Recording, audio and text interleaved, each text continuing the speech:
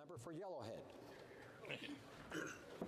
Oh, Canada, our home and native land, true patriot love in all our sons' command. Partant bras et portez le pays, il s'est porté la croix, dans l'histoire et toute l'épopée des plus brillants exploits. God keep our land glorious and free. Oh, Canada, we stand on guard for thee. Oh, Canada, we stand on guard for thee. The doors be open.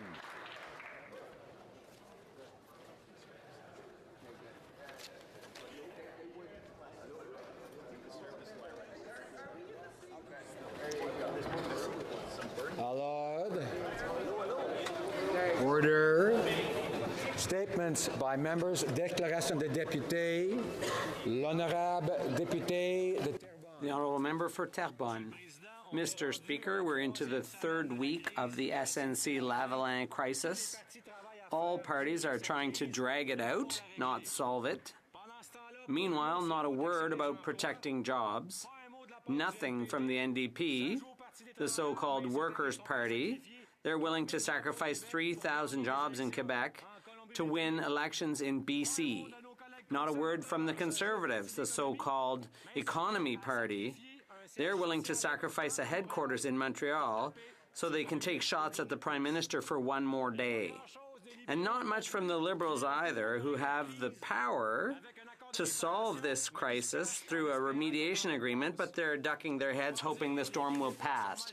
It goes without saying, Quebecers aren't well served by a federal government that's willing to take 3,000 families hostage for weeks on end while they engage in petty partisan politics.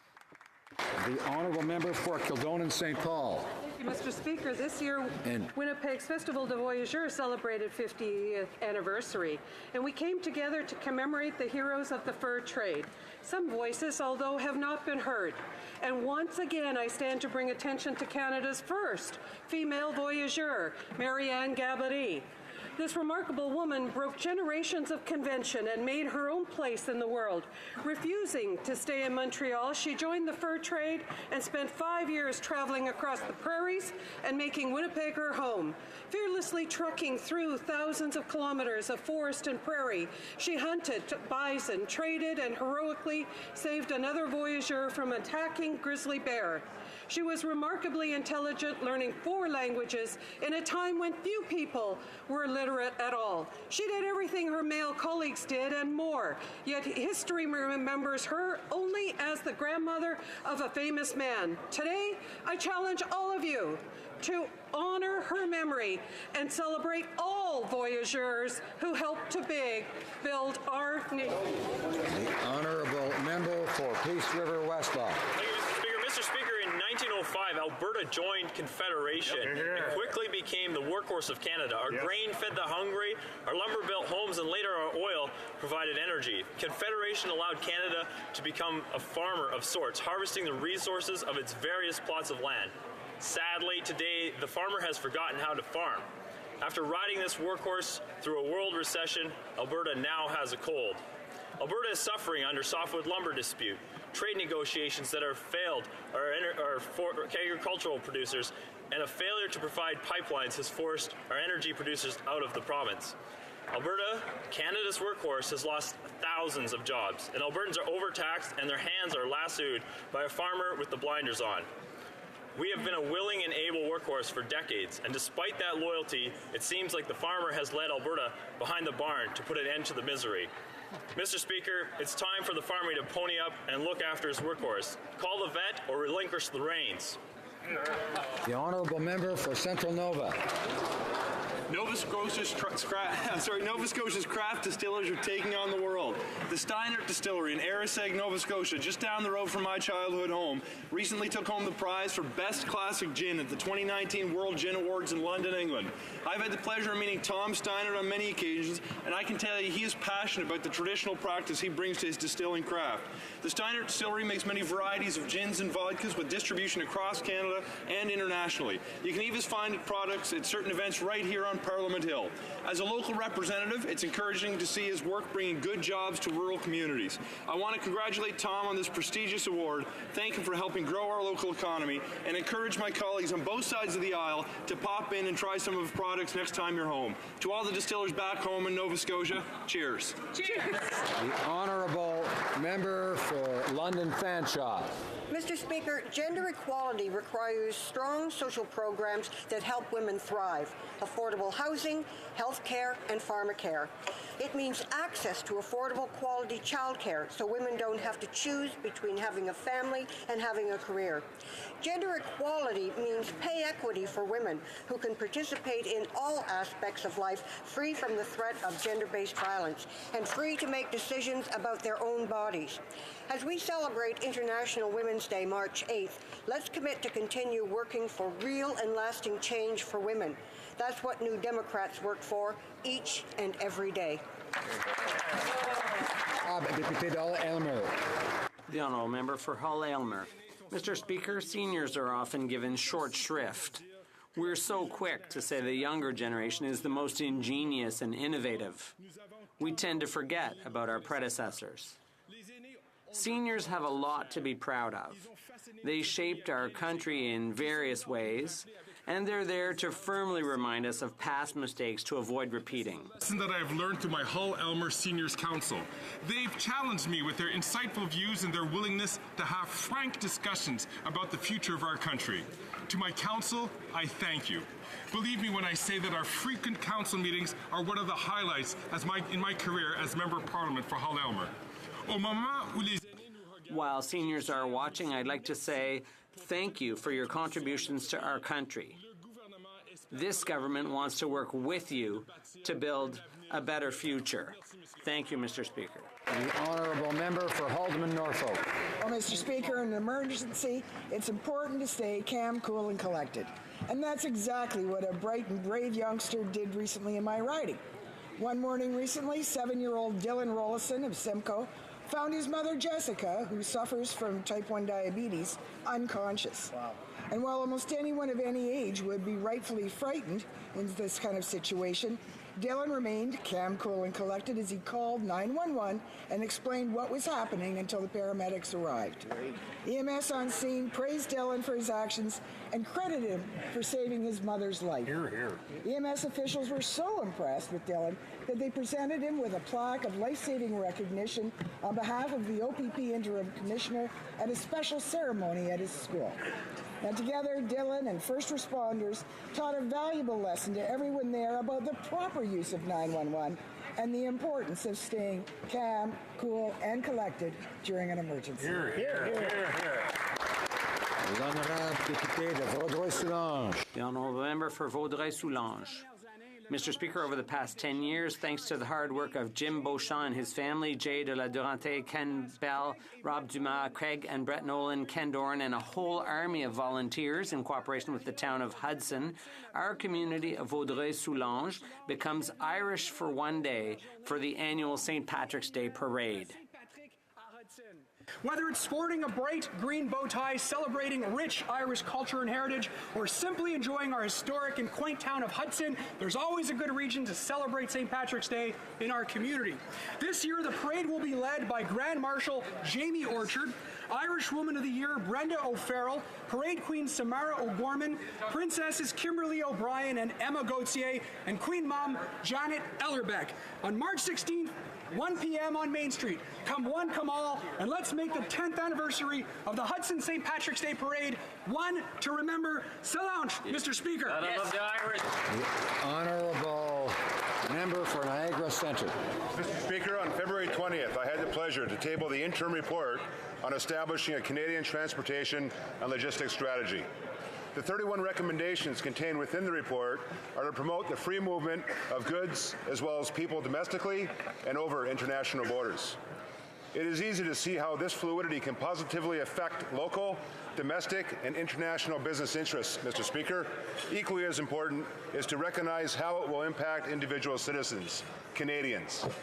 Mr. Speaker, in Niagara Centre, I look forward to working with our partners to strengthen our economy, aligning with international investment opportunities, promoting the best use of Niagara's transportation-related assets. This report reinforces strategic integrated transportation priorities within Niagara and will align with future capital investments. This will strengthen Niagara's overall global trade performance and therefore provide and sustain good, stable jobs throughout our region. Thank you, Mr. Speaker. The Honourable Member for Caribou Prince George.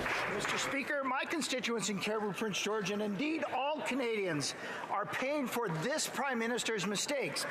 In a recent survey, half of Canadians admit that they're having troubles just making ends meet.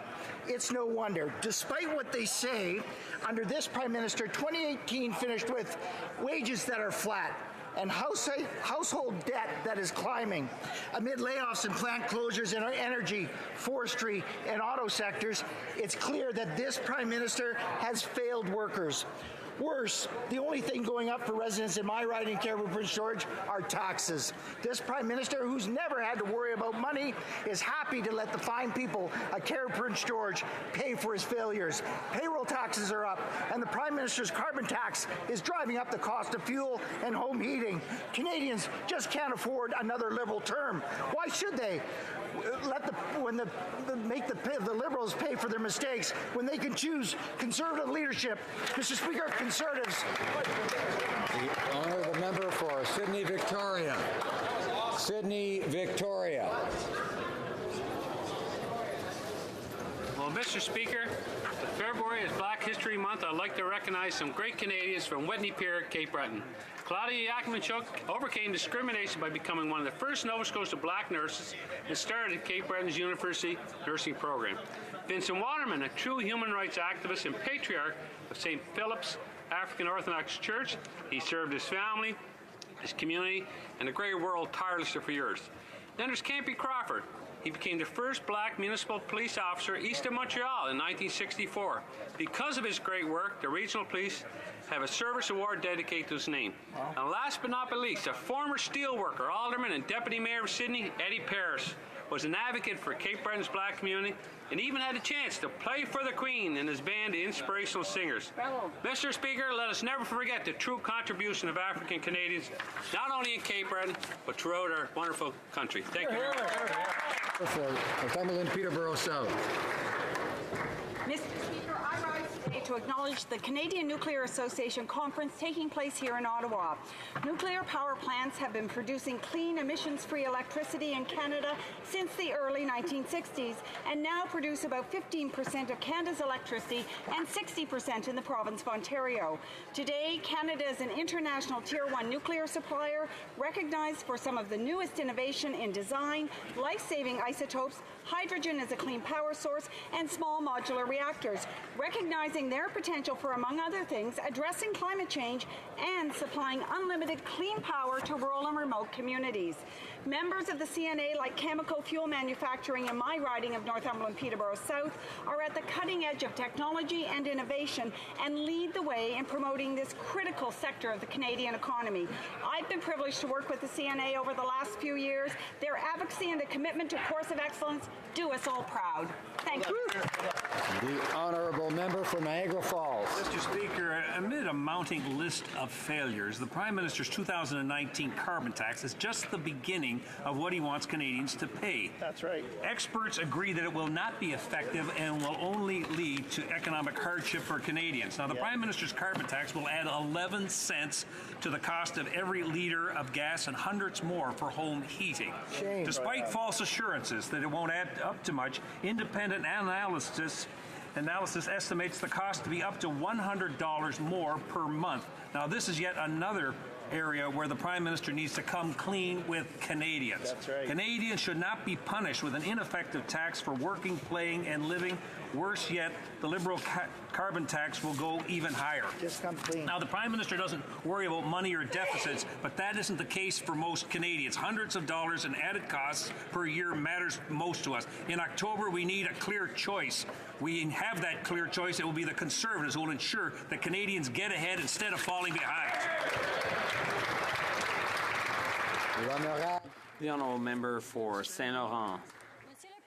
Mr. Speaker, bullying is a major problem in our schools, workplaces, homes, and online. To bullying firsthand. While you might think that for most kids, recess and lunch are their favorite time of the day, kids who are bullied dread time outside of the classroom because they're afraid of not having anyone to speak to, of looking like they have no friends, of being bullied. Kids who are bullied experience mental health problems, including depression, anxiety, trouble sleeping, strong feelings of loneliness and sadness, and poor academic performance. Kids to stop going to class and may even cause them to drop out. February 27th is known as Pink Shirt Day, an opportunity to raise awareness about bullying, discrimination, homophobia, and transphobia. As the Pink Shirt Day movement grows each year, join me in taking a stand against bullying. Wear your pink shirts proudly and let everyone know that you do not tolerate bullying or discrimination. Practice random acts of kindness, empathy, caring, and even more important, speak out against bullying all year long.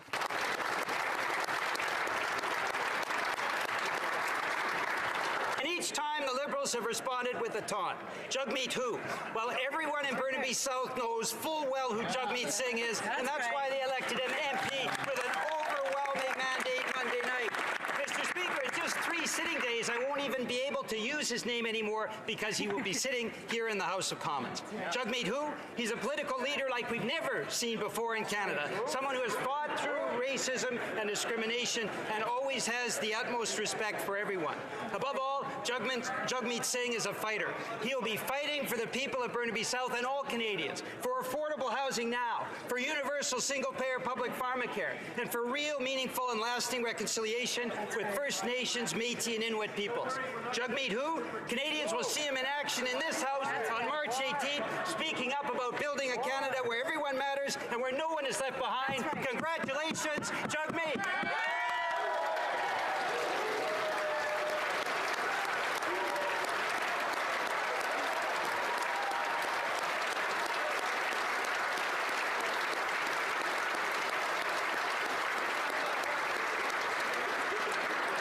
The Honourable Member for Calgary Nose Hill. Order. Right now, tens of thousands of Canadians are out of work because of the No More Pipelines bill, the tanker ban, failure to build pipelines, and failure to resolve tariffs with the United States.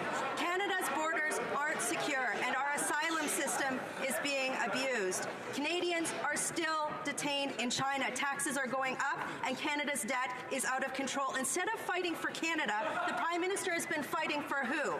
Himself. He's taken an illegal trip to Billionaires Island.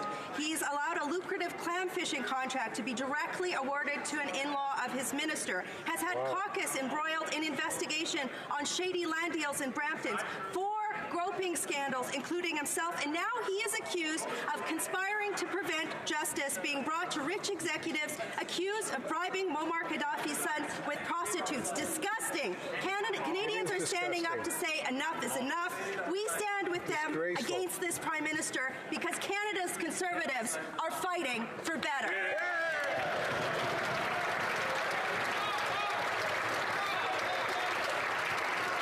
The Honourable Member for Hamilton East, Stony Creek. Mr. Speaker, in my city, Hamilton, there's an active Francophone community which recently held its 6th annual Black History Month Gala. The evening was a celebration of our diversity with 20 French-speaking African countries represented.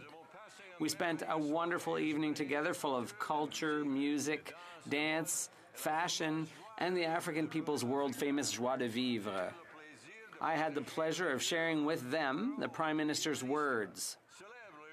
Let's celebrate young Black Canadians, their strength, their voices, their accomplishments, and their bright futures. And let's not forget the inequalities and obstacles many still face.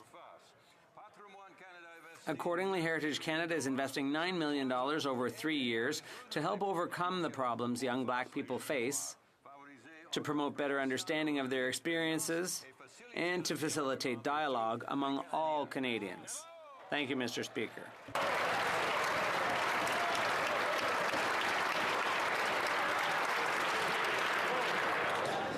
Oral questions, questions orales. The Honourable Leader of the Opposition.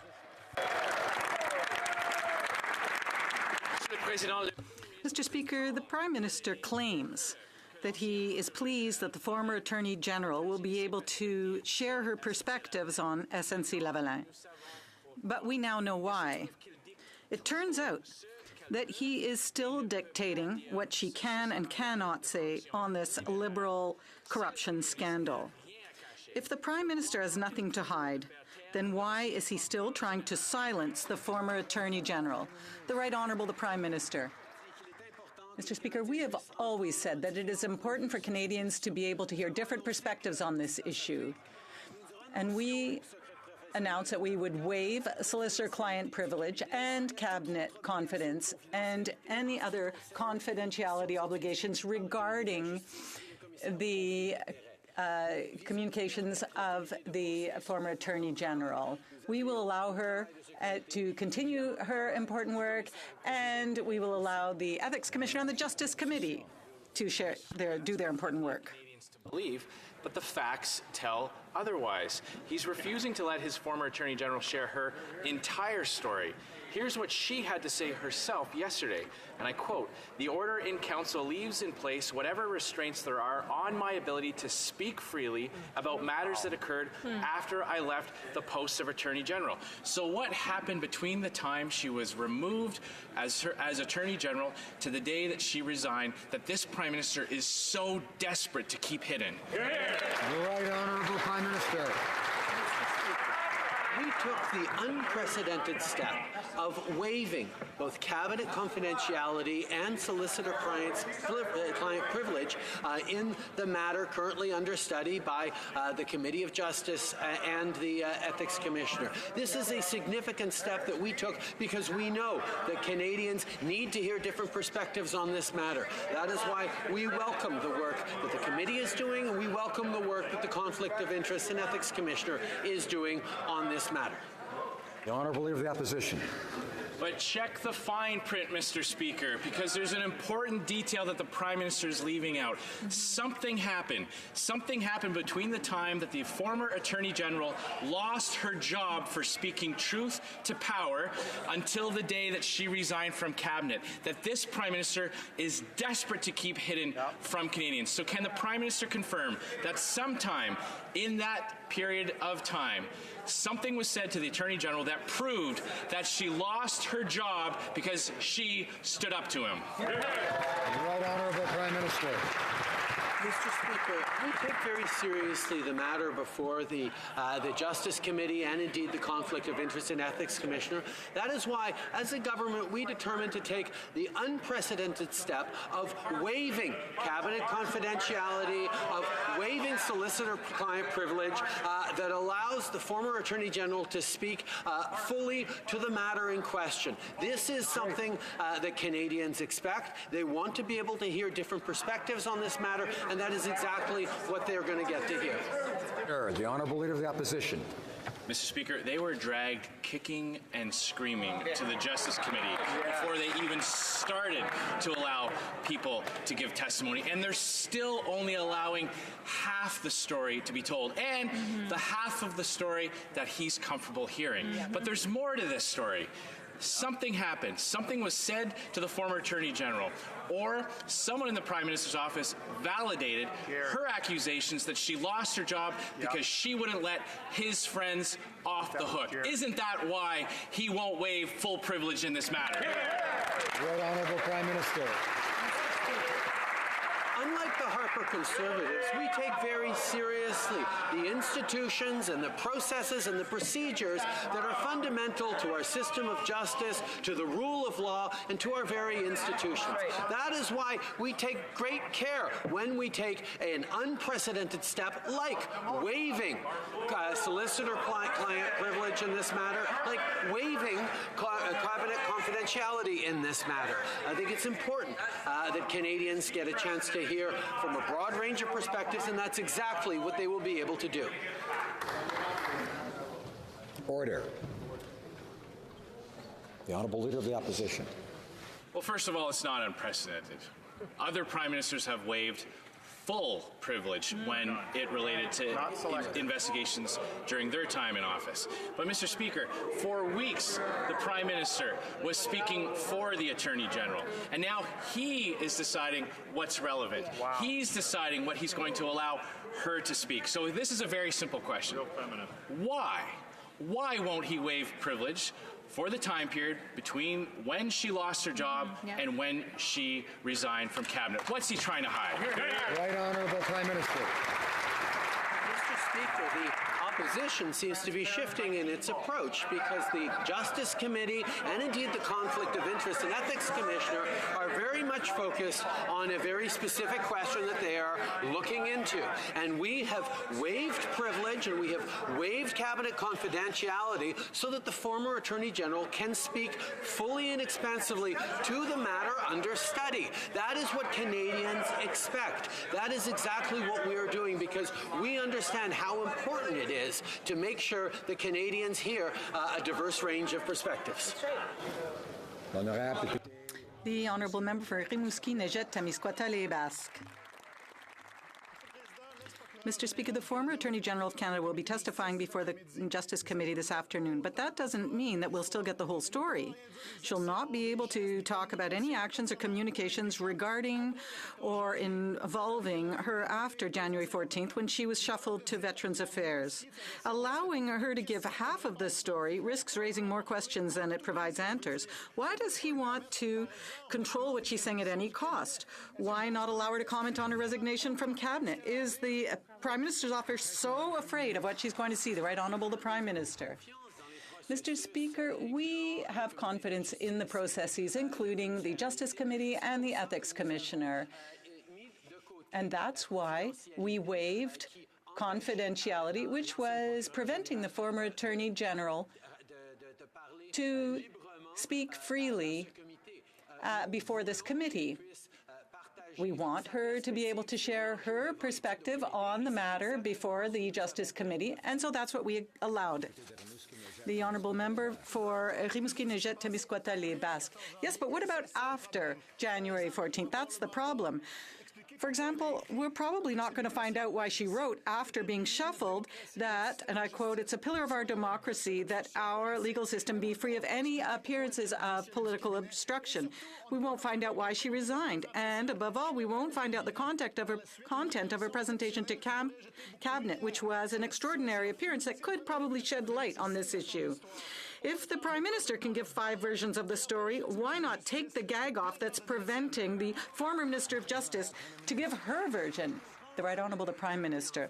You know, I can understand why the opposition would want to maximize the political impact of this issue. But the Committee of Justice and the Ethics Commissioner have a specific matter to consider, and we have waived solicitor-client privilege and cabinet confidentiality to allow the former Attorney General to speak fully to issues that are relevant to the matter at hand. That's exactly what Canadians deserve, and that's what we delivered. For Timmins, James Bay. Speaker, the former Minister of Justice has let it be known that she is still being silenced by this Prime Minister regarding the conversations that occurred between her and the Prime Minister's office prior to her decision to step down as Veterans Affairs Minister. So the Bob Fife story broke on February 7th. On February 11th, the Prime Minister said that her continued presence in Cabinet was a sign that everything was hunky-dory, and she quit the next day. We know she was under intense pressure in that period. So the simple question is, who spoke to her from the PMO? What was said? And why is the Prime Minister refusing to let her tell her whole story? That's right. The Right Honourable Prime Minister. Mr. Speaker, the issue that is before the Justice Committee and before the Ethics Commissioner is one that Canadians want to see answers to and want to hear diverse perspectives from.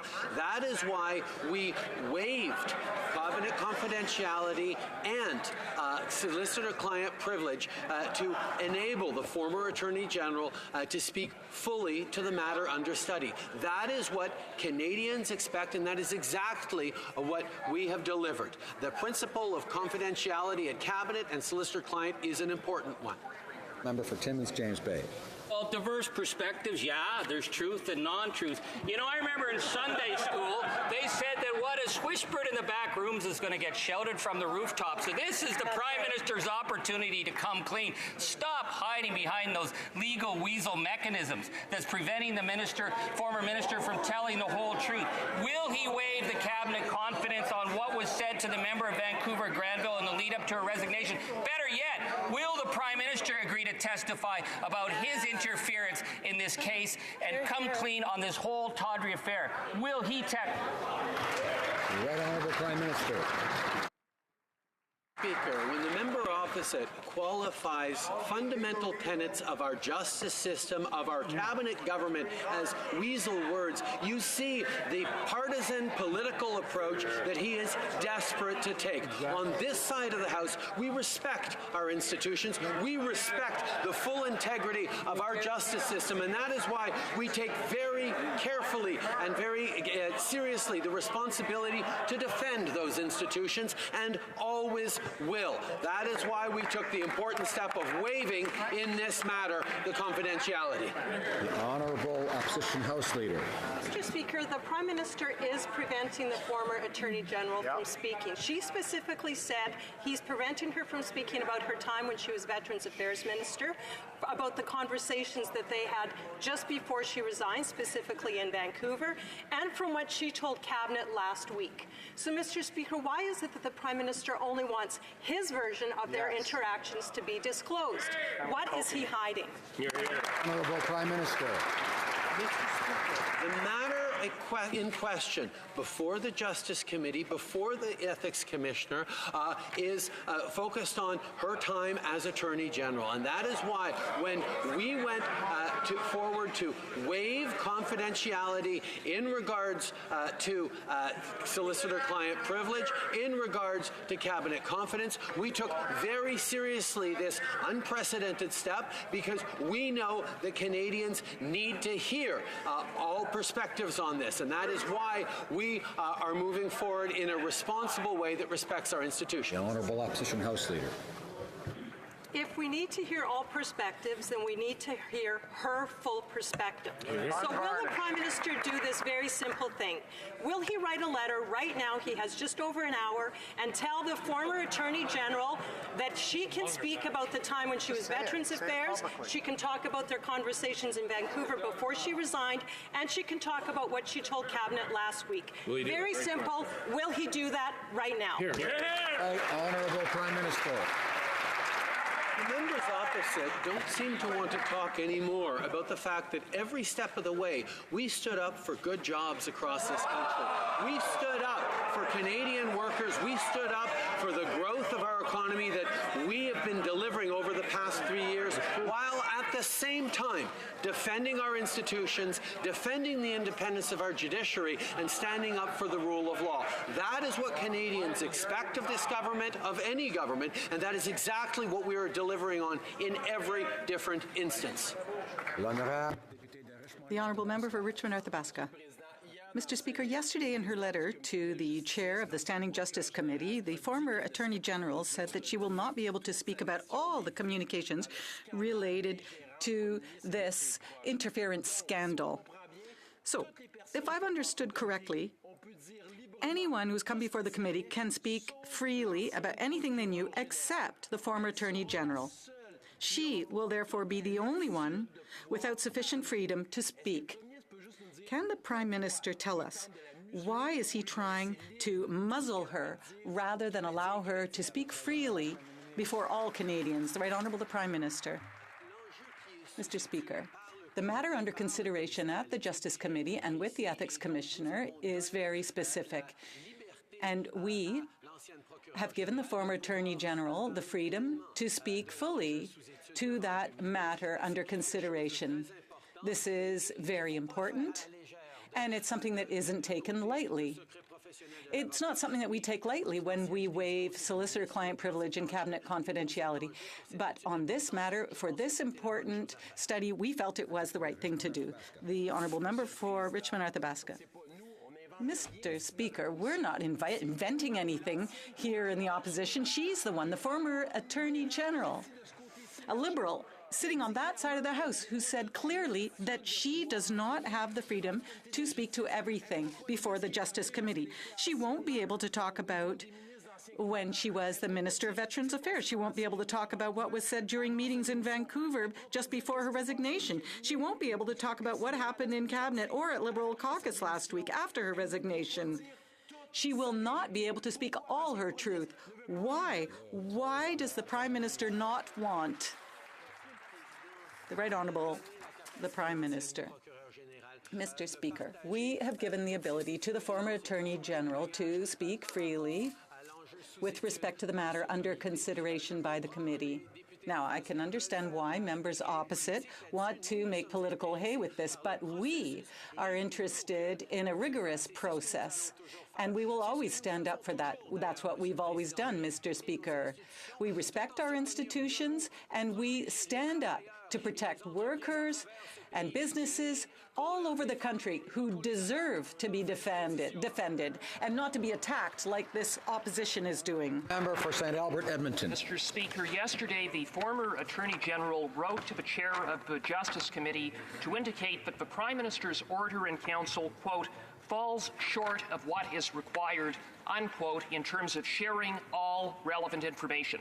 The Prime Minister has just a little over an hour. If he truly has nothing to hide, then why won't he simply lift all solicitor-client privilege and cabinet confidentiality?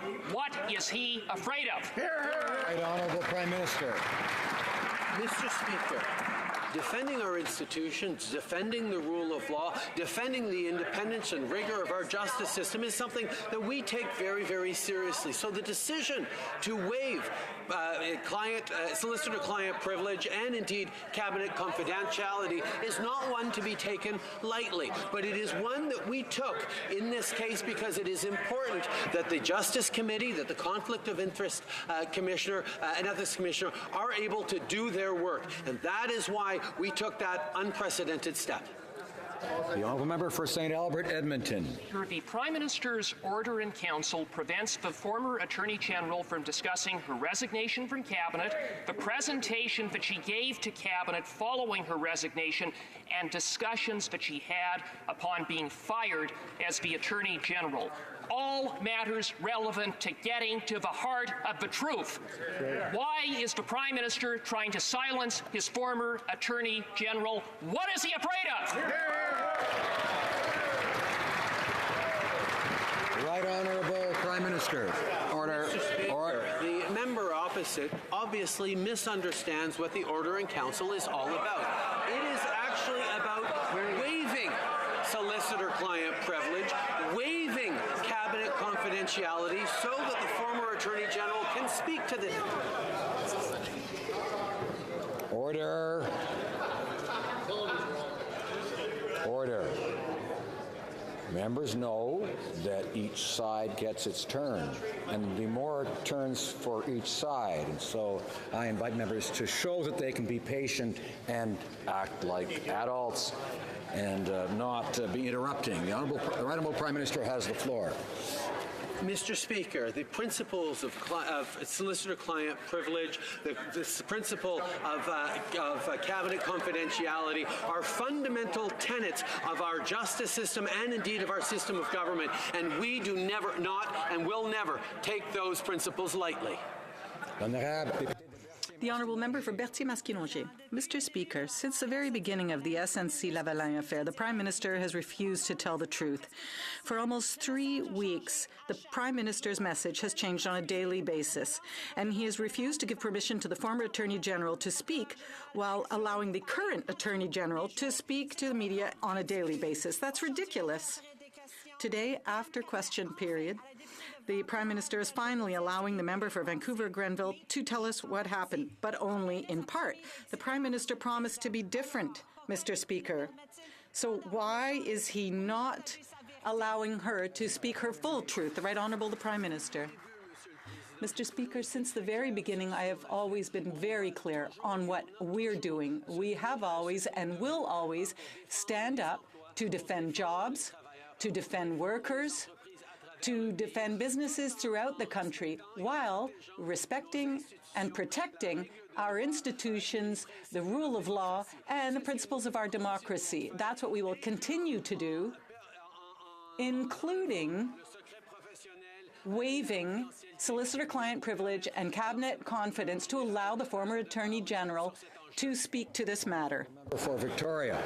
From the beginning of the SNC-Lavalin affair, the Prime Minister sent mixed messages to Canadians. First, he refused to allow the former Attorney General to speak at all.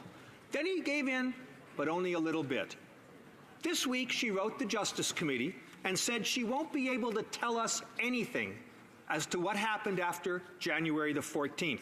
Are these the actions of a Prime Minister who says sunlight is the best disinfectant? Enough is enough. Will the Prime Minister speak, let her tell her story, speak her truth, and tell Canadians exactly what happened?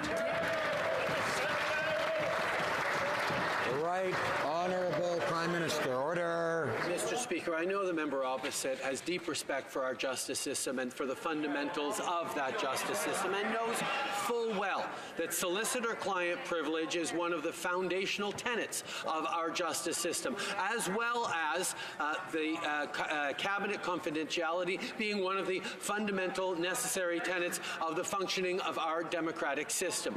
That is why when we take the step to waive cabinet confidentiality and solicitor-client privilege in this matter, that is something that he must recognize is a significant step towards. The honourable member for Leeds, Grenville, Thousand Islands and Rideau Lakes. Mr. Speaker, the Prime Minister isn't answering the question. Will the Prime Minister right now give permission to the former Attorney General to speak freely about her time as Veterans Affairs Minister, about the meetings she had with the Prime Minister in Vancouver, and her presentation to Cabinet last week? And if not, why not? Honourable Prime Minister. Mr. Speaker, we respect the responsibility of the Justice Committee and the Conflict of Interest and Ethics Commissioner to get to the bottom of this matter and to have a full airing of this, and that is why we have taken the unprecedented step of waiving cabinet confidentiality and solicitor-client privilege in regards to the matter that is under study by that committee. Now, the members opposite don't seem to be pleased with that because they are playing political games with that. What we are doing is allowing for a full airing of this matter at committee. Member for Leeds, Grenville, Thousand Islands and Rideau Lakes. Mr. Order. Speaker, if the Prime Minister respects the committee, let them do their job. Let them hear from the former Attorney General. We're asking the Prime Minister, and Canadians deserve the truth. They deserve an answer from this Prime Minister right now. Will the Prime Minister waive the privilege? Will he waive the cabinet confidentiality and let the former Attorney General speak freely about her time as Veterans Affairs Minister, speak freely about their meeting in Vancouver? Will the Prime Minister waive the privilege? Right Honourable Prime Minister. Speaker, that the members opposite have moved entirely off the actual matter in question, which is regarding what happened while she was Attorney General and Minister of Justice. This is something that we know Canadians want to hear from, and why we have taken the unprecedented step of waiving cabinet confidentiality and solicitor-client privilege to enable the former Attorney General to speak to the matter at studying at committee. The honourable member for Charlebourg-Saint-Charles. Mr. Speaker, the Prime Minister, who has already expressed his admiration for dictators, seems to want to govern Canada in the same way. In the SNC-Lavalin matter, the former Attorney General wanted to enforce the law, but that was contrary to the Prime Minister's wishes.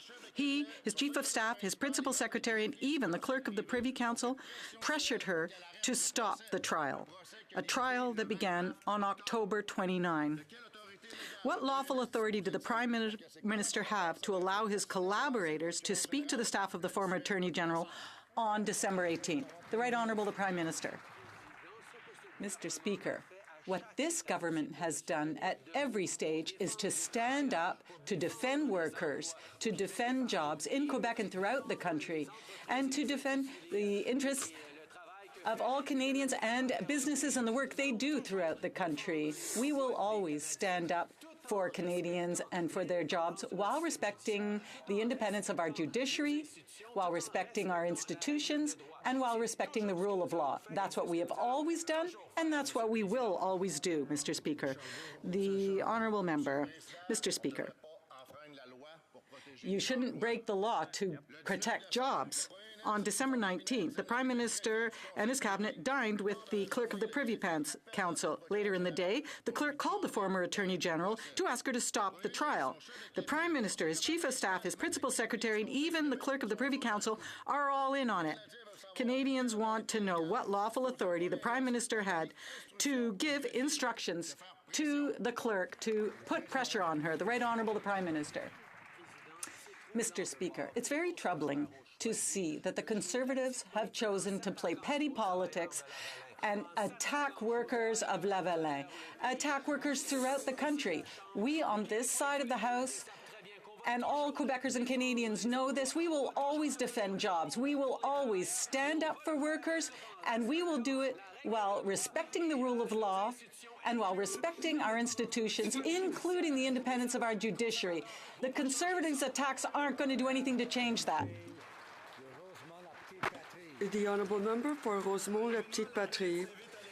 Mr. Speaker, during an event at school called The Planet Goes to School, hundreds of young people have called on the government for help, and all politicians for help, because they'll have to deal with the price of climate change.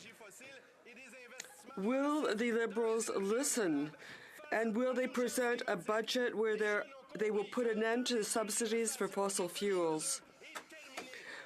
We should put an end to hesitation and half measures. When will the Liberals finally understand and act accordingly? The Prime Minister. As Prime Minister and Minister for Youth, I have spent a lot of time talking to young people across the country. Despite what the NDP says, we don't have to make a choice between growing the economy and protecting the environment. We do both at the same time. And that's exactly what we're doing, putting a price on pollution and investing in ways to transport our resources in a safer way. This is what young people expect, and this is what we're doing and will continue to do. The by-election in Burnaby South, people made it clear to Jagmeet Singh that the Liberals only care about the wealthy and well-connected. Everyday Canadians are struggling to put food on the table. They can't afford the medication that they need. While the Liberals will move heaven and earth to help the corporate elites, everyday Canadians are left behind. All Canadians deserve safe, affordable housing, public universal pharmacare, and food on the table. No more delays, no more excuses. Will the Prime Minister put everyday Canadians first for a change and make real investments for people who need it most in Budget 2019? The Right Honourable Prime Minister. Mr. Speaker, the NDP never lets the facts get in the way of a good rhetorical question, because on this side of the House, we set a goal of achieving the lowest poverty level in Canada's history. And yesterday, the Canadian Income Survey showed that we hit our first target 3 years ahead of schedule. In the first 2 years of our mandate, our investments helped lift 820,000 people out of poverty, including almost 300,000 children. That is what we are doing to help people in Canada.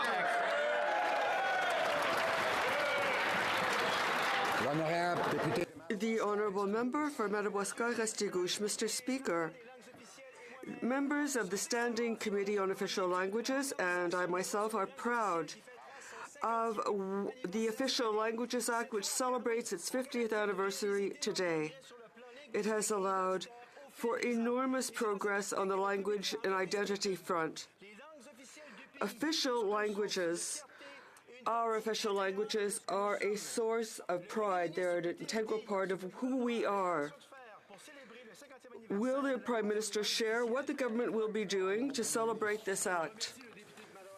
The Right Honourable Prime Minister. I'd like to thank the Honourable Member for Madawaska-Restigouche for his extraordinary work. We will be celebrating the French Fact in Canada with the support of the Honourable Leader of the Opposition. We will always support official language minority groups. We will have the Minister responsible for La Francophonie and the Official Languages Act to make sure that everything is modernized, to make sure we always support our official language minority communities Canada-wide. The Honourable Member for Louis Saint-Laurent.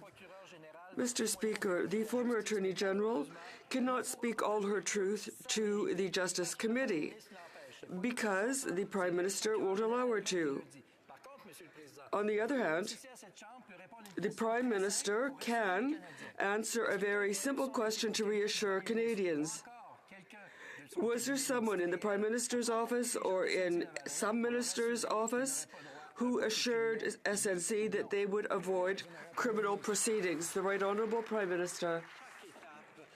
Mr. Speaker, at every stage, we have been doing what Canadians expect of us.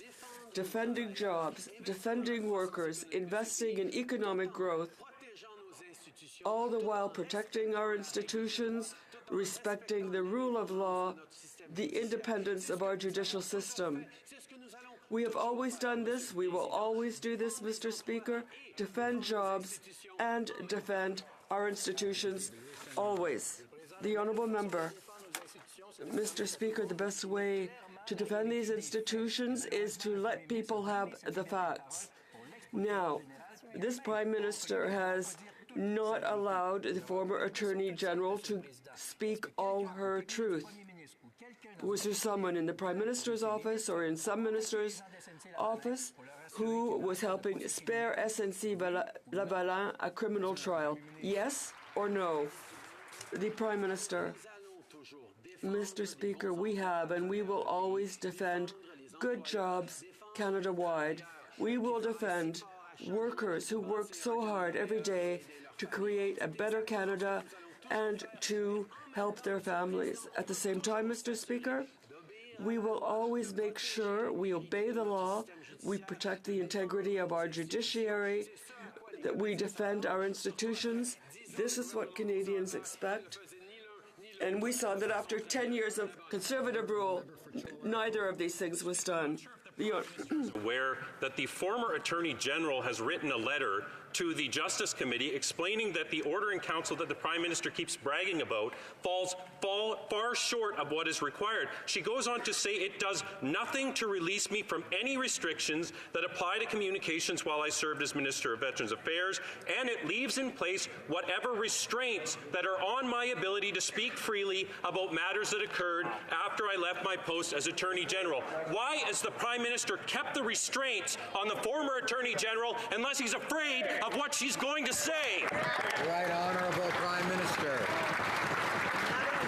That is before the Justice Committee and the Conflict of Interest Commissioner is entirely focused on her time as Attorney General. Now, we know that the system of cabinet confidentiality and solicitor-client privilege is a fundamental tenet, extraordinarily important both to our democracy and to our system of justice, and that is why we took the unprecedented step of waiving those elements so that Canadians could hear directly from the former Attorney General on this matter. Honourable Member for Chilliwack Hope. Mr. Speaker, the Prime Minister had no trouble talking about that period of time after he fired her as Attorney General and until she resigned. The Clerk of the Privy Council had no trouble talking about that period of time after the former Attorney General was moved along and then resigned. So why is the Prime Minister preventing the person who was fired and who resigned from sharing her full truth? Why is he placing the restraints on her? Why won't he do the right thing and lift them right now? The Right Honourable Prime Minister. For 10 years, Canadians watched Stephen Harper and his Conservatives disrespect our institutions, play games with the rule of law, and meddle with the independence of the judiciary. They expect government to stand up and defend our institutions, including one of the fundamental tenets of our justice system, which is solicitor-client privilege, and indeed a fundamental tenet of our government, which is cabinet confidentiality. When we make the decision to waive those elements so the former Attorney General can speak to this matter, that is a big deal, Mr. Order. There's far too much noise, and I've asked the member for Chilliwack Hope and others to not interrupt when someone else has the floor. The member for Desnethé Mississippi Churchill River. Mr. Speaker, Northerners are taking part in the Ice Road Jig Challenge to raise awareness about Ice Road communities. Their message is clear. We need roads that work all year to bring supplies to our communities and to travel to doctor appointments. The Liberals don't seem to understand that climate change is making Hatchet Lake First Nation inaccessible because the ice roads are open for shorter periods of time. Why does this Liberal government keep neglecting the basic needs of Northerners? Right Honourable Prime Minister. Mr. Speaker, we have made historic investments in infrastructure, including in partnership with Indigenous communities right across the country. I personally had the pleasure and honor to spend some time with the community in Hatchet Lake one winter a few years ago and got to see directly the challenges they're facing. That is why this government is committed to reconciliation, to investment, to partnership with Indigenous communities right across this country to make sure we're building a better future together for everyone in this country. Member for Churchill Tuatnook-Askey. Mr. Speaker, First Nations leaders from Manitoba came to Ottawa this week to once again call on the government to respect their rights and move on treaty land entitlement. For 2 months, they asked to meet with the new minister, but he couldn't be bothered. When he was appointed, he said he had a lot to learn, and yet he couldn't bother to walk 2 blocks to meet with leaders that want to help him understand his historic obligation. Learning? This is failing the test. So will the Prime Minister direct his minister to do his homework, and will their government stop disrespecting First Nations rights to land? The Honourable Prime Minister. Mr. Speaker, I'm extraordinarily proud of the work that the Minister of Indigenous Services is doing every single day to build a better future for Indigenous peoples. In regards to Northern Manitoba, it was this government that moved forward to restore rail service to Churchill. And we did that in a way that partnered with Indigenous communities along the way, that gave them ownership over that railroad, that makes sure that they are integral and empowered in the future of Northern Manitoba and indeed of Northern Canada. The Honourable Member for Carleton. The Prime Minister claims that if he had allowed SNC to face criminal conviction, the company would be banned from getting federal contracts and would go out of business. But wait, in December 2015, the government gave SNC a deal exempting it from the ban despite criminal charges. Now the government is changing the policy to exempt SNC even if it gets convicted. So if he plans to allow SNC to get contracts even after a conviction, why did he need to intervene to stop the company from going to trial in the first place? The Honourable Prime Minister. On this side of the House, we will always defend Canadian jobs. We will always defend workers. We will always defend pensioners. We will always stand up for the economic growth that unfortunately simply did not happen under 10 years of Conservative government.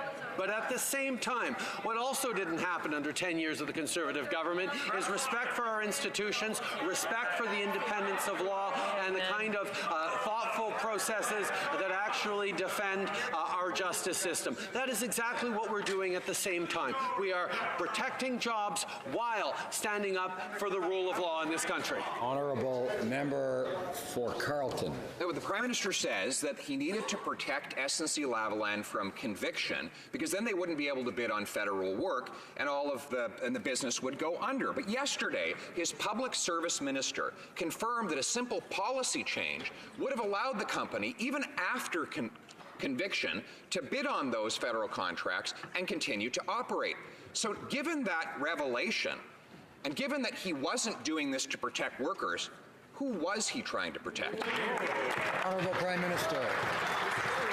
Step of the way, we what Canadians expect us to, which is both stand up for jobs, defend Canadian workers, defend the economic growth that didn't happen under 10 years of Stephen Harper, while at the same time protecting our institutions, standing up for the rule of law, and defending the integrity and the independence of our judicial system. That is what this government has always done. That, Mr. Speaker, is what we will always do.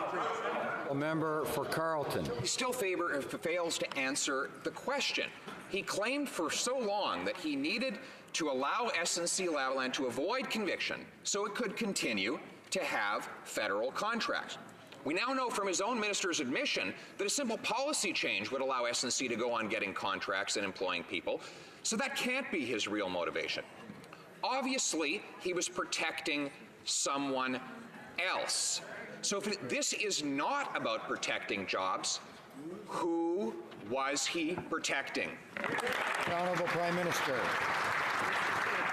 For 10 years, the member opposite was part of a government that did not do a good job of protecting jobs, of creating growth for Canadians. Indeed, had the lowest growth rate of any prime minister since R.B. Bennett in the depths of the Great Depression. At the same time, we saw countless examples for 10 years of them torquing the truth in favor of partisan interests, of disrespecting the judiciary, including Supreme Court judges.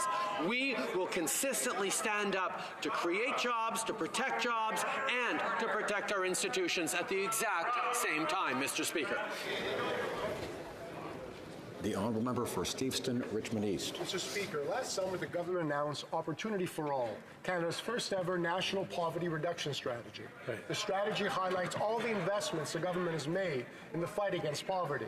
It also sets ambitious targets of reducing poverty by 20% by 2020 and by 50% by 2030. Could the Prime Minister tell the House what progress is being made towards meeting these targets? For Steveston Richmond for his question and his hard work. We set a goal of achieving the lowest poverty level in Canada's history. Yesterday, the Canadian Income Survey showed that we hit our first target 3 years ahead of schedule. In the first 2 years of our mandate, our investments helped lift over 820,000 people out of poverty, which includes 278,000 children. Thanks to programs like the Canada Child Benefit, which of course was opposed by the Conservatives, we are giving every Canadian a real and fair chance at success.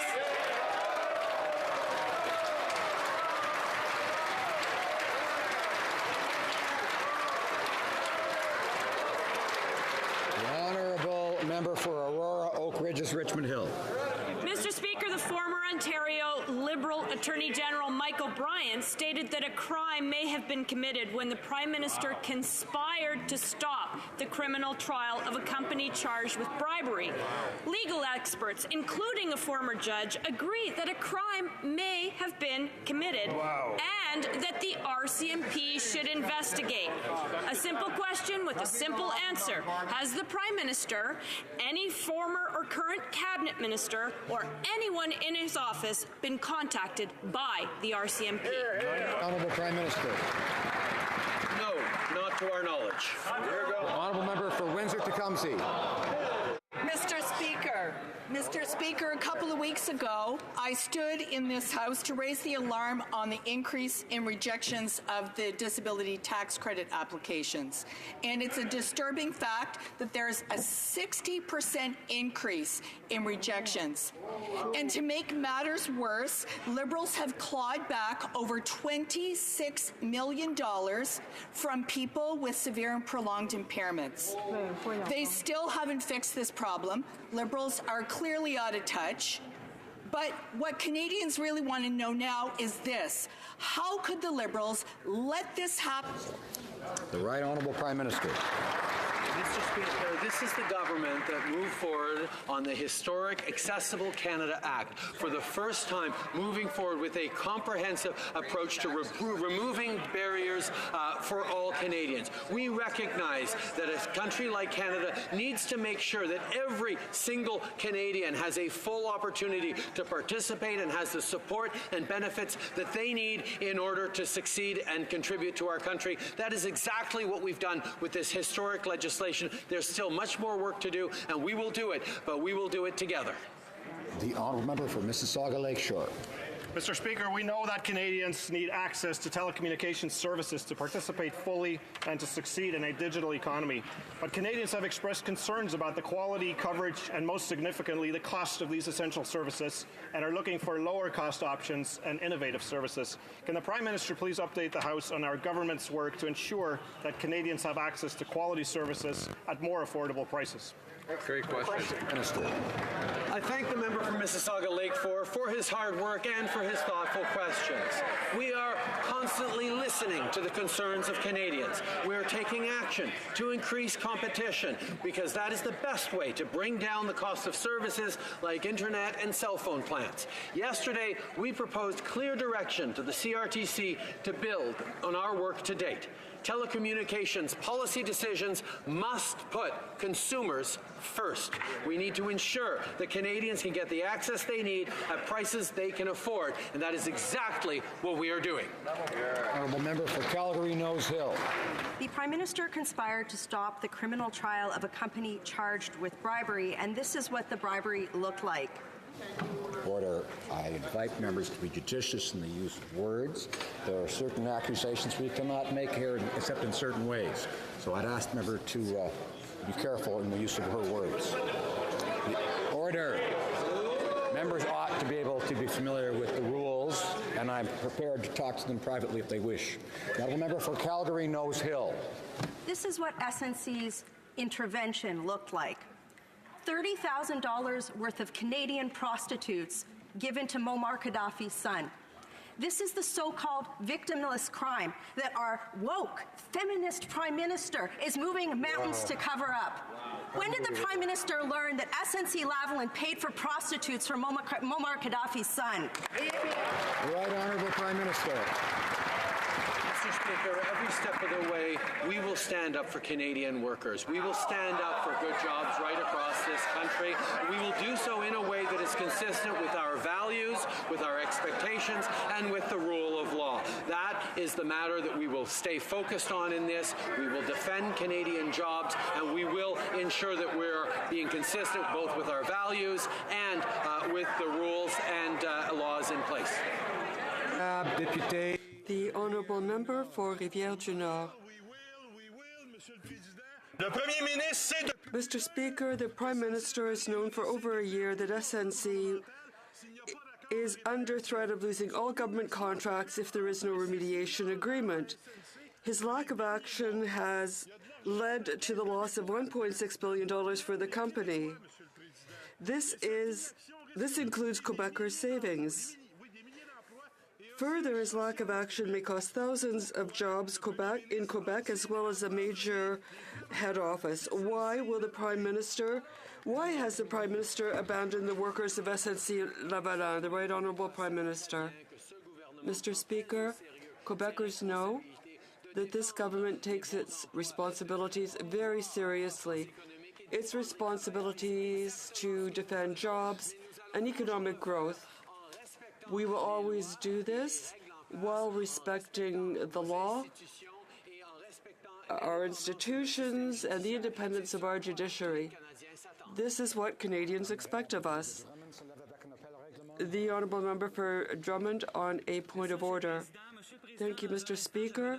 Mr. Speaker, I'm going to ask for unanimous consent because once again, the National Energy Board did not fulfill its duties regarding the Official Languages Act. This is serious, and I'm sure you will find there is unanimous consent for the following motion: that the House condemn the actions of the NEB, which in its report on the Trans Mountain expansion presented its report in English only, and that it asks the Minister of Official Languages to use her regulatory powers to make sure that all federal reports be tabled in both official languages. Thank you, Mr. Speaker.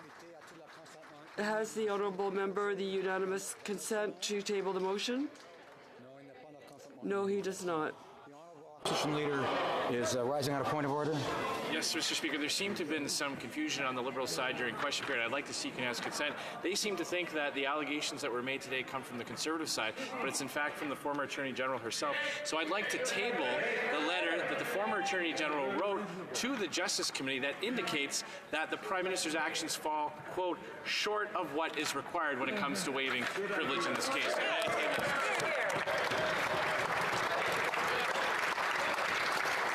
Does the honourable leader of that position have the unanimous consent of the House to table? No, there is no unanimous consent. Come in a... It being 3:12, pursuant to order made on Tuesday, February 26, 2019, the House will now proceed to the taking of the deferred recorded division on motion M194 under private members' business in the name of Mr. Sheehan. Call in the members.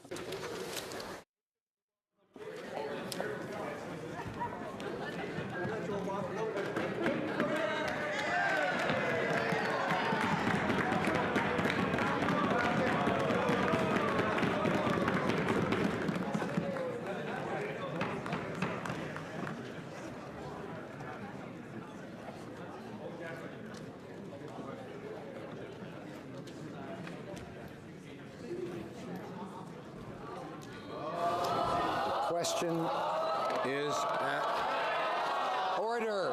Order. As I said yesterday, if a member is in the House when the question is read and assumes they can hear the question and therefore they're allowed to vote.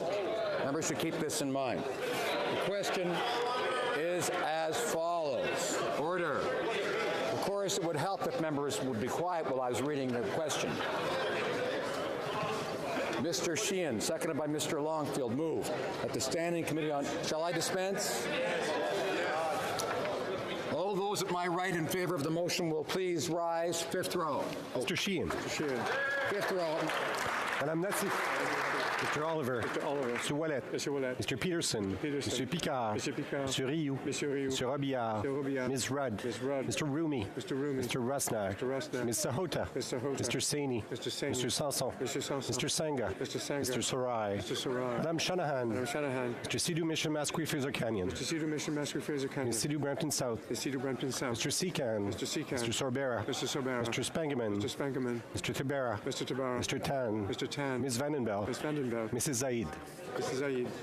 Fourth row at my right. Mr. Erskine Smith. Mr. Erskine Smith. Mr. Elielson. Mr. Elielson. Mr. Fergus. Mr. Fergus. Mr. Finnegan. Mr. Finnegan. Mr. Fisher. Mr. Fisher. Mr. Fonseca. Mr. Fonseca. Mr. Fragascatos. Fragascatos. Mr. Fuhrer. Mr. Fuhrer. Mr. Garrettson. Mr. Garrettson. Mr. Graham. Mr. Graham. Mr. Hardy. Mr. Hardy. Mr. Housefather. Mr. Housefather. Ms. Hutchings. Ms. Hutchings. Mr. Iacono. Mr. Iacono. Mr. Johari. Mr. Johari. Ms. Khalid. Ms. Khalid. Mr. Levitt. Mr. Levitt. Mr. Longfield. Mr. Long. Mr. Long. Mr. Longfield. Mr. Longfield. Ms. Ludwig. Ms. Ludwig. Mr. Maloney. Mr. Maloney. Mr. May Cambridge. Mr. May Cambridge. Mr. McDonald. Mr. McDonald. Mr. McKinnon Coquitlam Port Coquitlam. Mr. McKinnon Coquitlam Port Mr. McLeod Northwest Territories. McLeod Northwest Territories. Mr. Morrissey. Mr. Morris. Third row at my right. Mr. Jovsneski. Mr. Jovsneski. Mr. Dhaliwal. Dhaliwal. Mr. Pesky-Salido. Mr. Pesky-Salido. Madame Mendez. Madame Mendez. Mr. Oliphant. Mr. Oliphant. Mr. Dubourg. Mr. Dubourg. Mr. Aldeg. Mr. Aldeg. Mr. Amos. Mr. Amos. Mr. Arsenault. Mr. Arsenault. Mr. Area. Mr. Area. Mr. Ayoub. Mr. Ayoub. Mr. Badaway. Mr. Badaway. Madame Lapointe. Madame Lapointe. Mr. Biddle. Mr. Biddle. Mr. Bayliss. Mr. Bayliss. Mr. Boissonneau. Mr. Boissonneau. Mr. Bossio. Mr. Bossio. Mr. Bertina. Mr. Bertina. Mr. Breton. Mr. Breton. Mr. Bruson. Mr. Bruson. Mr. Drouin. Mr. Drouin. Ms. Zerowitz. Ms. Zerowitz. Mr. Essasi. Mr. Sassi. Mr. Elkoury. Mr. Elkoury. Mr. Ellis. Mr. Ellis. Third row at my right. Mr. Bagnall. Mr. Bagnall. Mr. Paradis. Mr. Paradis. Mr. McGinty. Mr. McGinty. Mr. Scarpoleggia. Mr. Scarpoleggia. Mr. Hernandez Sangari. Mr. Hernandez Sangari. Mr. Fillmore. Mr. Fillmore. Mr. Massé Avignon Les Métis Matane Matapédia. Massé Avignon Les Métis Matane Matapédia. Ms. Goldsmith Jones. Goldsmith Jones. Monsieur Lefebvre. Mr. Lefebvre. Mr. Mendicino. Mr. Mendicino. Mr. Duguid. Mr. Duguid. Mr. Lamoureux. Mr. Lamoureux. Mr. McKinnon Gatineau. Mr. McKinnon Mr. Gatineau. Beach. Mr. Beach. Mr. Lightbound. Mr. Lightbound. Ms. O'Connell. Ms. O'Connell. Mr. Varani. Mr. Varani. Mr. Fraser Central Nova. Mr. Fraser Central Nova. Ms. Young. Ms. Young. Mrs. Schultz. Mrs. Schultz. Mr. Vandal. Mr. Vandal. Mr. Poisson. Mr. Poisson. Mr. De Courcy. Mr. De Courcy. Mrs. Romanado. Mrs. Romanado. Mr. Hebert. Mr. Hebert. Mr. Sims. Mr. Sims. Ms. Ratanzi. Ms. Second row at my right. Mr. Knoll. Mr. Mr. Nault. Ms. Gros. Ms. Gros. Mrs. Lockhart. Mrs. Lockhart. Monsieur Lausanne, Argentin de la Petite Nation. Monsieur Lausanne, Argentin de la Petite Nation. Monsieur Cormier. Monsieur Cormier. Mrs. McCrimmon. Mrs. McCrimmon. Ms. Jones. Jones. Mr. Algabra. Mr. Algabra. Mr. Leslie. Mr. Leslie. Mr. Carr. Mr. Carr. Mr. Holland. Mr. Holland. Monsieur Champagne. Mr. Champagne. Monsieur Garneau. Monsieur Garneau. Ms. Duncan Etobicoke North. Ms. Duncan Etobicoke North. Monsieur Duclos. Monsieur Duclos. Madame de Boutillier. Madame de Boutillier. Madame Bibot. Madame Bibot. Mr. Wilkinson. Mr. Wilkinson. Mr. Cuzner. Mr. Cuzner. Ms. Murray. Ms. Murray. Mr. Vaughn. Mr. Vaughn. Monsieur Serré. Monsieur Serré. Monsieur Miller-Ville-Marie, le Sud-Ouest et les Sœurs. Monsieur Miller-Ville-Marie, le Sud-Est et les Sœurs. Monsieur Chiefcake. Mr. Chiefcake. Mr. Eiking. Eiking. Straw at my right. Mr. Hare. Mr. Hare. Ms. Wilson-Raybould. Ms. Wilson-Raybould. Mr. Sargent. Mr. Sargent. Mr. Goodale. Mr. Goodale. Monsieur Rodriguez. Mr. Rodriguez. Ms. Petitpas-Taylor. Ms. Petitpas-Taylor. Mrs. Philpott. Mrs. Philpott. Monsieur Leblanc. Monsieur Leblanc. Ms. Chager. Ms. Chager. Ms. Qualtrough. Ms. Qualtrough. Mr. Morneau. Mr. Morneau. Ms. Freeland. Ms. Freeland. Monsieur Lemetti. Mr. Lemetti. Mr. Macaulay-Cardigan. Mr. Macaulay-Cardigan. Ms. Bennett. Ms. Bennett. Mr. Baines. Mr. Baines. Ms. Haidu. Ms. Haidu. Mr. Hussein. Mr. Hussein. Mr. O'Regan. Mr. O'Regan. Mr. Blair. Mr. Blair. Ms. Tassie. Ms. Tassie. Ms. Ing. Ms. Ing. Mrs. Jordan. Mrs. Jordan. Ms. Mahichuk. Ms. Mahichuk. Mr. Casey Cumberland Colchester. Mr. Casey Cumberland Colchester. Mr. McKay. Mr. McKay. All those at my left in favor of the motion will please rise. Sixth row. Mr. Tutu. Mr. Tutu. Mr. Weir. Mr. Weir. Mr. Greywall. Mr. Greywall. Mr. Stanton. Mr. Stanton. Mr. Lausanne, Starmont, Dundas, Southland, Gary. Mr. Lausanne, Starmont, Dundas, Southern Gary. Mr. Sopak. Mr. Sopak. Mr. Van Kesteren. Mr. Van Kesteren. Mr. Iglinski. Mr. Iglinski. Mr. Miller, Bruce Gray, Owen Sound. Mr. Miller, Bruce Gray, Owen Sound. Mr. Trost. Mr. Trost. Mr. Plamondon. Mr. Plamondon. Mr. Boudria. Mr. Boudria. Mr. Sainte-Marie. Mr. Sainte-Marie. Mr. Beaulieu. Mr. Beaulieu. Madame Posé. Madame Posé. Mr. Fortin. Mr. Fortin. Madame Gill. Madame Gill. Mr. Barsalou Duval. Monsieur Barcelou Duval. Ms. May Sanish Golf Island. Ms. May Sanish Golf Island. Row at my left. Mr. Kitchen. Mr. Kitchen. Mr. Waugh. Mr. Waugh. Mr. Schmale. Mr. Schmale. Mr. Macaulay, Edmonton West. Mr. Macaulay, Edmonton West. Mr. Tilson. Mr. Tilson. Mr. McKenzie. Mr. McKenzie. Mr. Shields. Mr. Shields. Mr. Diot. Mr. Diot. Ms. Leach. Ms. Leach. Mr. Leipert. Mr. Leipert. Mr. Vierson. Mr. Vierson. Mr. Weber. Mr. Weber. Mr. Mott. Mr. Mott. Mr. Benson. Mr. Benson. Mr. Lloyd. Mr. Lloyd. Mr. Barrett. Mr. Barrett. Mr. Christopherson. Mr. Christopherson. Ms. Duncan Edmonton Strathcona. Duncan Edmonton Strathcona. Mr. Donnelly. Mr. Donnelly. Ms. Matheson. Ms. Matheson. Madame Hughes. Madame Hughes. Mr. Falk Provencher. Third row, fourth row at my left. Mr. Rota. Mr. Rota. Ms. Yep. Ms. Yip. Mr. Zimmer. Mr. Zimmer. Mr. McGuire. Mr. McGuire. Mr. Kimmich. Mr. Kimmich. Mr. Yerdega. Mr. Yerdega. Mr. Jennis. Mr. Jennis. Mrs. Gallant. Mrs. Gallant. Mr. Dreeshen. Mr. Dreeshen. Mrs. Falk Battleford's Lloydminster. Mrs. Falk Battleford Lloydminster. Mr. Cooper. Mr. Cooper. Mr. Albrecht. Mr. Albrecht. Mr. Arnold. Mr. Arnold. Mr. Généreux. Mr. Généreux. Mr. Gould. Mr. Gould. Mr. Johns. Mr. Johns. Mr. Blakey. Sorry, Mr. let's go Blakey. fourth row. Mr. Cannings. Mr. Cannings. Ms. Hardcastle. Ms. Hardcastle. Okay. Third row at my Madame Laverdière. Madame Laverdière. Third row at my left.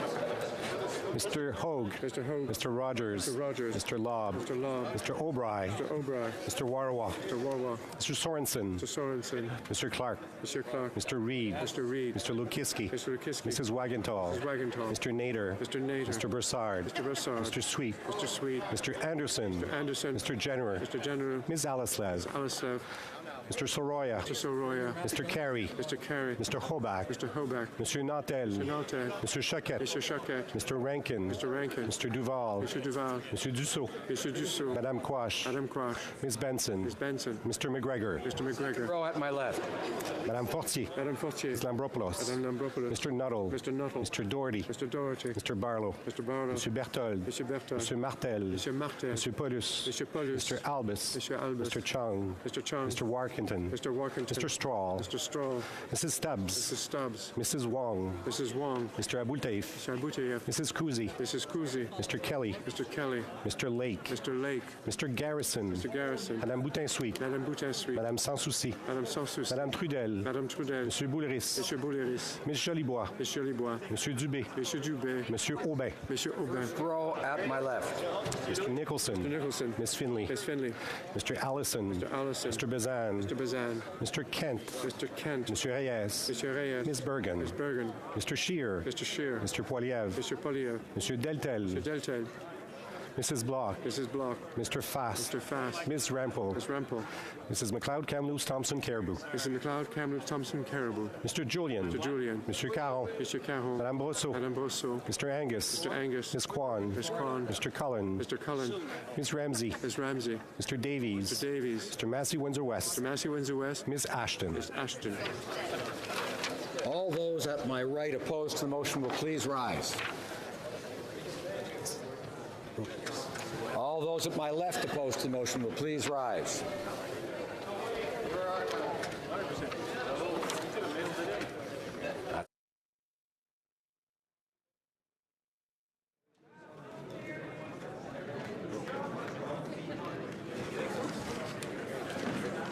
Yeas pour 293, 293. Nays contre 0, aucun. I declare the motion carried.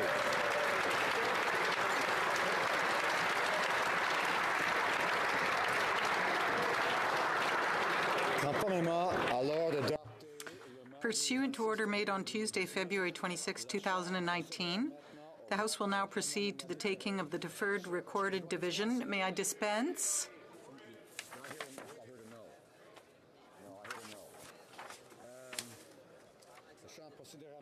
The House will now proceed to the taking of the deferred recorded division on motion 206 under private member's business in the name of Mr. Peterson.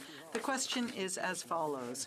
Mr. Peterson, seconded by Mr. Drouin, moved that the Standing Committee on Health be instructed to undertake a study on the level of fitness and physical activity of youth in Canada and provide recommendations and report on A, strategies to increase the level of fitness and physical activity for youth.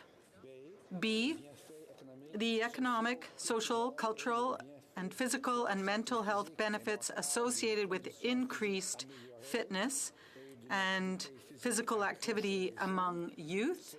C, the impact of increased fitness and physical activity in relation to anti-bullying, and D, that the committee report its findings and recommendations to the House no later than June 2019.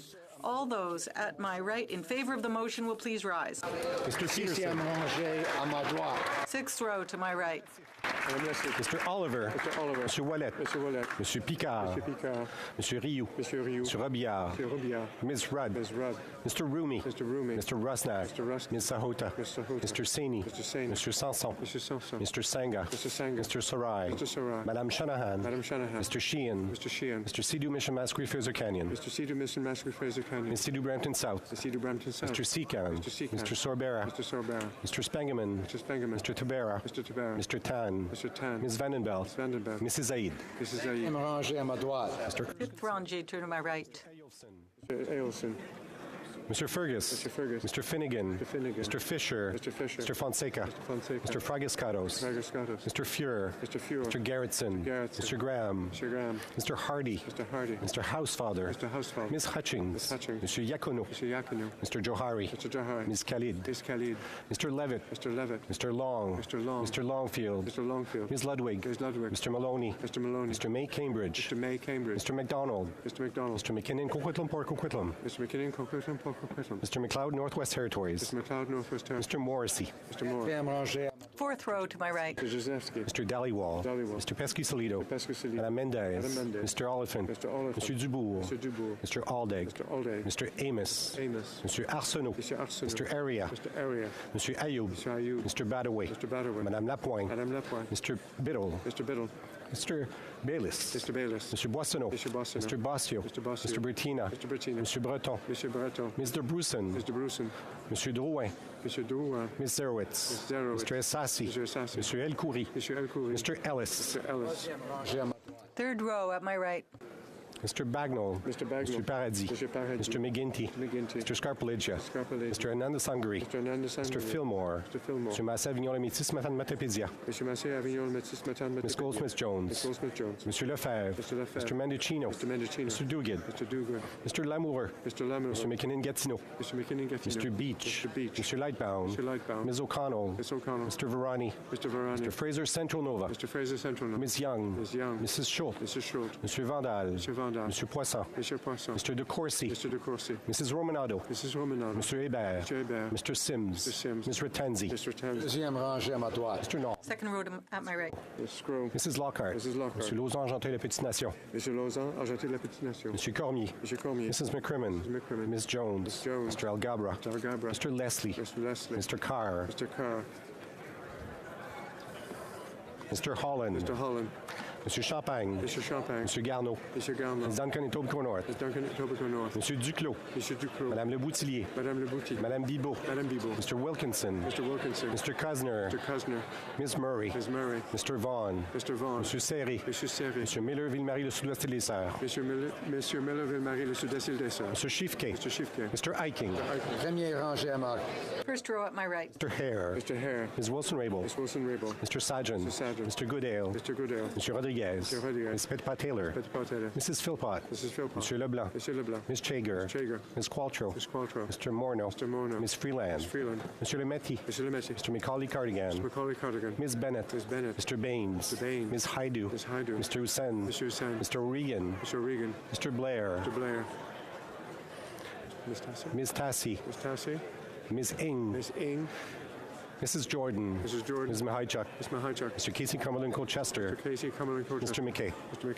Tous à ma gauche qui All those at my left in favor of the motion will please rise. Sixth row. Wall. Mr. Stanton. Mr. Lausanne, Stormont, Dundas, South Glengarry. Mr. Sopak. Mr. Van Kesteren. Mr. Iglinski. Mr. Miller, Bruce Gray, Owen Sound. Mr. Trost. Mr. Plamondon. Mr. Boudria. Mr. Sainte-Marie. Mr. Beaulieu. Madame Posé. Mr. Fortin. Madame Gill. Mr. Barcelou-Duval. Miss May, Sanin-Scoff-Island. cinquième rangée à ma gauche. Fifth row at my left. Mr. Kitchen. Mr. Waugh. Mr. Schmale.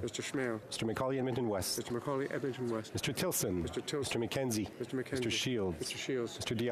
Diot. Ms. Leach. Mr. Leipert. Mr. Vierson. Mr. Weber. Mr. Motts. Mr. Benson. Mr. Lloyd. Mr. Barrett. Quatrième rangée à ma gauche. Fourth row at my left. Ms. Yep.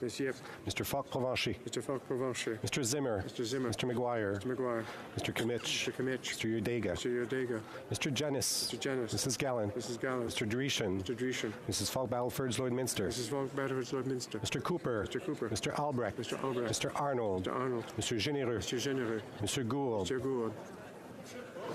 Troisième rangée à ma Third row at my left. Mr. Hogue. Mr. Rogers. Mr. Lobb.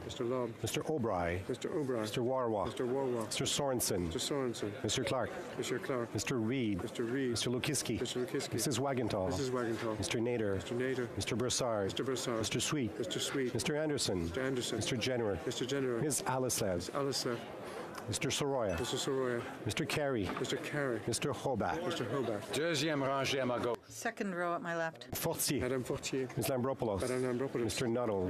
Mr. Doherty. Mr. Barlow. Mr. Berthold. Mr. Martel. Mr. Paulus. Mr. Albus. Mr. Chung. Mr. Warkington. Mr. Strahl. Mrs. Stubbs. Mrs. Wong. Mr. Aboultaif.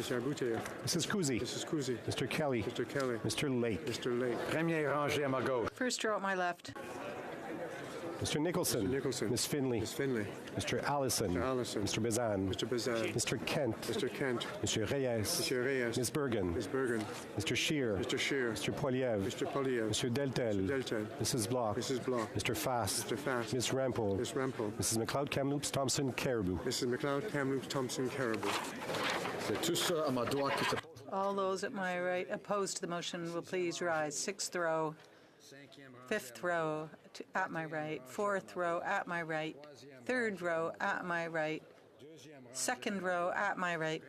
First row at my right.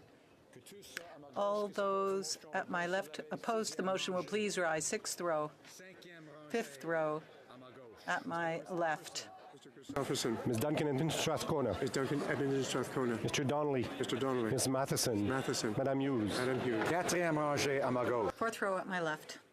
Mr. Johns. Mr. Johns. Mr. Blakey. Mr. Blakey. Mr. Cannings. Mr. Cannings. Ms. Hardcastle.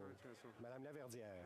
Troisième rangée à ma gauche. Third row at my left. Monsieur Nantel. Mr. Nantel. Monsieur Choquette. Monsieur Choquette. Mr. Rankin. Mr. Rankin. Mr. Duval. Monsieur Duval. Monsieur Dussault. Monsieur Dussault. Madame Quash. Madame Quash. Ms. Benson. Ms. Benson. Mr. McGregor. Mr. McGregor. Deuxième rangée. Second row at my left. Mr. Garrison. Mr. Garrison. Madame Boutin-Souy. Madame Boutin-Souy. Madame Sans-Souci. Madame Sans-Souci. Madame Trudel. Madame Trudel. Monsieur Boulris. Monsieur Boulris. Miss Jolibois. Miss Jolibois. Monsieur Dubé. Monsieur Dubé. Monsieur Aubin. Première rangée. First row at my left. Mr. Julian. Mr. Julian. Monsieur Caron. Monsieur Caron. Madame Brosseau. Madame Brosseau. Mr. Angus. Mr. Angus. Miss Kwan. Miss Kwan. Mr. Cullen. Mr. Cullen. Miss Ramsey. Miss Ramsey. Mr. Davies. Mr. Davies. Mr. Massey Windsor West. Mr. Massey Windsor West. Miss Ashton. Miss Ashton.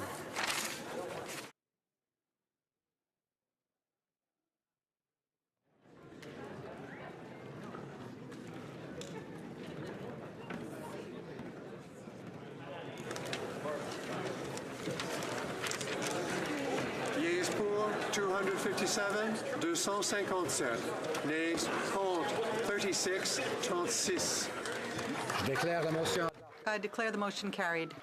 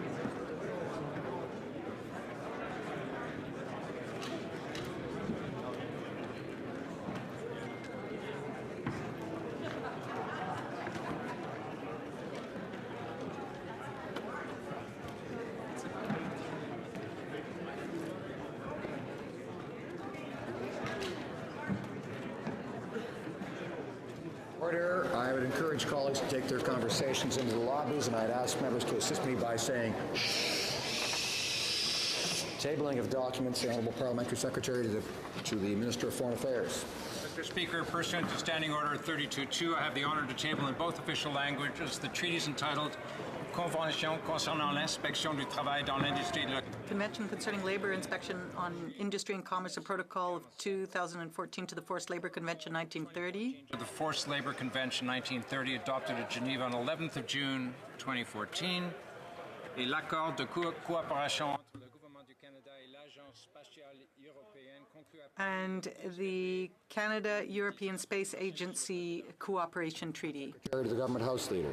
So, Mr. Speaker, pursuant to Standing Order 36(8), I have the honour to table in both official languages the government's response to two petitions. Introduction of government bills. Statements by ministers. Reports from interparliamentary delegations. Présentation de rapport du comité on la adopté de... The Honourable Member for Brome-Missisquoi. Mr. Speaker, I have the honour of tabling in both official languages the 15th report of the Standing Committee on Official Languages entitled Making the Most of the Action Plan for Official Languages 2018-2023, Investing in Our Future. As you know, at the end of March, the Government of Canada launched the Action Plan for Official Languages, and this is the fourth five-year strategy from the Government of Canada on official languages, involving an investment of $2.7 billion. This is extremely important to minority official languages communities, and I would like to thank my colleagues on the committee for all their work, their advocacy for language rights for all Canadians, as well as for their contribution to linguistic duality in the country, as well as our clerk and analyst. Now, pursuant to Standing Order 109, the committee is requesting a government response. Thank you very much, Mr. Speaker. Sure. Mr. Speaker, I have the honor to present in both official languages the 11th report of the Standing Committee on Natural Resources entitled Insect Management in Canada's Forest Sector, Strengthening National Cooperation Against Current and Future Outbreaks. Pursuant to Standing Order 109, the committee requests that the government table a comprehensive response to this report. Thanks, Mr. Speaker. The honourable member for Lakeland. Thank you, Mr. Speaker. I'm pleased to table, on behalf of my Conservative colleagues, the Conservative Supplementary Report to the study on forest pests recently completed by the Natural Resources Committee. Our report highlights the many challenges to Canada's forestry sector, including uncertainty created by Bills C-68 and C-69 for resource development and rural infrastructure, increased costs from the Liberal carbon tax and the new Liberal fuel standard. Committee members have heard repeatedly that Canadian lumber mills are being closed or idled and jobs are being moved to the United States. During the study, the Liberal member for St. John's East also repeatedly suggested there should be no action against the mountain pine beetle, so, quote, nature could take its course. Conservatives agree with the executive director of the National Aboriginal Forestry Association, who said during the study, quote, to tell the community that's sitting in the middle of what's basically matchsticks ready to go up that we shouldn't do anything would be a, quote, recipe for human loss of life and devastation. Conservatives believe combating and preventing forest pests like the mountain pine beetle and the spruce bud worm is an important federal responsibility, just like the track record of the previous Conservative government that made unprecedented investments and measures to fight foreign pests and successfully secured a softwood lumber deal to protect Canadian forestry producers and workers. Thank you, Mr. Speaker. Presenting reports from committees, the Honourable Member for Yukon. Thank you, Mr. Speaker.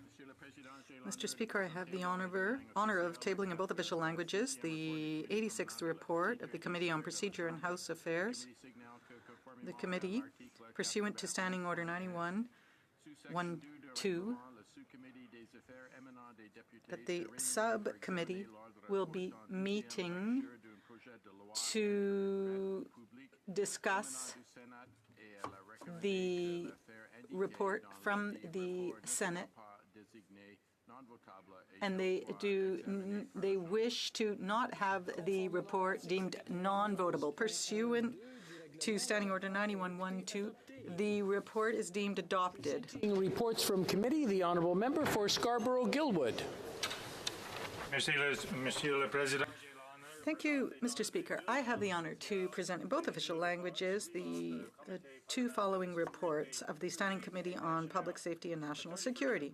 Supplementary Estimates B 2018-19 and the 32nd report on interim estimates 2019 and 20. Thank you, Mr. Speaker. Do you do the second one? To clarify, the Honourable Member for Scarborough-Guildwood did present the second one as well. Very good. Introduction of private members' bills. Monsieur Picard, seconded by Monsieur Rioux, demande la permission de asks for leave to present a bill entitled An Act to Amend the Public Servants Disclosure Protection. An Act to amend the Companion Act, the Criminal Code, and the Inquiries Act. The Honourable Member.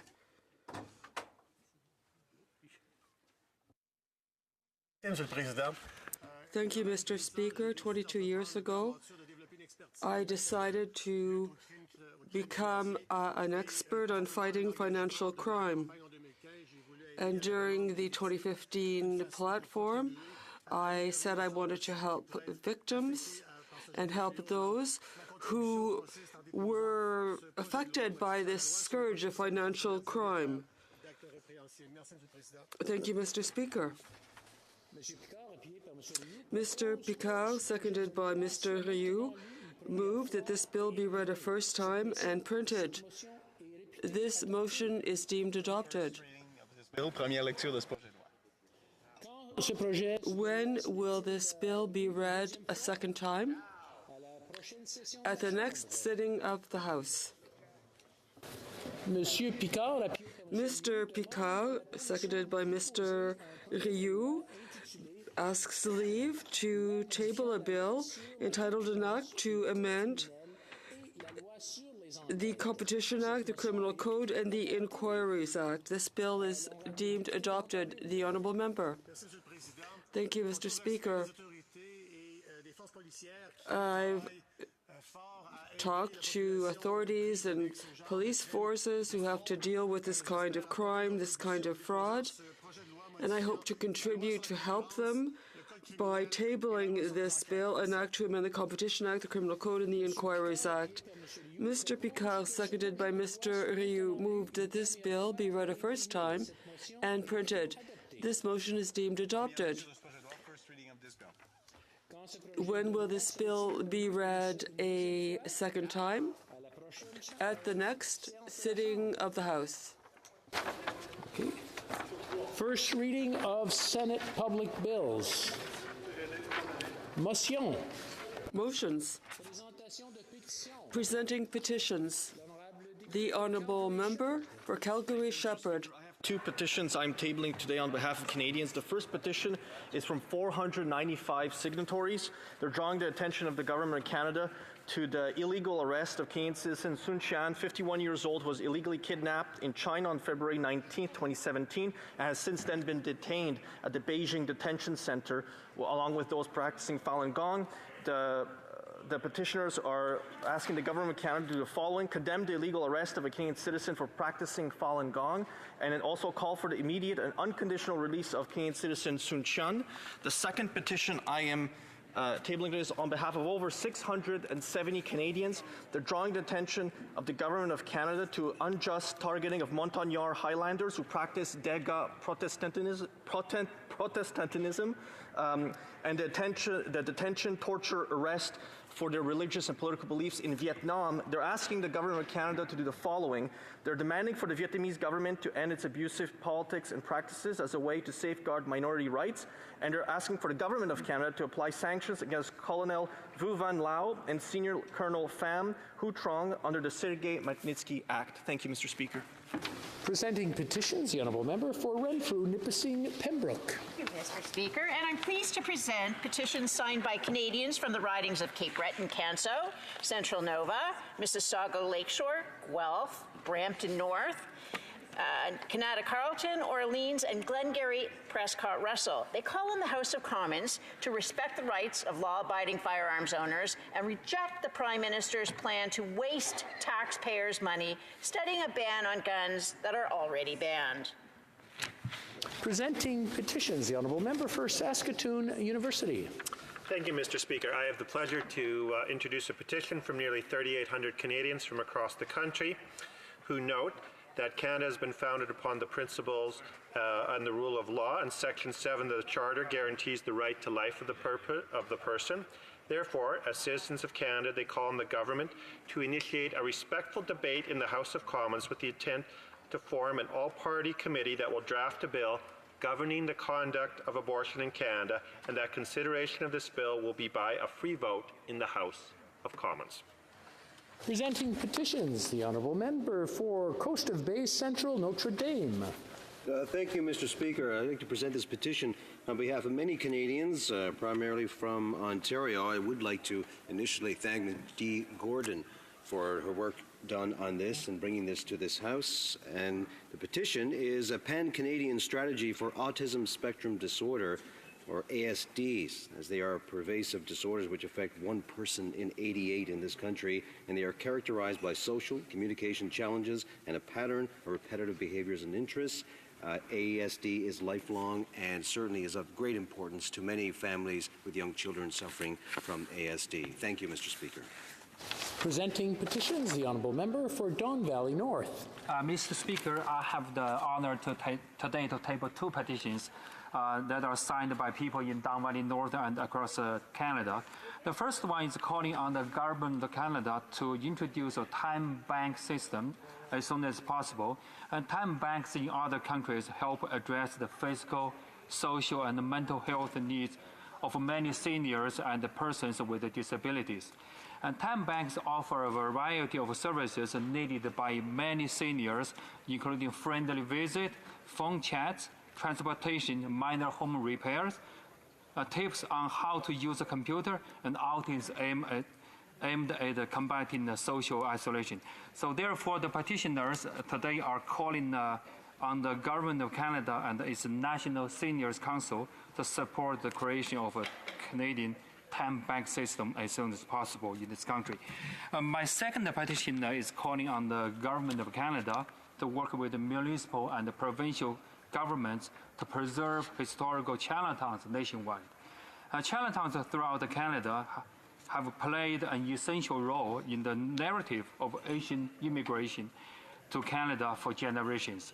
So yet today, Canada's Chinatowns are facing increased gentrification and redevelopment, which is threatening the very existence of these historically significant traditional communities. So therefore, the petitioners are calling on the Government of Canada to work with the municipal and provincial partners to help preserve historically significant neighborhoods like Chinatown, to keep them from vanishing in urban centers across Canada. Thank you. Presenting petition, the Honourable Member for Calgary Nose Hill.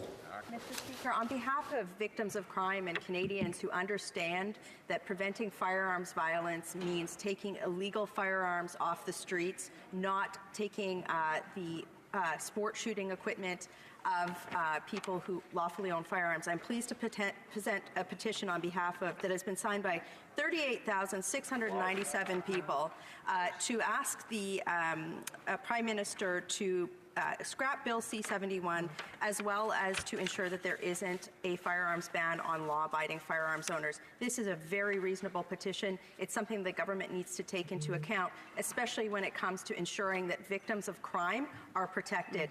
Banning these tools will do nothing to protect these victims, and I'm more than proud to stand on behalf of law-abiding firearms owners and victims of crime in this country.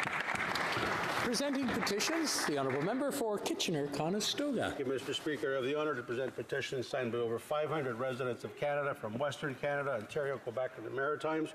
These petitioners are pointing out to Parliament that the Liberal government has established a prison needle exchange program that will be implemented across Canada. The Union of Canadian Correctional Officers was not consulted on this plan and puts their members and the Canadian public at risk. And our previous Conservative government passed the Drug-Free Prisons Act, which revokes parole for those who are caught using drugs behind bars. And under the new regulations, an inmate who is approved for the prisoner needle exchange program is not required to disclose this fact to the parole board. Therefore, these petitioners are calling on the Prime Minister and the Minister of Public Safety to end the prison needle exchange program and to implement measures that would increase the safety of correctional officers and our surrounding communities. Thank you, Mr. Speaker. Presenting petitions. Questions on the order paper. The Honourable Parliamentary Secretary to the Government House Leader. Yes, thank you, Mr. Speaker. The following question will be answered today, question 2272. And then furthermore, Mr. Speaker, I would ask that the remaining questions be allowed to stand. Is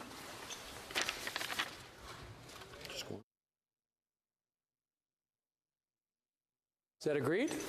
Agreed. Notice of motions for the production of papers. The Honourable Parliamentary Secretary to the Government House. Thank you, Mr. Speaker. I would ask that all notices of motions for the production of papers also be allowed to stand at this time, please. Agreed? Agreed. I have a speaker statement on private members' business. As honourable members are aware, by virtue of their office, ministers and parliamentary secretaries are not eligible to propose items during the consideration of private members' business. Currently, among the items in the order of procedure or precedence, there is one Senate bill standing in the name of a member recently appointed as a parliamentary secretary, Bill S-1003, an act to amend the United Church of Canada Act. En conséquence, le projet de loi. Accordingly, the bill S-003, which is to be debated at second reading, has no eligible sponsor. According to the principle explained in the procedure and uses of the House of Commons, 3rd edition, it is stated that bills remain on the order of precedence when they are part of matters the House is seized with, and only the House can decide of their fate. Past practice, if no action is taken by the House at the appropriate time,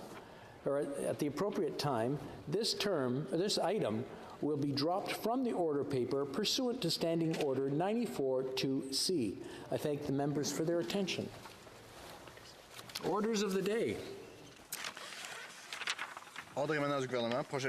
Government orders, Government Bill Senate, resuming debate at second reading of Bill S6, the Canada-Madagascar Tax Convention Implementation Act 2018.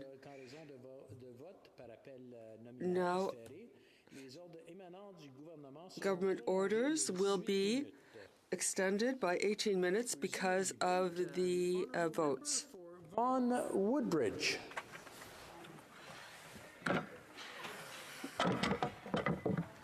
Thank you, Mr. Speaker.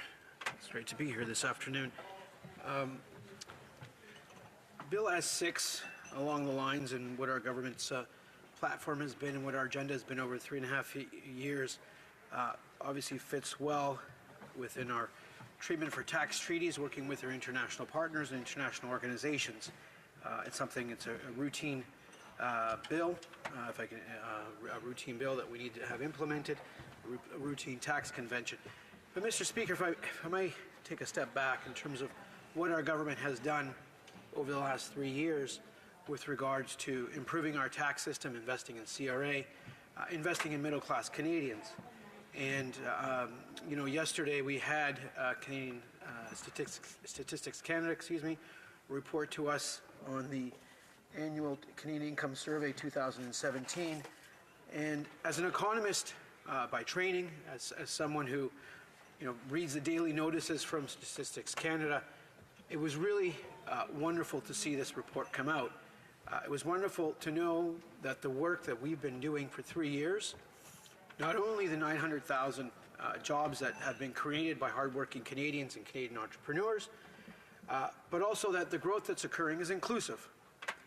And the growth that is occurring is widespread and benefiting Canadian families from coast to coast to coast, including those families and their children in my riding of Vaughan Woodbridge.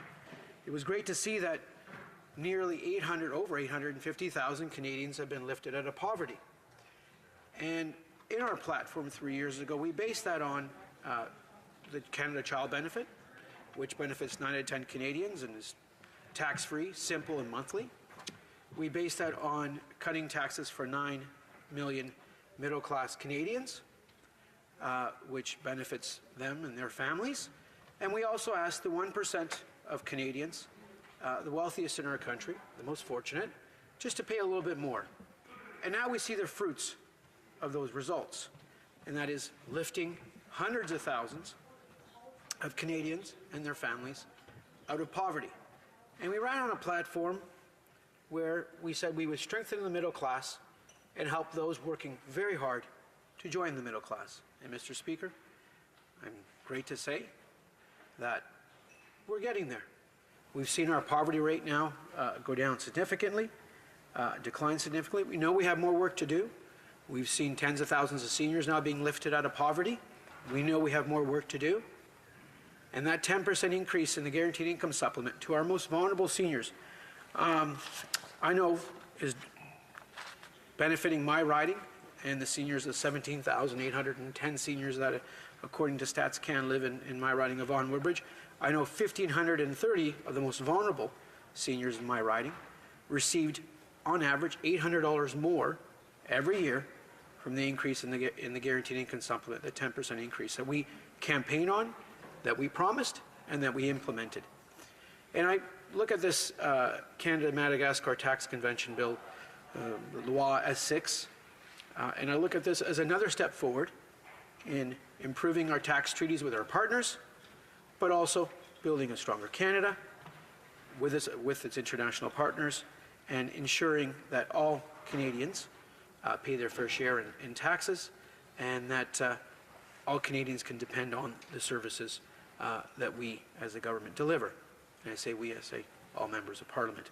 Over the past 3 years, we have taken action on multiple fronts to ensure that this happens. Because when everyone pays their fair share, the government can continue to deliver the programs and services that Canadians need while keeping taxes low for middle-class families. Again, I allude to the fact that we cut taxes for 9 million Canadians, as we promised, promise made, promise kept at the onset. As you know, Mr. Speaker, one of the government's first actions was to cut taxes for middle-class Canadians. Over 9 million Canadians are now benefiting from this change. Nearly $20 billion over 5 years of tax relief to families from coast to coast to coast. And to help pay for this middle-class tax cut, we asked the wealthiest to pay a little bit more. Next, we made changes to better provide targeted, more generous, and simpler support for Canadian families with children. We accomplished this with the introduction of the Canada Child Benefit, or CCCB, which is implemented proudly on July 31st, 2016. I know in my riding of Vaughan Woodbridge, and looking at the number, for one of the time periods, over 16,000, nearly 17,000 children benefited. 9,510 payments were made on a monthly basis for nearly $5 million. And Mr. Speaker, if I look quickly at the numbers for the year, I see that nearly $57 million in the Canada Child Benefit was paid out to families in Vaughan Woodbridge. That is incredible. That is lifting families and their children out of poverty. That is helping families save for a rainy day, pay for their kids' winter boots. As I understand, it is a snow day back home in Vaughan Woodbridge, and that the buses were canceled, so it is a snow day. And if those funds that I paid for those kids to have an extra pair of boots or a new pair of boots, then I'm proud of that. The CCB is particularly helpful for families led by single parents. These are the families most often led by single mothers who tend to have lower total incomes. In fact, close to 95% of CCB amounts paid to single parents with incomes below $30,450 are paid to single mothers. Mr. Speaker, this government is committed to ensuring that Canada's tax system is fair, effective, and competitive. I am certain that all honourable members know how important small businesses are to Canada's economy. They account for 70% of all private sector jobs and are vital drivers of economic growth in communities all across the country.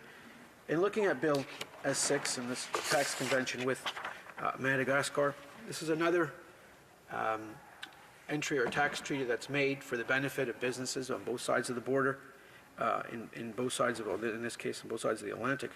And we need to know that we are, as a country, eliminating barriers to investment, eliminating barriers to trade, and we've done that with CETA, the implementation of CETA, and implementation of CPTPP, and most recently the newly signed USMCA Accord with the United States and Mexico, our two largest trading partners. And this is about creating good middle-class jobs, growing the economy, and growing the economy in an inclusive manner that benefits all Canadians and all middle-class Canadians, and yes, those working very hard to join it. When small businesses succeed, Canada succeeds. That is why the government reduced the small business tax rate to 10% in January 2018, with a further reduction to 9% coming on January 1st, 2019. These low tax rates will enable small businesses to create good, well-paying jobs in communities across Canada. And we know, Mr. Speaker, that the best poverty reduction plan is a job, is giving Canadians skills training and lifelong learning. And Canadians, hardworking Canadians, entrepreneurs, such as the 13,000 small business owners in my riding, or in the city of Vaughan, and a number of thousand in my riding of Vaughan Woodbridge, have created over 900,000 jobs, or approximately 900,000 jobs, in Canada since we were first elected. Our unemployment rate hit around a 5.4%, I think it's at 5.6%, because people are being drawn into the labor market. A 40-year low in unemployment rate, something that we should be proud of. We know there's more work to do, but the fact is that there's over 500,000 job openings in Canada currently.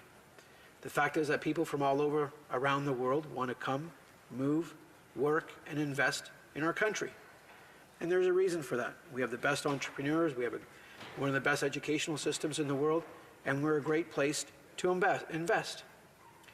And we have access through 3 major trade deals to all our major trading partners. I think it's over 1.6 billion people where we have free trade access to.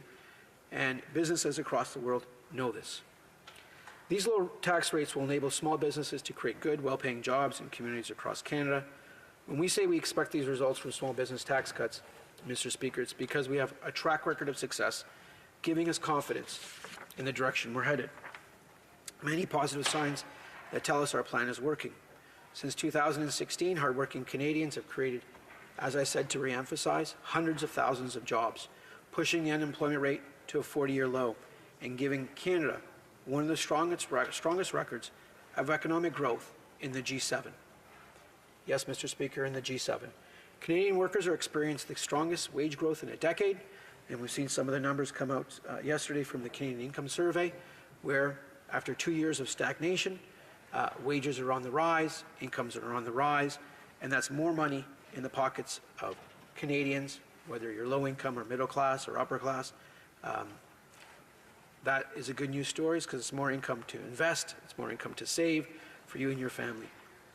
And most importantly, I would argue, Mr. Speaker, because as we look around the world and we look at the finances of governments around the world, the flexibility that we've had in Canada to invest in Canadians, invest not only in skills training, invest not only through the Canada Child Benefit, but also invest in infrastructure through a 180 billion, 12-year infrastructure plan, where we've sat down at the tables with our municipal partners, our regional partners, and our provincial partners, where we've sat down and worked on both the urban side and rural Canada, where we've invested funds in both broadband and in public transit. That is due to the inherent flexibility in our fiscal strength in Canada, where we can make these investments, we can plan for the long term. Canada's net debt to GDP ratio is the lowest among all G7 countries, and we intend to maintain that, and we intend to bring it down over the medium and long term. But we understand, as Canadians do, that more needs to be done to encourage long-term economic growth. As I said earlier, one of the things we need to do is ensure that everyone pays his or her fair share of taxes. It is not acceptable that some corporations, both foreign-owned and Canadian, take advantage of tax rules, Canada's tax rules, to avoid tax. It is unacceptable that some wealthy people use offshore jurisdictions to hide income and evade tax. Mr. Speaker, I'm happy to reemphasize that we as a government, since taking office, have invested nearly $1 billion in CRA to provide them the resources after, I would frankly say, a number of years where the prior government cut services, cut funding to agencies like CRA, did not allow them to have the tools to do their job effectively. We have reversed that. And Canadians understand that, and they appreciate that, because the quality of our services are delivered and funded through taxpayers, and we respect them as a government. We've lowered taxes for 9 million Canadians, but we've also asked the wealthiest 1% to pay a little bit more, and those that attempt to avoid paying their fair share need to be held accountable. We've introduced base erosion profit shifting, which was recently debated in the House and I had the pleasure of speaking to, in working with our multinational partners to look at ways that we can improve transfer pricing for corporations, make sure strengthen our exchange of information with our multilateral partners, and provide the tools to CRA to do their job effectively. Because we need to ensure that corporations and wealthy individuals continue to pay their fair share of taxes, and that our tax laws are being enforced judiciously, diligently, and effectively. In order to stop this from happening, Mr. Speaker, the Canada Revenue Agency needs information from foreign jurisdictions. That's why the Tax Convention in this bill puts in place measures to make the exchange of tax information possible from one of our countries to the other. Bill S6 will help Canadian tax authorities prevent international tax evasion while gathering information they need to enforce our tax laws. Canada's network of 93 income tax treaties currently in force is one of the largest in the world. However, we must keep updating and expanding this network in order to encourage international trade and make it easier for other countries to invest in Canada. In this way, getting our tax treaties in order will help the Canadian economy and Canadian businesses compete globally, enable them to hire, to invest, and to grow our economy, and to improve the future of middle-class Canadians and those, for example, living in my riding of Vaughan Woodbridge. Bill S6 gives Canadians more certainty about the tax implications involved in doing business with, working in, or investing in Madagascar. This bill will make our tax system more efficient, while also ensuring tax fairness for Canadians who already pay their fair share, in order to encourage more foreign investment in Canada, remove barriers to international trade, and help grow and strengthen the middle class across the country. I encourage all members to support this bill.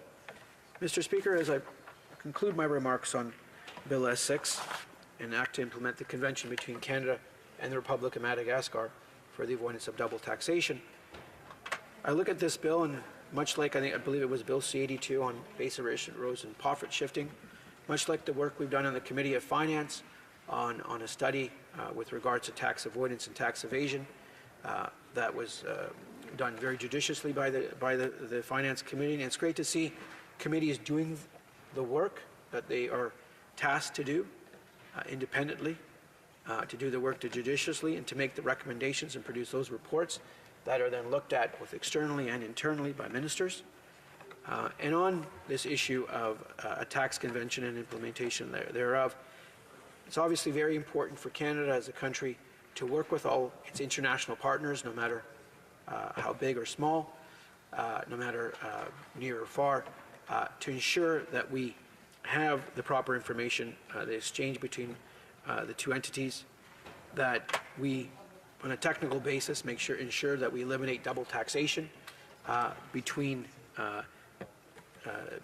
two countries and individuals investing on both ways, that we reduce the risk of burdensome taxation, ensure that taxpayers are not subject to discriminatory taxation. Mr. Speaker, in closing, by strengthening our ties with Madagascar, our government is seeking out the kind of investment and trade opportunities that are vital to grow the economy. I've spoken about the treaties that we put in place, whether it's on the trade front, CETA, CPTPP, and USMCA. I've spoken to our plan to grow the economy by lowering taxes for middle-class Canadians, asking the 1% to pay a little more, and the results are bearing fruit with the numbers that were produced yesterday by Statistics Canada, in which over 850,000 Canadians have been lifted out of poverty in the last 2.5 years. And those are real people working hard every day to provide for a better future for themselves and their family. And we as a government will continue to invest in them, believe in them, and work with them, and work with all our partners. Thank you, Mr. Speaker. Questions and comments. Questions et commentaires. The Honourable Member for Windsor-Tecumseh. Thank you, Mr. Speaker. I'm very disconcerted by my Liberal colleague's speech today here, because Canadians understand that all is not well, and the results of the government's actions are not bearing fruit for everyone. We know, we have reports right now, there are more people living with disabilities who are using food banks.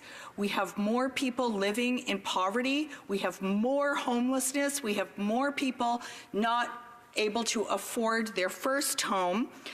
Last month, we had the media reporting 46% of Canadians are within $200 of financial insolvency. These are very profound facts that speak to the realities of regular Canadians. And a tax regime is just a part of the systemic issues that we've got to address. What about stock option loopholes? I haven't heard anything about how we're going to address actual problems in terms of how we're dealing with corporate bailouts, for instance. What about pension reform? These corporations need to be taking their responsibility to workers and their retired workers more seriously. And when we do talk about a tax regime, it is true that we will be supporting this tax regime with Madagascar, but it is very disconcerting and disingenuous to hear painting our economy with this healthy brush. A lot more work needs to be done. And what is next in line now for our tax regime that needs aggressive overhaul? Before we go to a question, I just want to remind the honourable members in the House that the other day when we debated this topic or this bill, there was a lot of talk about everything but the treaty between Canada and Madagascar. So I'm going to ask the honourable members, whether they're giving a speech or asking a question, to try to stay on topic and be as relevant as possible. The honourable member for Vaughan Woodbridge. Thank you, Mr. Speaker. And on that tangent, this model tax convention that was entered into and has been entered into by Canada and Madagascar is one that is modeled based off of the OECD model tax convention. The convention is expected to contribute to the elimination of tax barriers to trade and investment between Canada and Madagascar to solidify economic linkages between the two countries, and it is similar to other models tax conventions that Canada has entered into with 93 partners around the world. To answer the other part of the honourable member from Windsor-Tecumseh's question, our government is not stopping. We're working, we're running, and we're running to make sure that all Canadians benefit from the growth that's occurring in our economy. We know that one person looking for work is one too many, and we want to ensure that they have the skills, or they have the skills, he or she have the skills to find that first or second job or transition from one job to the other. Individuals being helped out by the Canada Child Benefit. Now we'll have the introduction of the Canada Workers Benefit, which again is targeted at low-income Canadians. It's going to lift literally, I think it's nearly 100,000, I think the exact number is 75,000 people out of poverty. It's going to provide Canadians with additional hope. It's going to, along the lines of what our values are as a government, ensure that all Canadians are included in inclusive growth, and more important, that no Canadian is left behind in this country. Thank you, Mr. Speaker. Questions and comments. Questions et commentaires. L'honorable député. The honourable member for Sherbrooke. Thank you, Mr. Speaker. And I'd like to thank my colleague for his speech. And on Finance Committee, he's a member, and so he knows the issues, especially when it comes to tax treaties and things of the kind. We want our businesses to be able to grow, and we want there to be some tax fairness around the world for businesses engaging in trade. I wonder if my colleague could acknowledge, as did officials, that this bill, or C-82, which is a bit of an overhaul of all our tax conventions, in C-82 the government admits that tax conventions are abused by some taxpayers. Will my colleague recognize that fact, that tax conventions as they currently stand before C-82 can be abusive? They can be used by taxpayers to avoid paying their fair share of taxes under the current tax system. The honourable member for Vaughan Woodbridge. I'd like to say thanks very much for that question. From the member for Quebec. I'll answer in French, even if it's a bit tricky. Our government has invested over $1 billion into CRA to help and to provide them the services and the tools to the wonderful folks that work at CRA to ensure that all Canadian organizations, including multinationals, pay their fair share of taxes. One thing that our government has done is that I think is going to be very effective with C-82 base erosion profit shifting is that we are working extremely well with our international partners to make sure that tax avoidance, because there's a difference between tax avoidance and tax evasion, that those two are brought down. That we ensure that corporations and high net worth individuals are not taking advantage of loopholes, that we're closing loopholes, that we're investigating, but most importantly, that we have the right tools to do such a thing. and its CRA and its associate partners have those tools. And we all know in this House that under 10 years of the former government, under the Harper regime, that money was cut from CRA.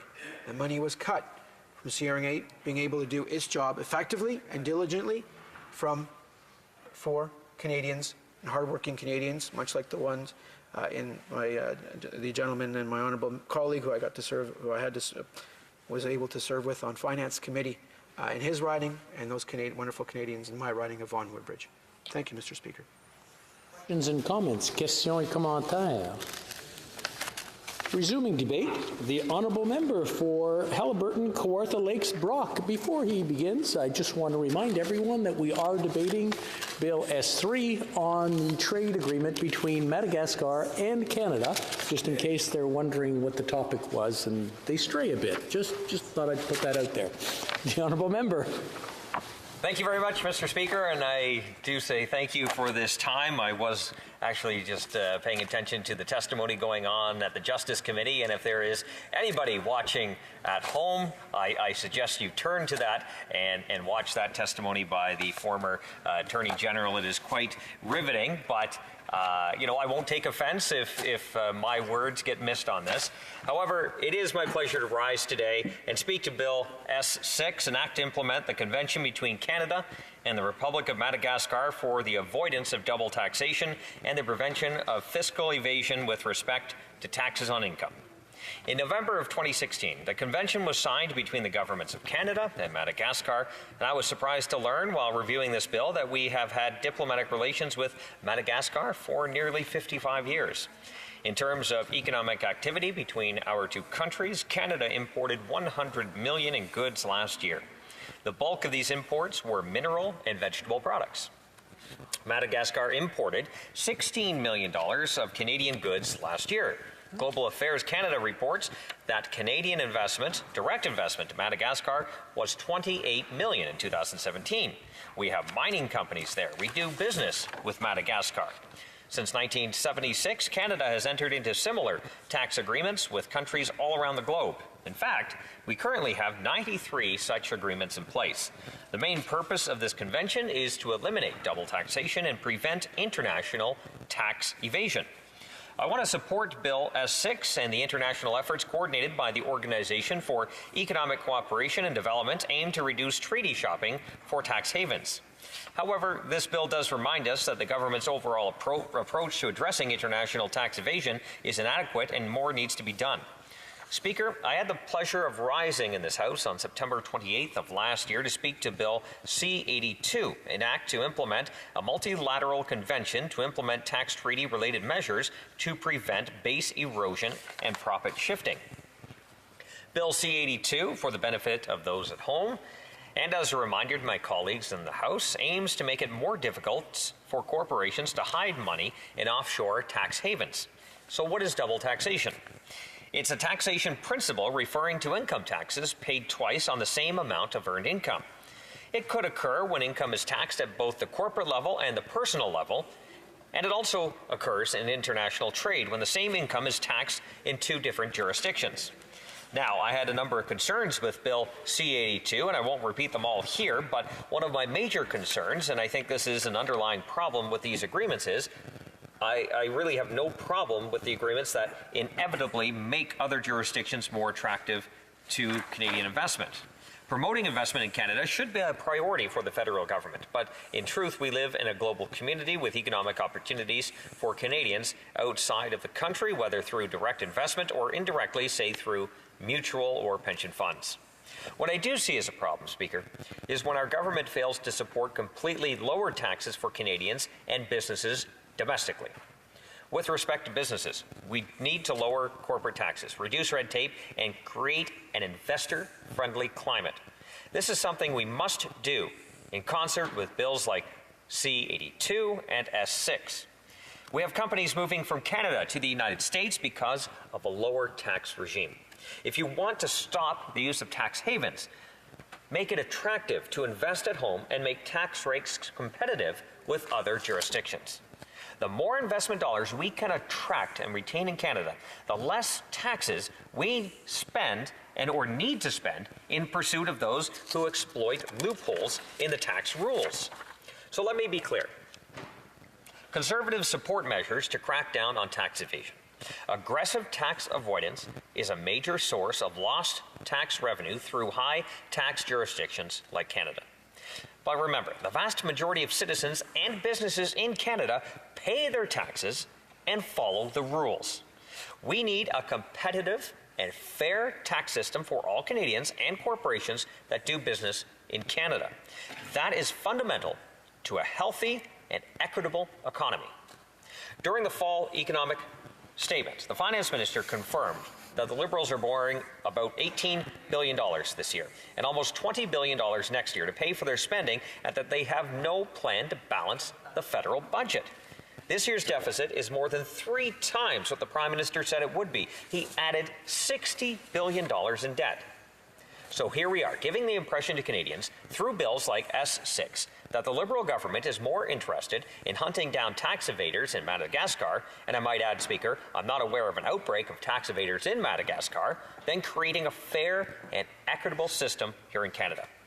Canadians know that you don't need to be an economist to understand that more debt today means higher taxes tomorrow. Tax treaties might be important, Speaker, but something that is far more important is the halting of the ongoing plundering of our children's economic futures. Canadians are going to pay higher taxes once this government's Canada Pension Plan tax increases are fully implemented by 2025. That's up to $2,200 per household. The Prime Minister's national carbon price, the carbon tax, will cost up to $1,100 per household. Canadians are going to pay more in future taxes to service the interest on this government's ballooning deficit, fueled by out-of-control spending.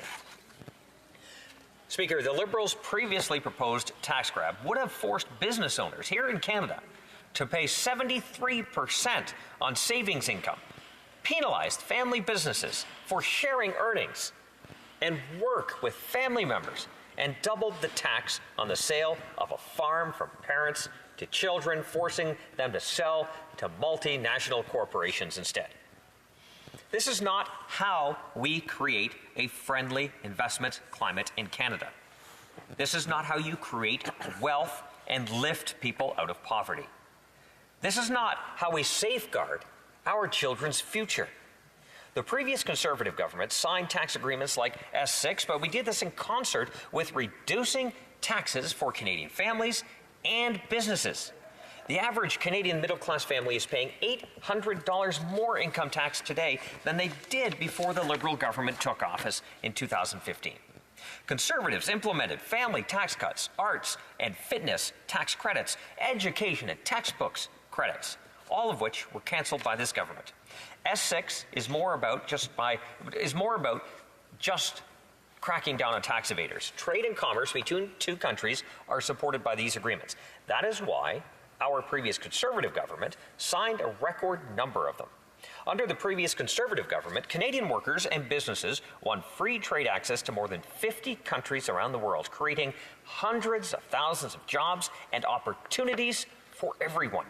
In just 3 years, this Prime Minister has failed to secure a trade deal with China and delayed and nearly derailed plans for Canada to join the CPTPP trade agreement. Worst of all, Speaker, the Prime Minister has made massive concessions to the United States at the NAFTA negotiation table. He backed down on cars, he giving them the U.S. limits on how many cars we can export. Speaker, he backed down even on pharmaceuticals, giving the U.S. higher profits at the expense of Canadians from coast to coast to coast. Canadians cannot bid on American government contracts, and we still have tariffs on steel, aluminum, and softwood lumber, with no timeline to end them. Speaker, bills like S6 are important, and I said need to be supported. Tax evasion is a real issue. We need to crack down on tax evasion, but we also need to support lower taxes for Canadian businesses. We have lost out on tens of billions of dollars worth of investment because of the government's misguided fiscal policies. Investment is fleeing, Speaker. We are losing jobs. Families are worse off than they were before, and we are going in the opposite direction in what most countries are doing, lowering taxes and making their countries investment magnets. Thank you, Speaker. Hear, hear. Questions and comments. Questions et commentaires. The Honourable Member for Winnipeg North. Mr. Speaker, I'll get an opportunity to respond to a number of the concerns or issues that the member opposite has raised. But just in his conclusion, he indicated that that we're losing jobs. And we know that there's that conservative spin machine behind the wall there, and the speaking notes there aren't necessarily accurate or reflective of the reality of what's actually taking place in Canada. So, for example, he tries to give the impression that Canada is losing jobs. Nothing could be further from the truth. We have actually seen well over 800,000 jobs in the last 3 years by working with industries and Canadians in every region of our country. How does the member, when you reflect on the number of jobs that have been generated in the last 3 years, compare it to Stephen Harper when he was Prime Minister? It's totally night and day. Mr. Harper being the nighttime, Mr. Speaker. Here we are seeing substantial growth that has been taking place. How does he reconcile those facts with his closing comments about massive job losses?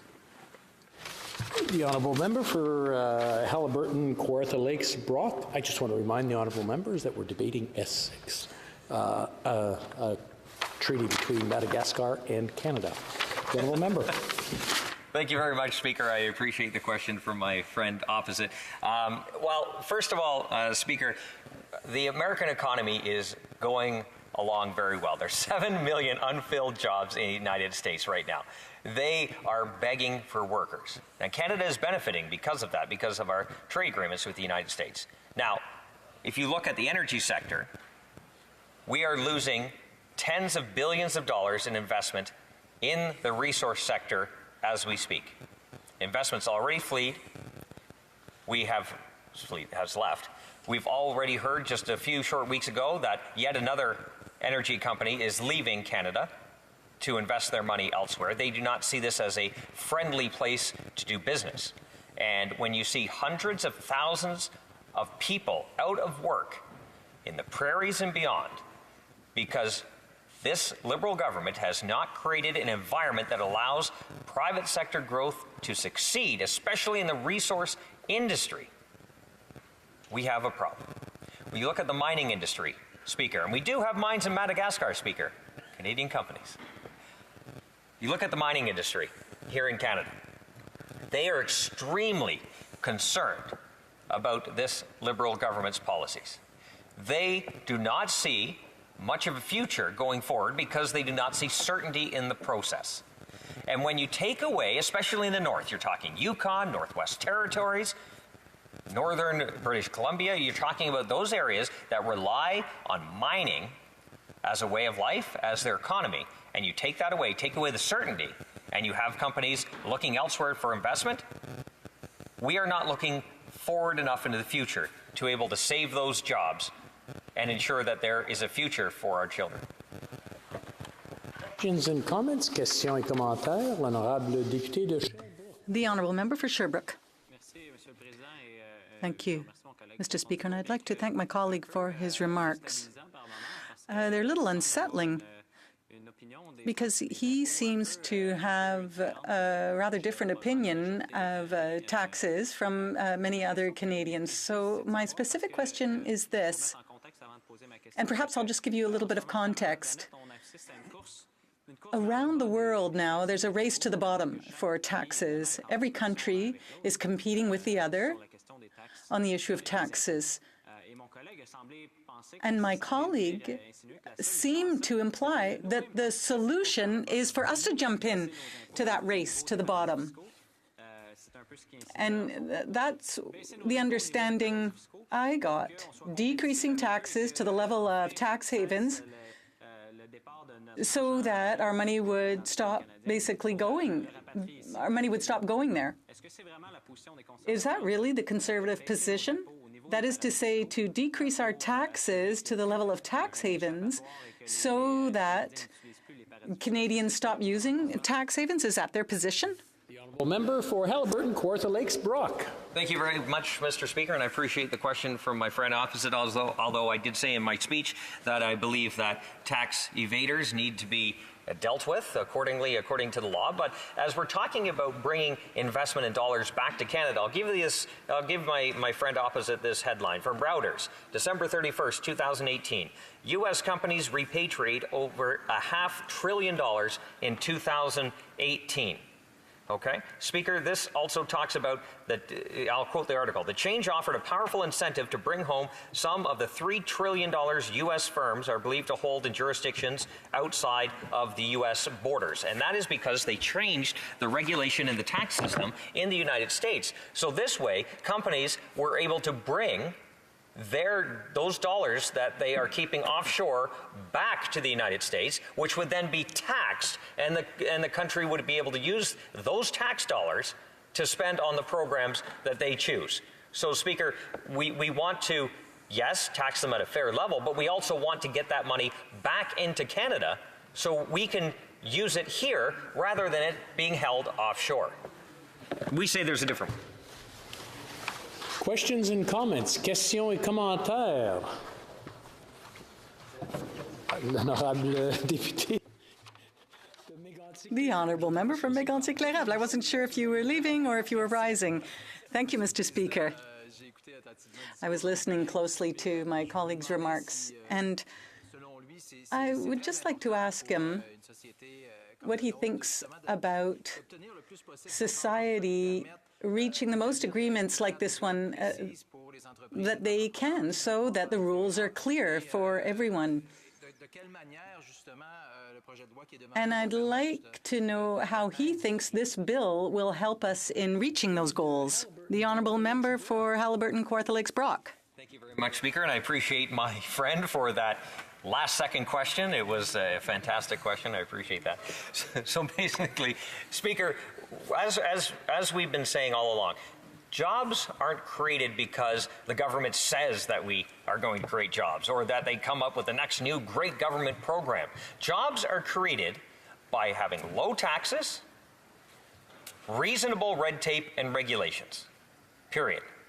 That's how we get jobs started in our country. Increasing taxes, rules and regulations to the point where they are strangling business investment, strangling those trying to get ahead, is not how you move forward. And my area has a lot of agriculture, so I'll use this as an example. If you have, on a farm, 2, 3, 4 inspectors constantly on that farm, over-regulating, more red tape, basically putting a stranglehold on that farmer from producing food that we need, and it becomes harder and harder for that farmer to produce an income for his or her family, to provide for his and her children, when it becomes more lucrative to regulate farming than it does to actually farm, we've got a problem. So this is why we keep harping on and on about the economy and why you need the right formula to either repatriate those dollars that corporations are keeping outside your boundaries, bring them back into Canada so we can tax them at the tax rate here, and also have low taxes here at home, reasonable red tape and regulations so that businesses can start up, they can expand, they can invest in their workforce, in research and development, and continue to grow, create jobs, opportunity, and wealth in our communities. Well done. Questions and comments? We have time for a very brief question if there's one. I don't see one. Reprise du débat, resuming debate. The Honourable before I go to that, I'll have to call order. It's my duty, pursuant to Standing Order 38, to inform the House that the questions raised tonight at the time of adjournment is as follows. The Honourable Member for Elmwood-Transcona, and it's concerning Canada Post Corporation. Now resuming debate, the Honourable Parliamentary Secretary to the Government House Leader. Thank you very much, Mr. Speaker. And you know, it has been an interesting debate. I was here the other day when we were talking about Bill S6, and it goes to show that members on both sides of the House really want to have that discussion about taxation and Canada's economy. I think there's a lot of contrast between the Conservatives and the Democrats and the Liberals on those types of issues. And what I thought I would do is maybe provide what I think is a fairly accurate snapshot in terms of the types of things that we have seen. And S6 is a good example of that. S6 is about Madagascar and Canada, two nations that have achieved a tax agreement. And when you think of tax agreements, it's something that's not new, Mr. Speaker. There's tax agreements with Canada and many other countries. And I like to think that when you look at Canada in the bigger picture, you will see that Canada is in fact a trading nation. In order to be able to sustain ourselves going forward, trade is of the utmost and critical importance for all Canadians, whether you're directly or indirectly or not at all engaged in trade, in particular the exports of services and goods and technology and so forth, Mr. Speaker. So what we have seen over the last few years, I believe, is a government on a number of fronts focusing its attention on Canada's middle class in different ways. And that one of those ways is dealing with the issue of tax fairness between Canada and other countries. And one of the things you have to look at is the OECD and the tax conventions. You have to take a look at the individual tax agreements that we've been able to achieve. And Canada has seen many dozens of tax agreements achieved over the last number of years. All of this assists us in facilitating, I believe, trade and investments. We are very much dependent on that, Mr. Speaker. Now, if you take a look at this government virtually from day one, and I have stood my place on numerous occasions talking about the importance of the middle class, but this is, when we talk about how we support the middle class, you can do something direct by saying, well, as government, first thing we did is brought in legislation to cut the taxes for Canada's middle class. It was a very popular piece of legislation, at least on this side of the House, Mr. Speaker, and it was very well received by Canadians throughout this country because it literally put hundreds of millions of dollars directly into the pockets of Canadians. Well, not as direct, but just as supportive for Canada's middle class has been our aggressive trade agenda. And when you think of that agenda, it takes place in different forms, in legislation and budgetary announcements, in discussions that take place amongst different levels of government, ministers, and international or other governments around the world. Well, in really a relatively short period of time, we have seen a good number of agreements reached between Canada and other countries. You know, the former speaker made reference to Stephen Harper and 50-plus trade agreements. Well, Mr. Speaker, that's not necessarily accurate. The reality of it is that, and I will give credit where it's mostly due, and that is actually we have some incredible civil servants that have been at the table negotiating on Canadians' behalf, recognizing the importance of international two-way trade, the potential for agreements with many different countries. And there is no doubt about that. Now, when we had first taken office, within a few months, we had our Prime Minister in Ukraine signing off on a trade agreement with Ukraine. And we were all very, very proud of that. There's a valid argument to be made that a good portion of that work was, in fact, done by the administration prior. But let there be no doubt, it was actually finalized through this government. The real significant trade agreement that has so much opportunity for firms and companies across Canada is got to be the European Union agreement, trade agreement, Mr. Speaker. And let there be no doubt that that particular agreement was off the rails. It was because we were very much aggressive on that particular trade agreement to get it back on track and ultimately bring it across the line, Mr. Speaker. Now, we still have to see other countries sign off on it and so forth, but that isn't an agreement that was actually achieved under this administration. Then you can talk about the Trans-Pacific partners that we have and the trade agreements that have been achieved there, Mr. Speaker. And, you know, just earlier today I was talking to one of our ministers, and he was mentioning because Canada was one of the original 6 that actually passed it off, we were able to deal with some other issues that ultimately allowed us to benefit more than other trading partners within the Trans-Pacific Agreement, Mr. Speaker, which has enhanced our export sales of industries dealing with pork and cattle and more. Well, whenever I hear of pork being sold outside of Canada, I think of the fabulous, fantastic pork industry that we have in the province of Manitoba. We actually have more pigs in Manitoba on an annual basis than we have people. Mr. Speaker, we are a great exporter of the best pigs, I would ultimately argue, in the world. We have a product, Mr. Speaker, that is in high demand, and it is creating thousands of jobs in my home province.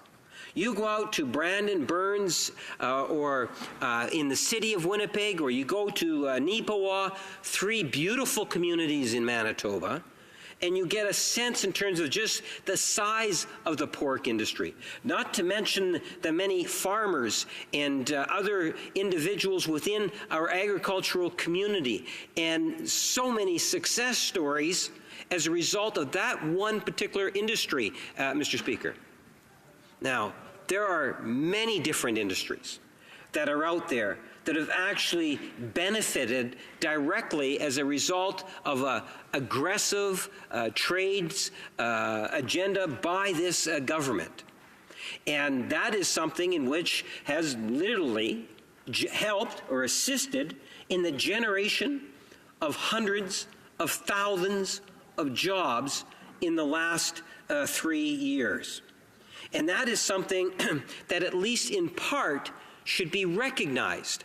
So when we talk about these tax agreements with other nations, we should be reflecting in terms of just how important it is, as much as possible, to get that level playing field. Because by having these tax agreements, it furthers us, it allows us to move that much further ahead, Mr. Speaker, in serving Canadians. Because it is about trade and investments. Now, we understand how important it is to watch and be very diligent about tax avoidance, tax evasion, and they are very different, Mr. Speaker. I would like to think that as a government, again, we have been very progressive in our thinking and actions to ensure that we are minimizing the amount of evasion and avoidance that is out there, Mr. Speaker. To the degree in which, you know, a couple of years ago, we had the Minister of Revenue, minister responsible for the CRA, that literally announced, I believe it was around well over $400 million to deal with those individuals trying not to pay what we would argue is their fair share of taxes, Mr. Speaker, through tax avoidance. You know, when we think of the monies that are lost as a direct result of both avoidance and evasion, we're going into the hundreds of millions, going into billions of dollars on an annual basis. It's hard to believe that for 10 years, while Stephen Harper was our Prime Minister, that very little was actually done on that file.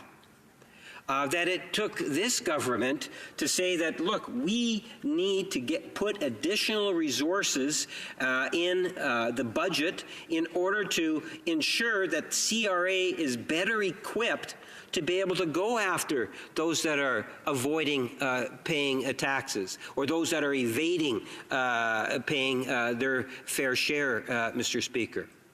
And it's not like it was a commitment of just one budget. Because then the following year, once again, we saw hundreds of millions of dollars invested into CRA in order to, again, deal with the issue of tax avoidance and evasion. In total, we're probably looking at somewhere in the neighborhood of close to $1 billion of additional resources that have been allocated in order for us to deal with those two very, very important issues. It's a government, as a government, we look at it and we see these tax agreements. We have seen today it's all about Madagascar.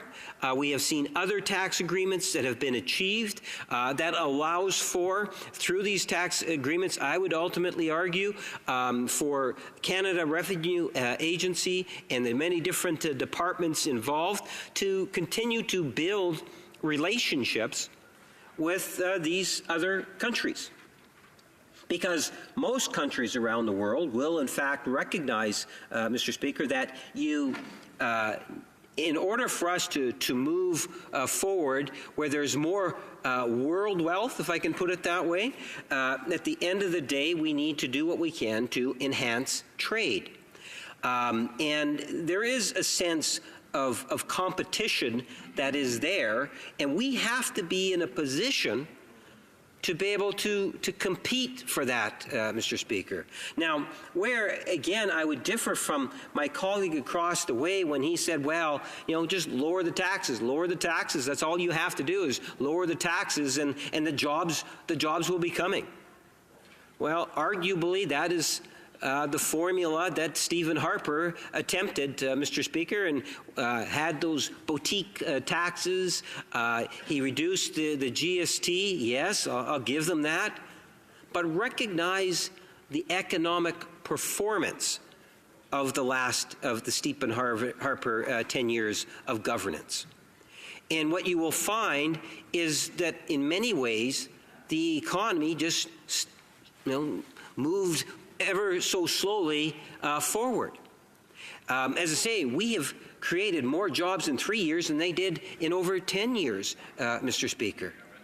Now, if you take a look at other comments from my friend across the way, he talked about investment, and investment is leaving the country. And they have to take some responsibility for that loss of investment. The example that the speaker before me gave was in reference to our oil industry, and talked about investments that's leaving the country because of this perception or the reality of not having pipelines being built. I would challenge members across the way to reflect on that. When you want to, these tax agreements, these trade agreements, we believe that Canada does have the competitive edge. And if we are on a level playing field, that we will do exceptionally well, Mr. Speaker. And when I think of what we could have been doing as a government, Because, Mr. Speaker, at a time, we need to recognize that there is a role for the government. And far too often in the previous administration, they would step aside and not take action. And let me use the very same example that the previous speaker spoke about, and that was the issue of pipelines. Mr. Speaker, 99% plus of that oil commodity that comes out of our ground first goes to the U.S. through those lines that are currently in place. That was the case when Stephen Harper actually became the Prime Minister of Canada. When we became, or when Stephen Harper lost back in 2015, that was still the case.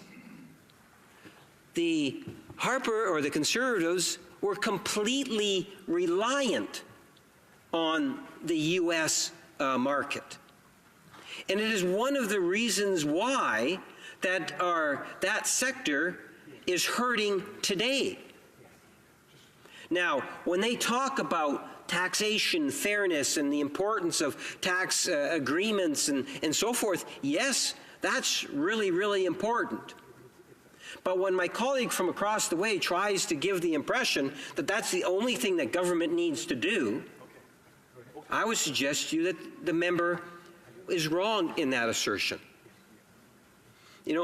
We have a government that was prepared to move forward in trying to get that particular commodity to new markets, Mr. Speaker. And we were able to acknowledge by setting up a process that takes into consideration Indigenous issues, environmental issues, and others. Now, it might not be happening as fast as the opposition would like to see it happen, but at the end of the day, Mr. Speaker, they had 10 years, and it didn't change.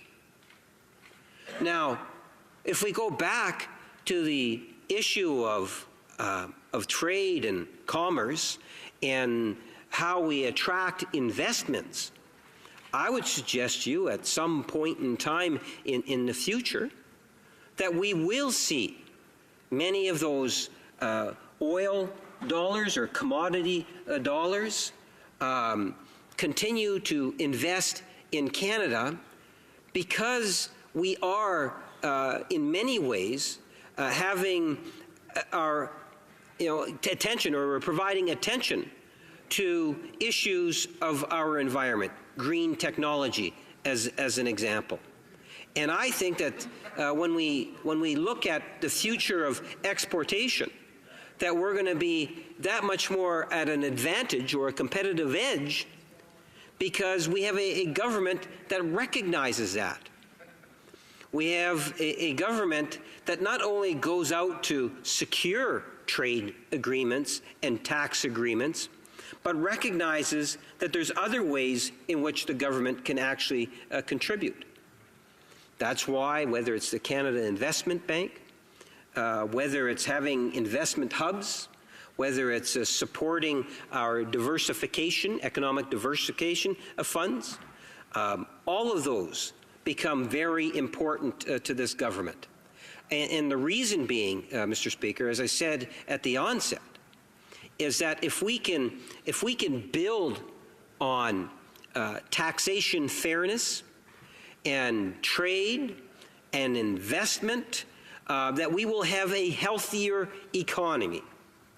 And on so many occasions, I have indicated, Mr. Speaker, that if we have a healthy economy, we will have a healthier middle class, those aspiring to be a part of it, those individuals that are in need. In fact, all Canadians will benefit by that, Mr. Speaker. I would suggest to you what it really is taking a holistic approach at developing Canada's economy and being sensitive to the areas and the stakeholders that we need to be listening to. At the same time, Mr. Speaker, I know that these tax agreements and trade agreements is not something that has happened overnight. It has taken years to be able to develop, and I understand that at least there's the two major parties in this House can share in some of the credit in terms of the trade that we have seen. And Mr. Speaker, I do recognize that. But to conclude my remarks, Mr. Speaker, as I say, I'm running out of time. It's just to thank members for the opportunity to be able to speak once again on a very important issue. Thank you. Hear, hear.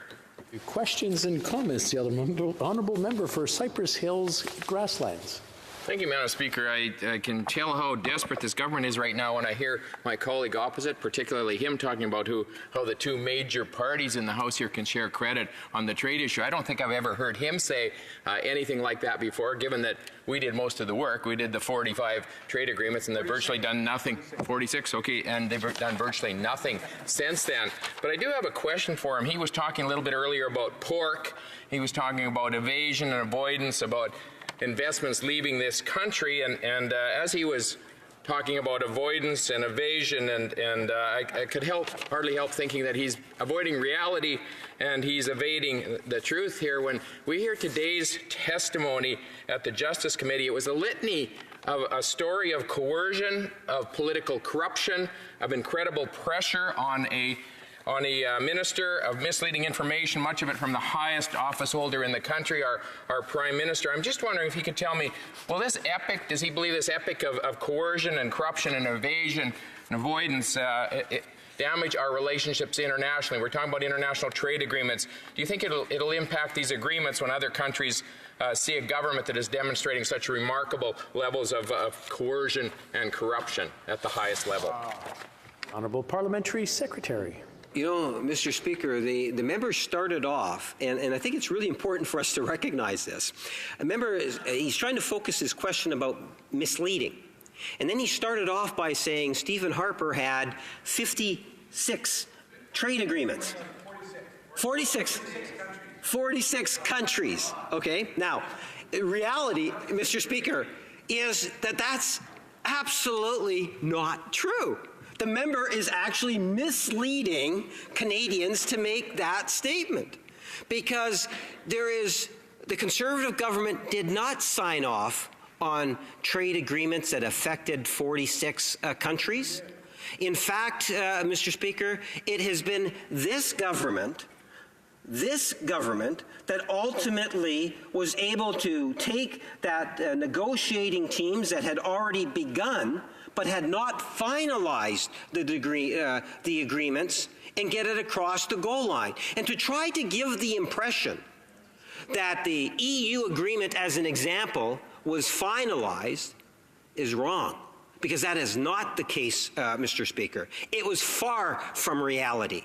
So, to answer my colleague's question, there is no doubt in my mind that the Conservatives are very good in opposition. I hope that they're in opposition for many, many more years. At the end of the day, Mr. Speaker, they are masters at misleading themselves. And we saw a good example of that, Mr. Speaker. And I look forward to any other questions that there might be. Questions and comments? Questions et commentaires. The honourable member for Abbotsford. Thank you, Mr. Speaker. And as the minister who actually negotiated trade agreements with 46 different countries, Mr. Speaker, I can tell you that those agreements represent a huge step forward for Canadians in opening up markets in the European Union, opening up markets in the Asia-Pacific region. But I would ask that member a question that's similar to my colleague's question, member for Grasslands, Cypress Hills. We've just heard incredibly damaging, appalling testimony from a courageous former Attorney General and Justice Minister about corruption taking place in the highest office in this country, involving the most powerful man in this country, one of the most powerful corporations in this country. What on earth would possess that member from Winnipeg to think that the rest of the world wants to do business with such a corrupt government? The Honourable Parliamentary Secretary. Yes, Mr. Speaker, I've been a parliamentarian for 30 years, and I know when people can ramp things up with political rhetoric. And I suspect we're going to witness over the next few days a lot of ramping up of political partisanship from the other side. I, Mr. Speaker, have a fairly good idea in terms of what I believe is important and what the constituents of Winnipeg North believe is important. And those are the things in which I am going to focus my attention on, because the Conservative Party wants to focus, and always has been, virtually since day one after losing, on personal attacks and on things that are not issue related to what is important to Canadians, that being the middle class, the jobs, our health care, and so many other issues, Mr. Speaker. That's where I would hope and I believe that our government will continue day in and day out to fight for. And we're starting to see the results. You know, amazing numbers, hundreds of thousands of children being lifted out of poverty, targets that have been hit 3 years before they were supposed to be being hit, Mr. Speaker, 800,000 plus jobs that have been generated, Mr. Speaker. Allow them to continue with their political rhetoric. We're going to focus on Canadians and the economy and making life better for all Canadians, Mr. Speaker. Questions and comments. The Honourable Member for Kingston in the Islands. Thank you very much, Mr. Speaker, and I appreciate what the member just had to say there, in particular towards the end, because while the opposition would like to focus on other matters, the reality of the situation is that this government is bringing in good legislation that is having a meaningful impact on people in communities throughout the country. And I'm wondering, the member spoke about his riding of Winnipeg, but how does he see that? How does he see this translating throughout the country? And indeed, he was just talking about lifting children out of poverty, Mr. Speaker, and there were heckles coming from the other side of the House. How does he see the disconnect that the opposition has as it relates to what people in this country are actually worried about on a day-to-day basis, as opposed to the trumped-up conspiracy theories that the opposition is trying to bring forward? Secretary. Mr. Speaker, I appreciate the question. I guess one of the most tangible examples I could give my colleague is the Canada Child Benefit Program. In the riding of Winnipeg North, it's estimated just over $9 million a month goes into Winnipeg North to support children, Mr. Speaker. That same principle applies in all 338 constituencies across Canada. We are talking hundreds of millions of dollars. And it's policy initiatives like that that has been lifting thousands of children out of poverty. And to me, that's why we're here, is to be able to help and assist and boost our fellow citizens, while at the same time bring in policies that are going to make a difference. Things like the Madagascar Trade Agreement of S6, when we talk about expanding trade, having better tax laws, fighting tax evaders, making sure that there's a higher sense of tax fairness, Mr. Speaker. That's what this government's all about. That's what this government's going to continue to advocate day in and day out, no matter what kind of political rhetoric and criticism comes from the other side, Mr. Speaker, because they want to make it personal. We want to make it all about Canadians. Questions and comments. The Honourable Member for Sturgeon River Parkland, about 30-second question and a 30-second answer, hopefully. Well, thank you, Mr. Speaker. And I'm hoping that the member can comment on the comment by the member for Kingston and the Islands regarding trumped-up conspiracy theories. If we're going to talk about personal attacks, we're talking about the integrity of the government here when we're coming up with international trade deals. if they're accusing a member of their party of raising trumped-up conspiracy theories, does the member agree with those sentiments? The Honourable Parliamentary Secretary in 45 seconds or less. Yes, Mr. Speaker, in my 30 years, I'm only aware of, Conservatives that have gone to jail. I'm not aware of that happening on the Liberal side. So if you want to, compare ethics, I was in opposition for while Stephen Harper was the Prime Minister, and we could maybe relive the Senate scandal. But Mr. Speaker, at the end of the day, as I say, it's all about focus. We're gonna continue to focus on Canada, the economy, our social fabric, and the way in which we can continue to support Canada's middle class and those aspiring to be a part of it. Thank you, Mr. Speaker. Resuming debate. Reprise du débat. Seeing none. Is the House ready for the question? The question is as follows. Mr. Morneau, seconded by Ms. Gould, moved that Bill S6, an act to implement the convention between Canada and the Republic.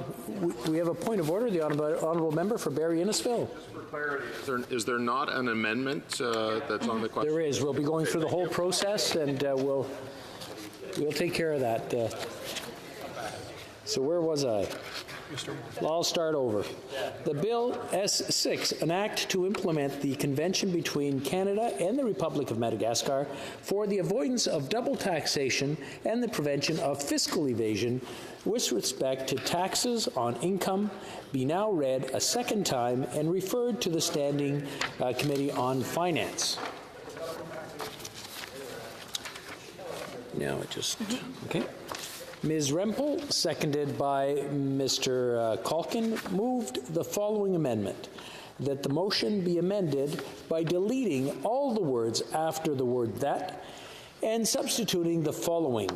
Bill S6, an act to implement the convention between Canada and the Republic of Madagascar for the avoidance of double taxation and the prevention of fiscal evasion with respect to taxes on income, be now read a second time, but that order be discharged, the bill withdrawn, and subject matter thereof referred to the Standing Committee on Finance. The question is on the amendment. Is it the pleasure of the House to adopt the amendment? No!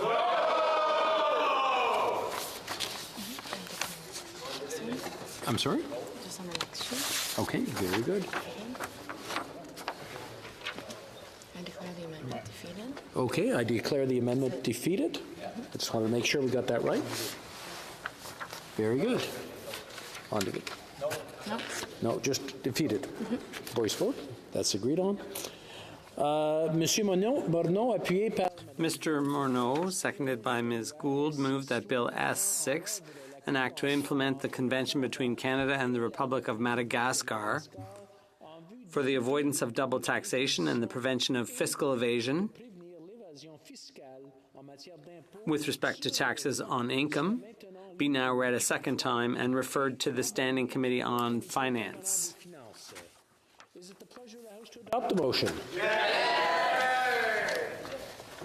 Accordingly, where are we? Oh, carried, adopted. Adopté. And we're done. Oh, we have a point of order. Attends une minute. Very good. Accordingly, the bill stands referred to the Standing Committee on Finance. Point of order, the Honourable Parliamentary Secretary to the Government House Leader. Yes, Mr. Speaker, I suspect if you were to canvass the House, you'd find unanimous consent to call it 5:30 at this time so we can begin private members' hour. Do we have unanimous consent to call it 5:30? We have unanimous consent. It's 5:30. It being 5:30, the House will now proceed to the consideration of private members' business as listed on today's order paper. Private members' business. M111 on the Mennonite Heritage Week in the name of Mr. Fast.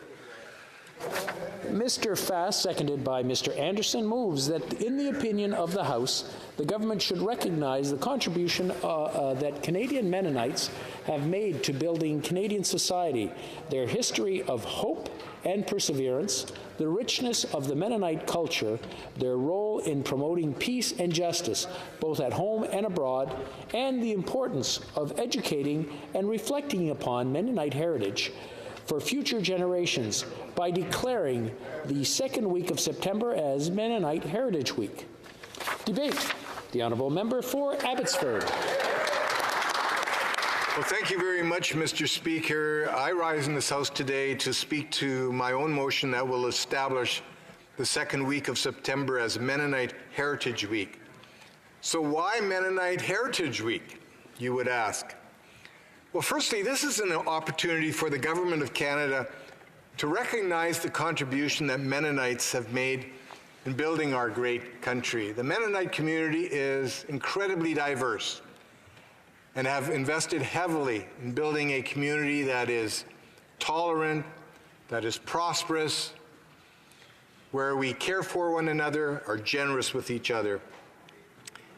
Let me start off by talking about who the Mennonites are. We're an understated and unassuming, hardworking group of people. We try to stay out of trouble. We serve our communities, we serve our country, and our fellow human being. Now, it goes without saying that our modern Canada was built by immigrants, many of them fleeing war, strife, persecution, and economic devastation. We're all proud of the men and women and their families who have risked everything to leave their homes elsewhere around the world and come to Canada to build a new life here. Now, the Mennonites are among those people groups who came to find a refuge in Canada. Their history and reputation for peacemaking, creativity, and hard work speak to the hope and opportunity that Canada has always offered to the world. I'm a descendant of those people who fled fierce persecution in Europe and in Russia and risked everything to move a vast distance to an unfamiliar land for an uncertain future. Now, that risk was rewarded as my ancestors settled in an immeasurably rich land and became part of a community that has built and continues to build what is arguably the most desirable country in the world. I'm immensely proud of my Mennonite heritage and propose this motion to honor the role that Canada's Mennonites have played in building the foundation of the country we know and love today. So who are the Mennonites? Well, we have our roots within the Anabaptist movement that occurred in German and Dutch-speaking parts of Central Europe during the Protestant Reformation. The most distinguishing theological feature of the Anabaptists was their rejection of infant baptism and their firm belief in what is called the believer's baptism, namely baptism of adults who profess faith in Jesus Christ and his work on the cross. This foundational element of faith ensured that the Baptists were persecuted by the church and government authorities of the day, both Catholic and Protestant. And many Mennonites were tortured for their faith and sent to their deaths. Despite the strong persecution, the Anabaptist movement spread quickly across Western Europe, primarily along the Rhine River. Now, another key tenet of the Anabaptist confession is a commitment to nonviolence, and that included resisting all military service. This resulted in many smaller groups of Anabaptists being destroyed because of their conviction that all violence, even when used to defend themselves, was against God's teachings. Now, in the early days of the Anabaptist movement, a priest left the Catholic Church after his brother and his companions were attacked and killed because of their Anabaptist faith and their refusal to defend themselves. This priest became a respected leader within the Anabaptist movement, and became so influential that many Baptists began carrying his name. His name was Menno Simons, and today we call the people that followed him the Mennonites. Now, in addition to their distinctive faith perspectives, the consistent theme across the history of the Mennonite people has been their persecution. In fact, whether it was in Germany, the Netherlands, Prussia, or even Russia, these industrious people have traveled much of the Western world looking for a safe place to call their home. Due to the severe persecution faced by the Mennonites, they were forced to flee their homes and seek refuge elsewhere in the world. Now, some fled immediately to the United States, where they found freedom to practice their faith without interference from state authorities. Of these, a number of groups ended up migrating to Canada and establishing communities in our country, primarily in Ontario. Other persecuted Mennonites first fled to Prussia, seeking freedom to practice their faith and live in peace. And then in the 1770s, Catherine the Great invited the Mennonites to resettle in Russia, promising them land and the right not to participate in military service. So many Mennonites moved to Russia, establishing communities and colonies across Western Russia, successfully farming previously unfertile land, and becoming successful business people. In fact, my great-grandfather, Cornelius Martins, was among those who built and operated a large machinery factory in the town of Milerovo, a community in Russia that still exists and of which my brother and I have been made honorary citizens. Now, for 150 years, the Mennonites prospered and lived in peace in Russia. And then everything changed. By the end of the 19th century, in other words, the end of the 1800s, and beginning of the 20th century, the flames of revolution were beginning to be fanned across Russia, and the Mennonites felt less and less welcome in their adopted country. More and more of them were again leaving their homes and seeking refuge in a place that would offer peace and freedom. And that place, of course, Mr. Speaker, was Canada. As Bolshevism and communism inflicted more and more horrors upon Russia, thousands upon thousands of Mennonites fled their adopted home and landed in Canada, first settling in the inhospitable prairie provinces, and then in British Columbia and Ontario. They worked hard, they cared for their families and communities, and made the difficult sacrifices that are the hallmark of immigrant life. And at the very heart of their communities was their church and their faith. And different Mennonite denominations sprang up across our country, including the Mennonite Brethren, Mennonite Church Canada as it is now known, the Amish, the Old Order Mennonite Church, the Haldeman Church of God in Christ, and others. And at the heart of each were the core tenets of faith in Christ, a belief in adult believers' baptism, and a commitment to non-resistance and peacemaking. So let me talk about the Mennonites today. Since their journey to Canada, Mennonites have become an indispensable part of the Canadian fabric, distinguishing themselves in a broad range of endeavors, from the arts to the sciences, from sports to politics, from business to music, and everything in between. Indeed, the Canadian Mennonite community has done more than just promote outstanding human values. It has also given Canada not one, not two, but innumerable talented athletes, including, for example, 5-time Olympic medalist speed skater Cindy Clausen.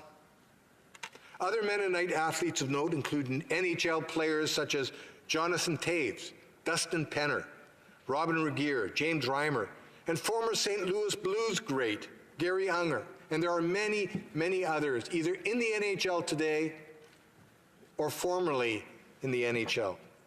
There's also football players such as former CFLers John Packrantz and Matthias Gosen. There are other notable Mennonites who have left their mark on Canadian society, including authors David Bergen, who is a Giller Prize winner, and Miriam Taves, a best-selling author and winner of the 2004 Governor-General's Literary Award. And that list also includes Canadian conductors Howard Dick and Glenn Fast, and well-known artist Gathy Falk, whose artwork hangs in Canada's embassy in Washington, D.C. Incidentally, Mr. Speaker, Gathy Falk was one of my Sunday school teachers when I was a young child. Mr. Speaker, you may be surprised to know that there are at least 15, yes, count them, 15 members on this side of the House who trace their roots back to the Mennonites. It's pretty surprising, isn't it? Now, the history of the Mennonites and their ability to constructively contribute to building a tolerant, welcoming, healthy, and prosperous Canadian society stands as a testament to the fact that our values, our Mennonite values, are Canadian values. Values such as compassion, loving each other, including the vulnerable and marginalized. Values such as hard work, forbearance, forgiveness, reconciliation, peacemaking. These are the values that arise out of our Mennonite faith. Other values such as thrift and generosity. Now, maybe that's why the Mennonite MPs in this House are on this side of the House, not that side of the House. But I digress. These values that I've articulated, which sprung out of the Mennonite culture and the Mennonite faith, a deep abiding faith in God and His providence, those values have throughout Mennonite history been tested within the crucible of persecution, conflict, war, and famine. And we would do well as a country to reflect upon that history and the values that have sustained the Mennonites as a guide to direct us as we stand on guard for the true north, strong and free, our wonderful country that's called Canada. So by dedicating the second week of September to our Mennonite community, we're not just highlighting one people group's history. We're highlighting the refuge that Canada has provided to so many people groups, vulnerable people groups around the world, persecuted people groups. And we can be very proud of that legacy that Canada has left behind. And I also want to note, Mr. Speaker, I talked about the Mennonites fleeing persecution in Europe, finding their places all over the world. I mentioned the United States. I mentioned Canada. But today you'll find Mennonites places like Paraguay and Uruguay and Brazil. Did you know that the largest population of Mennonites is actually found in Africa? Yes, in Africa. Africans have very much embraced the faith values that Mennonites have espoused for so many years. And so, Mr. Speaker, I want to wind up by just saying, yes, I'm very proud to be a Mennonite. I'm very proud of our country for embracing the Mennonites.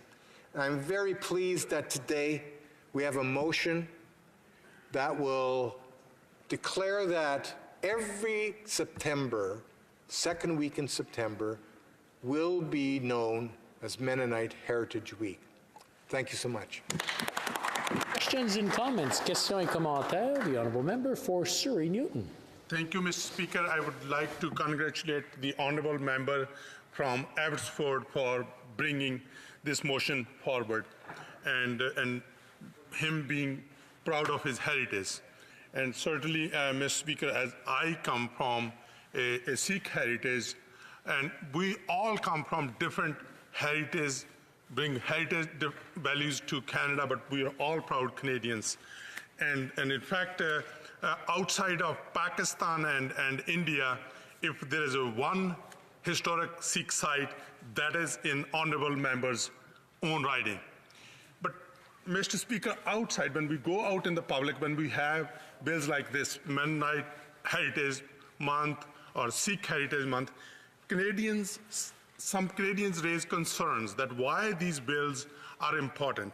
I would like to ask the Honourable Member through you, Mr. Speaker, why the bills like this, or motions like this, the Mennonite Heritage Day or Sikh Heritage Day, are important and should be brought here and should all be respected. The honourable member for Abbotsford. Well, I thank the member for that excellent question, and I'll respond by saying this. These kinds of motions allow us to celebrate the diversity of our country. And I note that my home riding of Abbotsford, that I proudly represent, actually is known for being a community in which a large Sikh population and a large Mennonite population and a large Dutch population and many other people all live in harmony together. And these kinds of motions allow us to just re-emphasize for Canadians how fortunate we are to live in a country like this, where we celebrate that diversity and we actually live with each other in peace and learn from each other. That is a great thing to celebrate. Questions and comments? Questions et commentaires. The honourable member for Elmwood-Transcona. I think it's fair to say that one of the great contributions of Mennonites in Canada has been some of the outstanding work that they do with refugees, supporting refugees, sponsoring refugees to come to the country. And I wonder if the member would like to speak a little bit to the work that Mennonite communities across Canada do, sponsoring refugees to come to Canada and supporting them once they're here. Thank you. Member for Abbotsford. Well, thank you, Mr. Speaker. Again, a great question from the member for Elmwood-Transcona, and I know he has a lot of Mennonites living in his riding as well. And of course, the Mennonites, actually, they banded together to form an organization called the Mennonite Central Committee, which actually was able to be an agent for bringing the persecuted Mennonites from Europe and from Russia to Canada in the first place. They were agents of that wonderful service, and that allowed us to settle in this wonderful country we call Canada. But MCC and Mennonite congregations across Canada have been very active, as my colleague knows, in sponsoring refugees from war-torn places around the world, focusing on the most marginalized and vulnerable refugees. I know we have them in our own church. Some very good friends of mine, Maha and Ararat, who are refugees from Iraq. And we're working with them to bring their children to Canada. They faced immense persecution there and have now landed in the community of Abbotsford and are finding that community welcoming and supportive. Now, they still face challenges, as all immigrant families do. Finding jobs, trying to find housing, big challenges. But they're up to that challenge, as most immigrants have been that came to Canada and built this amazing country. Resuming debate, reprise du débat, the Honourable Parliamentary Secretary to the Government House Leader. Yes, thank you, Mr. Speaker. And, you know, I think this might be the third, possibly even the fourth time where I've had the opportunity to talk about heritage weeks, heritage months, and I, for one, truly believe in Canada's diversity, as our Prime Minister has often said, as one of our greatest strengths. And you know, that can be exemplified or amplified when you attend Winnipeg during the summer months of Folkorama, where you will see a cultural smorgasbord of sorts of all different ethnic groups sharing their heritage with the broader community in a very real and intangible way. And on that note, I should also make reference, this is a very special year for Folkorama because it's the 50th anniversary of Folkorama, and I would want to just to recognize that and applaud all of those individuals that have made this one of the most successful, multicultural, diverse events that we have seen in North America. And it's been truly an amazing effort by a lot of wonderful people that highlights that just how diversified Canada really and truly is.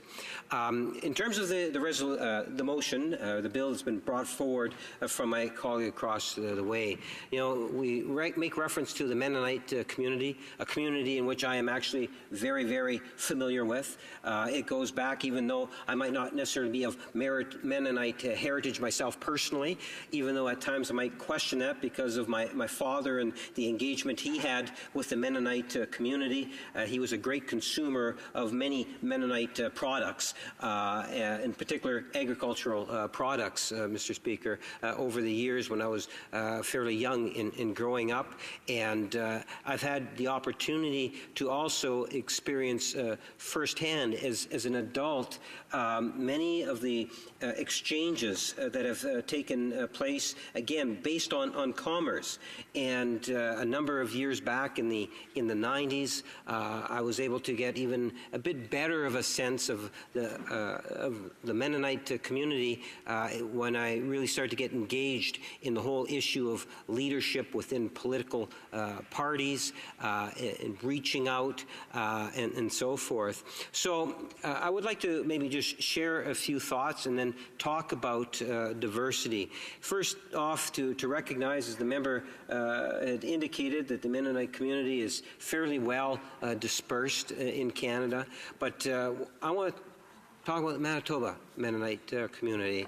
It was in and around the time of Confederation, actually, that we had Mennonites that originated. There would be Russian Mennonites that were in Ukraine, that ultimately came to Canada in and around that 1870, 1875 era, and they settled in southern Manitoba. And interesting enough, Mr. Speaker, you will see that some of the healthiest communities today in rural Manitoba will be found where our Mennonite community has really been one of or second to no other in terms of the driving force of that economic and social development in that area of the province. Now, obviously, it has grown considerably over the years and had significant influence in all aspects of our society. One of the questions was asked in regards to the Mennonite heritage community and the fine work that they do for nonprofit, as a nonprofit agency, Mr. Speaker. And we continue to hear virtually on an annual basis the charitable works that are done from within our Mennonite community, Mr. Speaker. Again, arguably second to no others. Earlier, I was talking about the issue of trade, and I want to draw the connection. One of the first tours I had of a real large farm operation was on a Mennonite-ran farm, a hog farm. And one of the, I walk into this massive barn that has about 10,000 hogs in it, and the first thing you see is computers, and it's the computers that control the feedings, which ultimately controls the weight, and it determines when it is a particular pig is ready to go to market. And I think by using this as an example, that you get an appreciation of what the member from Abbotsford was actually referring to. The work ethic of the Mennonite community is truly amazing. They have been, in many ways, a pioneer to what we are today. And I don't think that we can really underestimate their contributions to Canada's diversity. Our diversity continues to grow every day as our heritage is enriched through immigration on a daily basis, Mr. Speaker. But on many different fronts, you would find that our Mennonite community has instilled wonderful attributes to Canada's heritage. And when I have had the opportunity on many occasions to have exchanges with members of the community that have that very high sense of pride in terms of their heritage or their Mennonite heritage. It's nothing but an absolute delight. And whether it's in my riding of Winnipeg North, which maybe isn't as high in terms of the concentration, let's say, as the Kildonan area, or in southern Manitoba, but it is definitely a community that has had an impact. Member from Abbotsford was asked an important question by my colleague in terms of why do we do this? Why do we recognize heritage weeks or months or days or whatever that might be before this House? I would like to attempt to answer that question in my own words. And that is to say that we need to really have an appreciation of what I indicated earlier is one of Canada's greatest strength, and that is being our diversity. And by having these heritage days, weeks, or months, Madam Speaker, what we provide is the opportunity for individuals, whether it's inside this chamber or outside of this chamber, to go into the broader community and put in an appeal to recognize or to host a special event. Let me give you an example. In an example of three that I have spoken on, Madam Speaker, we have, last fall, we had a Heritage Month passed this House for our Filipino heritage community in Canada. We also had a piece of legislation passed, and the Filipino Heritage Month is for the month of June. We also have the Sikh Heritage, which was also passed last fall. I believe it's in the Senate currently, Madam Speaker, and that's to recognize Sikh heritage in the month of April. And today, we're talking about recognizing in the second week of September Mennonite heritage. All three of those heritage communities provide so much to our society.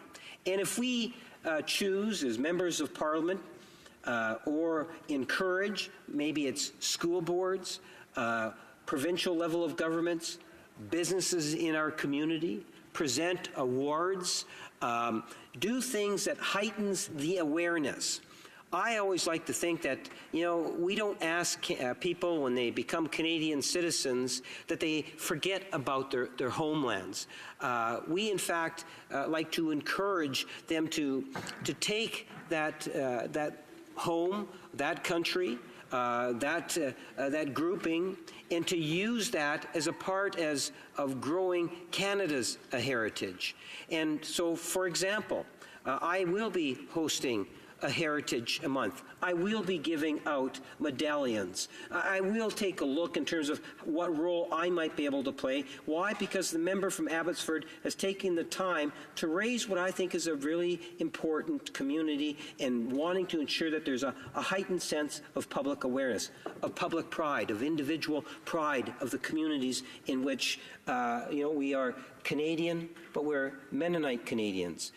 In many ways. And we need to know our roots. And that's why I applaud the member in terms of bringing forward and look forward to the ongoing debate. Thank you, Mr. Speaker. Madam Speaker. Resuming debate, reprise de débat, the honourable member for Elmwood Transcona. Well, thank you very much, Madam Speaker, and I'm pleased to rise in support of the initiative to establish a Mennonite Heritage Week. I want to start just by talking a little bit about the contributions of Mennonites to Northeast Winnipeg and somewhat as well to Manitoba. Of course, Manitoba has quite a significant Mennonite population, and it's a population that's definitely made a mark on Manitoba culture and Manitoba society. Just in Northeast Winnipeg alone, Madam Speaker, I think of some of the institutions in Northeast Winnipeg that owe their existence to Mennonites who came to Winnipeg. I think of Concordia Hospital, Madam Speaker, which was the Concordia Society was originally established in 1928, and the Concordia Hospital followed shortly after in 1931. It was established initially or spent a long time on De Salaberry Avenue, right on the bank of the Red River, where the Columbus Housing Co-op is today.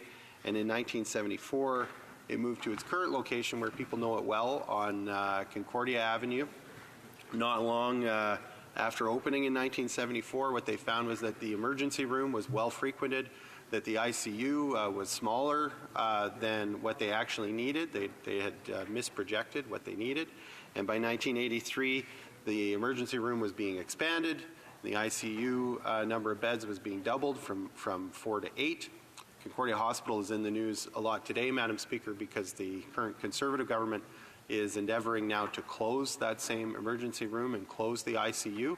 It's something that people in Northeast Winnipeg are very aware of and very upset about, frankly, Madam Speaker, because that has become such an important institution in Northeast Winnipeg and an important point of access, open 24/7 for Northeast Winnipeggers to get access to the healthcare system. So debates are live and well about the Concordia Hospital and the role that it plays.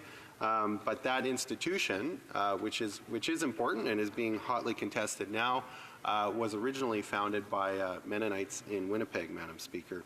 Not far down the road is Bethania Personal Care Home that got its start in the 1940s in Middle Church, but moved to Concordia Avenue in 1970 and currently cares for some 148 residents, Madam Speaker. I think of Sam's Place, which is an excellent restaurant and a great place to go get a bite. They've got a wonderful used bookstore, but in addition to being a lovely place to go get a meal and find a good book, Madam Speaker, it's also a social enterprise run by the Mennonite Central Committee, and they help train youth and give them skills that help them go out into the job market and find employment when they're ready for full-time employment, Madam Speaker. And I've hosted events at Sam's Place. I've held many meetings there. It's a really great place. So to anybody listening back home, I exhort you to, if you haven't been, to go and check out Sam's Place, Madam Speaker. On Chalmers Avenue in Elmwood Transcona, you'll find the MCC Thrift Store. It's one of many, Madam Speaker. There's over 100 shops across North America that are raising millions of dollars for the work of the Mennonite Central Committee. It started as a modest effort in rural Manitoba and quickly turned into a great success. We also have the Mennonite Brethren Collegiate Institute in Elmwood Transcona, which is an important part of the community. It has many students and is involved with the wider community. I'm thinking particularly of the Happy Days on Henderson Festival that's held on the grounds of MBCI every year. We have the, in Winnipeg, in the larger area, we also have the Canada Food Grains Bank, which is an important organization headquartered in Winnipeg that was originally founded to help Mennonite farmers who wanted to help people across the globe, Madam Speaker, by sending their surplus grain to places where there was an intense need. Canada Food Grains Bank continues. It was established in the early 80s, and it continues to be doing good work across the planet for people in many different countries. So those are just some examples of the institutions in Winnipeg, and particularly Northeast Winnipeg, where Mennonites have made a very pronounced and lasting contribution. I think of some of the people, Madam Speaker, and I'm just going to mention some of the people I've had the honor of knowing who've been involved in politics. Of course, it'll be people, mostly people who've been involved in the NDP in Northeast Winnipeg, but I think of MLAs like Vic Schrader, like Harry Schellenberg, Erna Braun, and Matt Wiebe as well, who's currently the MLA for Concordia. And so there have been political contributions made by Mennonites on not just on the NDP side, Madam Speaker. Obviously, there are Mennonites within various parties and who have made a number of different contributions. Mennonites originally came to Canada and started coming to Manitoba too in the 1870s when the Russian Tsarist government of the day undertook some reforms. They released the serfs, but in exchange required military service, and took over the education system. And and I highlight those two things because it was very important to Mennonites that they be able to teach their children their own language, that they be able to teach them their faith, and so have control over their own education. And it's also an important principle of Mennonites that they abstain from military service, and so that was not compatible with the Russian government's draft at that time. And they came to Canada under agreements that would both exempt them from military service and also give them a fair amount of autonomy with respect to schools for their children. Already in the 1890s, some of that was beginning to be challenged. There were changes to there was the Manitoba Schools question that came up and was controversial at the time, Madam Speaker, and Mennonites began to feel some pressure and discomfort and a sense that not all the deals that they had made as a condition of coming to Canada were being honored. And that was exacerbated with the onset of the First World War, when Mennonites had to make the decision as to whether or not they would serve with the Canadian forces to fight in Europe, or whether they would stay home, and the overwhelming majority of them decided not to participate, and that was not well received by all, Madam Speaker, and I want to come back to that in a moment. But I do want to say that for those who for those who stayed, because some ended up leaving, they went to Mexico, they went to Paraguay, they went to other places in order to try and get back those kinds of agreements on education and military service they thought they had with Canada. But for those who stayed, they became a really important part of Manitoba culture and Manitoba society. They were an important part of promoting and cementing the cooperative movement, for instance, in Manitoba, Madam Speaker, with consumer co-ops and other kinds of co-ops, grain co-ops, in order to try and make life more affordable for themselves living in rural communities. They were an important part of the credit union movement. We have a huge Steinbach Credit Union building in Elmwood, Transcona, right off Highway 59. That's a credit union going strong, and so they continue to support that movement, Madam Speaker. But I see I have very little time left, so I just want to mention, Madam Speaker, that I've talked a lot about the achievements of Mennonites and the importance of them to Manitoba culture, but I just want to highlight that Canadians didn't always think that they would be a good fit. And there was opposition to having Mennonites settle, Madam Speaker. In fact, there was an order in Council in 1919 that was passed that prohibited immigration of Mennonites, Hutterites, Doukhobors, and other undesirables, Madam Speaker. And so for a period of about 4 years, Mennonites were expressly prohibited from coming to the country. In the 1920s, there were comments made in this very place, like this, Madam Speaker, so I quote from a Mr. Buchanan, who was serving as a member at the time. He said, "I intend to argue that they are not desirable citizens, although probably not on the same ground as defined in the bill. I look upon a desirable citizen as one who comes into this country prepared to associate with the rest of the people and to assume all the obligations of citizenship. If immigrants fail to do that, then I do not look upon them as desirable citizens, and we should refrain from allowing such classes of people to enter the Dominion of Canada." A colleague, Mr. Green, said, "I don't think we would ever be able to assimilate these people so long as they're allowed to remain in these communities, and we should not allow the Doukhobors, Hutterites, and Mennonites, or any people of that sort to come into Canada and live under their present customs. If we're going to build up a united Canada, we must have people whom we can assimilate and who eventually will join the family of Canadian life." We hear comments like this today, Madam Speaker, in debates on immigration, and I think the Mennonites are a great example of people who came to this country, worked hard, made significant contributions. I believe that's still true of people coming to the country from other parts of the world, and our job is to welcome them and work with them to ensure that those contributions are positive. Thank you. Resuming debate, the honourable member for Provencher. Thank you, Madam Speaker, and I rise today, and I am very pleased as a Mennonite to support the honourable member from Abbotsford's motion 111, recognizing the second week in September as Mennonite Heritage Week. Faith, persecution, and the dream of a better life. These were the driving forces that brought Mennonites, thousands of Mennonites, to Canada from the 18th century onward.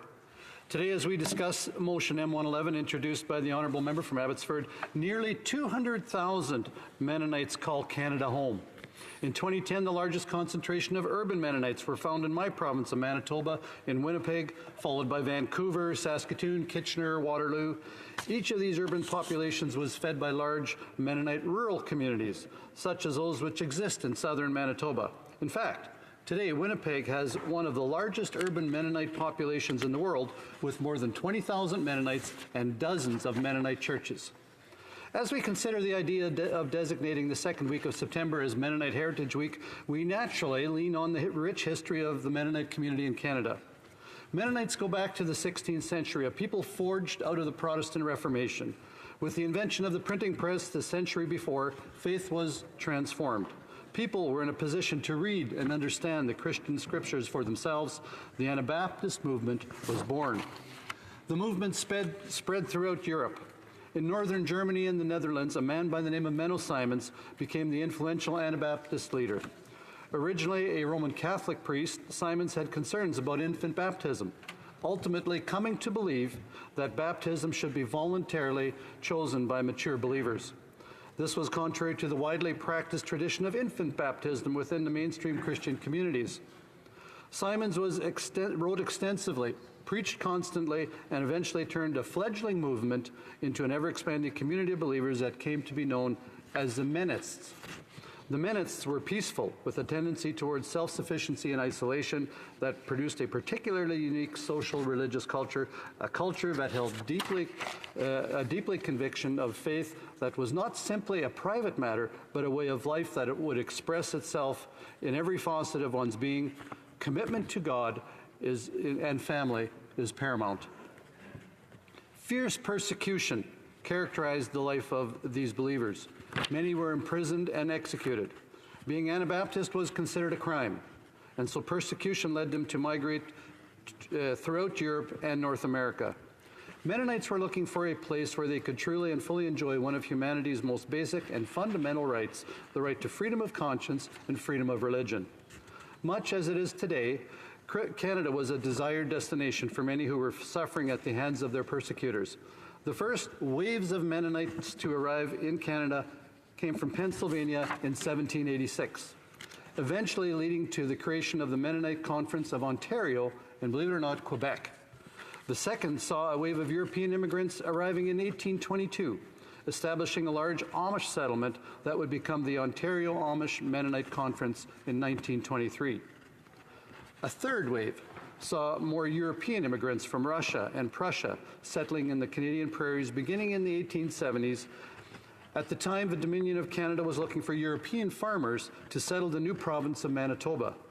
That led the government of the day, through the Minister of Agriculture, to issue an invitation known as the Privilegium. The letter signed by the Secretary of the Department of Agriculture made 15 provisions for Mennonites should they choose to relocate. Timing is everything, and at that time the Mennonite population in Russia and the Ukraine was particularly nervous about their future in that region. Changing legislation meant that Mennonites were required to teach Russian in schools. Moreover, they were losing their exemption from military service, and a problem that which created a problem given to their adherence of the principle of pacifism. A delegation visited Canada in 1873 and determined that Canada would be a suitable new home. The Minister of Agriculture, the Honourable John Henry Pope, made an arrangement with the delegation in view of their formal announcement to him of their intention to settle in the province of Manitoba. According to an order of council from 1873, the arrangement included an exemption from military service, and guarantees were also provided for the fullest privilege of exercising their religious principles and educating their children in their schools as provided by law without any kind of molestation or restriction whatsoever. The order in council also reserved 8 townships in southern Manitoba for Mennonite settlement and offered each Mennonite adult a free quarter section of land. What a bargain. You know, Madam Speaker, Mennonites love bargains, and this they saw it and they recognized it, and they just jumped on the opportunity. The option to purchase the remaining 3/4 of a section was given to them at $1 per acre. This arrangement worked well for both parties. Canada would have farmers to settle the prairies and unleash its agricultural potential, and the Mennonites would be free to exercise their religious freedom without fear of persecution. Between 1874 and 1880, some 17,000 Mennonites left Russia. 7,000 of those came to Manitoba. While they kept the new faith, these new Canadians were free of the persecution that had plagued them in Europe. Upon coming to Canada, however, there were still challenges to overcome: sickness, clearing the land for farming, building homes for their families. Nothing came easy. One writer called the region a wilderness since time immemorial, wild and covered with forest. Another member of that group, which arrived in Manitoba in late July, humorously wrote about their experience with mosquitoes. The misery that these numerous tormentors inflicted upon us in those 3 days and nights in the open flatboat was something extraordinary. We had never seen anything like this If Pharaoh's plagues were similar, it is no wonder that he became pliable and yielded to Israel's departure. Madam Speaker, the conditions of mosquitoes in Manitoba hasn't changed. Facing the raw elements would be one of the enduring challenges of the settlement for Mennonites. Settlers would come together regularly to accomplish significant tasks: removing stumps, building barns, cutting wood. But Manitoba's First Nations and Métis populations also helped the early settlers stay alive in those first few difficult years. They sold them fish, cattle, potatoes, and other goods, and provided moccasins for footwear. They also showed them where to find sources of fresh fruit like choke cherries and Saskatoons. Oh, and how I love Saskatoon plouts. Thanks to the hard work of the pioneers and the kindness of Canada's First Nations and Métis, Mennonites pulled through the most challenging years of the settlement. A fourth wave saw Russian Mennonites come to Canada in the 1920s. These people settled in small communities stretching between British Columbia and Ontario, ultimately forming individual Mennonite conferences as the wave continued. It is this wave which saw all four of my grandparents come to Canada. Prior to their departure from Russia, Mennonites had been invited by Catherine the Great to settle in her land. Catherine recognized the Mennonites were skilled farmers, and the Queen needed people to occupy recently seized territories. They were officially promised that they would never have to serve in the military, and they could practice their religion freely. By the 1900s, Russia's Mennonite colonies had become the most prosperous and well-developed rural regions in the country. With the outbreak of war between Russia and Germany in 1914, the German-speaking Mennonites started to face increasing persecution. Mennonites were labeled agents of Germany and enemies of the state. But things got even worse when the Bolshevik Revolution, led by Vladimir Lenin, erupted in 1917.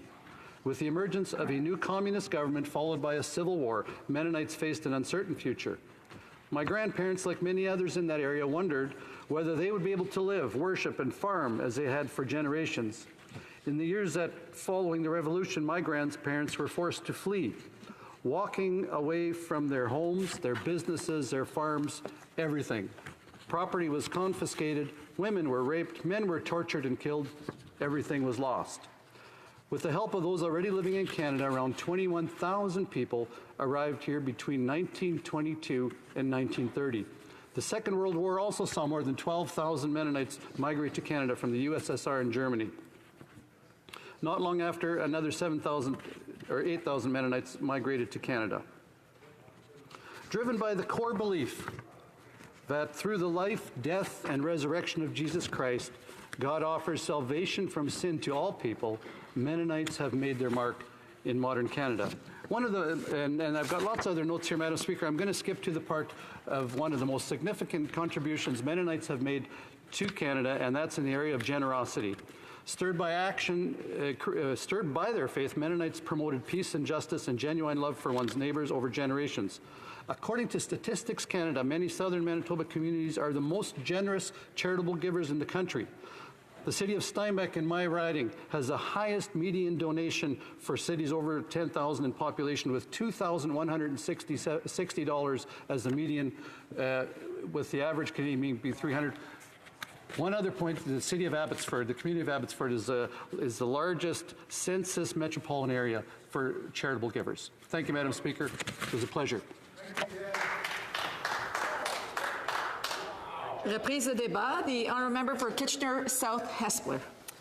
Thank you, Madam Speaker, and I thank my other colleagues that have presented before me. Madam Speaker, I rise today to address motion M111, which seeks to recognize the contributions of Mennonite Canadians in building Canadian society by recognizing the second week of September as Mennonite Heritage Week. Madam Speaker, it is well known that Canada is one of the most diverse countries in the world. Canada is home to approximately 200,000 people of Mennonite faith. Ontario and Manitoba have the largest Mennonite population in the country, with 58,000 and 44,000 Mennonites respectively. Canadians and Mennonite faith have contributed much to Canadian history and the overall fabric of Canadian society. Many Mennonites have received international recognition for their work and established themselves as leaders in Canadian communities. Mennonite Canadians continue to leave a lasting mark on our diverse national fabric in every aspect of Canadian life, strengthening Canada in the process. They are prominent in Canadian film, television, radio, broadcasting, newspapers, and magazines. They are active in political life at all levels of government. If you would allow me, Madam Speaker, I would like to quickly speak about a few Mennonite Canadians who are currently reshaping Canadian society, while also introducing the world to Mennonite Canadian heritage and culture through their work and art. Donna Friesen is an Emmy Award-winning Canadian journalist with a career that spans both Canada and the world. Her hard work and determination has led to many successes, such as winning a Gemini Award in 2011 for the Best News Anchor. Traveling the world, she has been able to tell us many stories that have touched our lives as Canadians. She is one of the country's first female news anchors to lead the nightly newscast. Howard Dyke is a Canadian conductor and broadcaster. He has had a long, distinguished career in classical music, receiving honors such as Artistic Director of the Grand Philharmonic Choir and Chamber Singers, conductor of the Bach-Elgar Choir of Hamilton, and Diamond Jubilee Medal in 2012. Miriam Taves, a celebrated Canadian author, writer, and actor, is best known for her works such as Complicated Kindness and All My Punny Sorrows. She has won a number of literary prizes, including the Governor General's Award for Fiction and the Writers' Trust Angeli Findlay Award, and her body of work. She is a two-time finalist for the Scotiabank Giller Prize and a two-time winner of the Rogers Writer Trust Fiction Prize.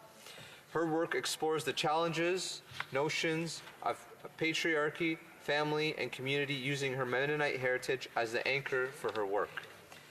Dr. Henry George Friesen is a Canadian endocrinologist, a distinguished professor at the University of Manitoba, and the discoverer of human prolactin, a hormone which is best known for enabling the production of milk in mammals. He is a recipient of the Canadian Gardner International Award in recognition for his contributions to fields of biochemistry, physiology, and pathosociology. The president of the Treasury Board, practicing doctor and politician, has earned much acclaim. As a doctor, my esteemed colleague has worked in Canada and abroad to address the issues of social inequality and enhance opportunity for individuals that improve their socioeconomic outcomes. Her work to promote global health includes funding a grassroots response to the global HIV epidemic in 2004. Give a day to the World's AIDS Challenge, Canadians to raise money for people affected by HIV. She was also instrumental in the launch of Ethiopia's first family medicine training program through her work with Toronto Addis Ababa academic collaboration. And not to mention, she was raised in my riding of Kitchener South Hespeler. Finally, James Reimer, a professional NHL goaltender currently playing for the Florida Panthers. He made his NHL debut with the Toronto Maple Leafs in 2011. Reimer plays for the Canadian internationally and first represented our country in the 2011 World Championships. Despite immigration to Canada in the 1870s and being key contributors to building our nation, Mennonites experienced discrimination and adversity due to their customs, habits, modes, and living and practices. Remembering our past provides us a moment of pause to think about how we see ourselves as a nation in the world today. The first Mennonites to Canada arrived in the late 18th century, settling in southern Ontario and Manitoba and moving into the prairies and the Northwest Territories. Today, Canadians of all ethnicities take part of Mennonite beliefs, practices, and traditions. Early Mennonites to Canada were Dutch, German, Russian, and American. They came to Canada for the promise of land, culture, education, autonomy, and guaranteed exemption from military services. After the World War, many religious groups were refused entry into Canada under the Immigration Act due to their customs, habits, practices, making it hard for Mennonites. Today, we recognize that Mennonite settlements in the West were instrumental in the development of our nation. There is a wide scope of worship, doctrine, traditions among Mennonites today, and there are many types of practicing Mennonites. Some avoid all forms of technology, live traditionally, while others use modern machinery and electronics. They are Canadians living and practicing their beliefs in a manner consistent with their community ideals. In 1988, Canada became the first nation to proclaim a Multiculturalism Act. The Act requires that we continually safeguard equality for all Canadians in all economic, social, cultural, and political aspects of their lives. Our multicultural heritage is about more than just commitment to welcoming diverse people from around the world. It is a commitment to principles of equality, freedoms, grounded in human rights and enshrined in our legislative framework, including the Canadian Charter of Rights and Freedoms and the Canadian Multiculturalism Act. A little connection to my riding, Madam Speaker. In 1857, the Hessler part of my riding was named after Jacob Hessler, a native of Württemberg, Germany, an immigrant and entrepreneur, established many successful industries in my riding in Hessler. Also, many Mennonites came from many areas in the United States, but particularly in Pennsylvania, and settled around in southern Ontario in my hometown city of Kitchener, which at the time was named Berlin. It drawed as many immigrants from Germany, around 50,000 to the region, and continuing well into the years and after the war as well. Also, I wanted to mention some of the names that you would see in my riding. Some of the local names that you may see in certain areas would be Bechtel, Ebies, Herbs, Weavers, and Cressman. And actually, one of the employer that I had in my first summer job in construction was a gentleman that owned a company, and his last name was Cressman. So he had his cultural ties and his heritage was linked to Mennonites. So I had the privilege of working with him, and it was great working under and seeing how he helped build our community in Waterloo region. Diversity, Madam Speaker, is a core component of our Canadian identity.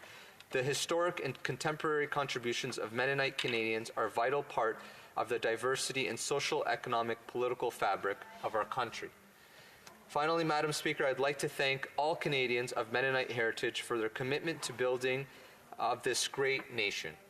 Celebrating our interconnectedness and many unique communities and cultures that thrive here gives us a chance to discover what we all share in common.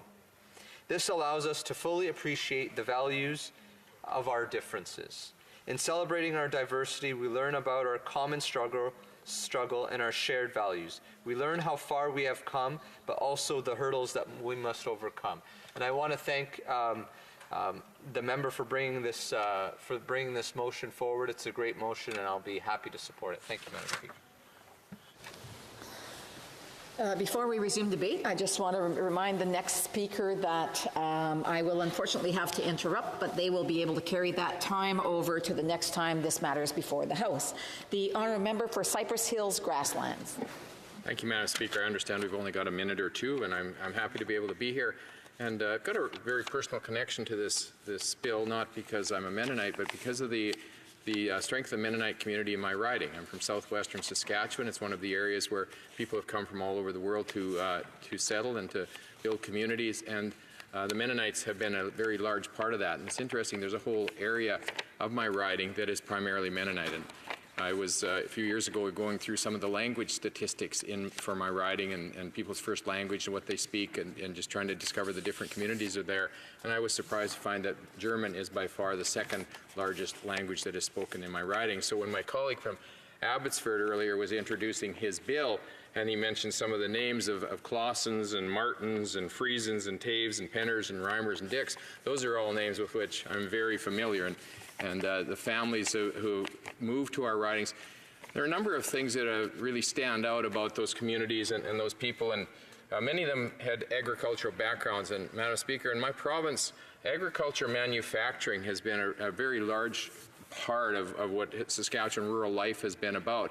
And certainly many of these Mennonites who worked in their shops, or as my colleague mentioned earlier, were people who were very thrifty, they were inventive, and they are people who actually led much of the early development of agricultural manufacturing in Saskatchewan. And because of that, and because of the leadership that they've showed over the years, we are now one of the leaders around the world in agricultural manufacturing. A lot of that comes from small towns. I don't know if are you indicating that I should wrap up here fairly quickly?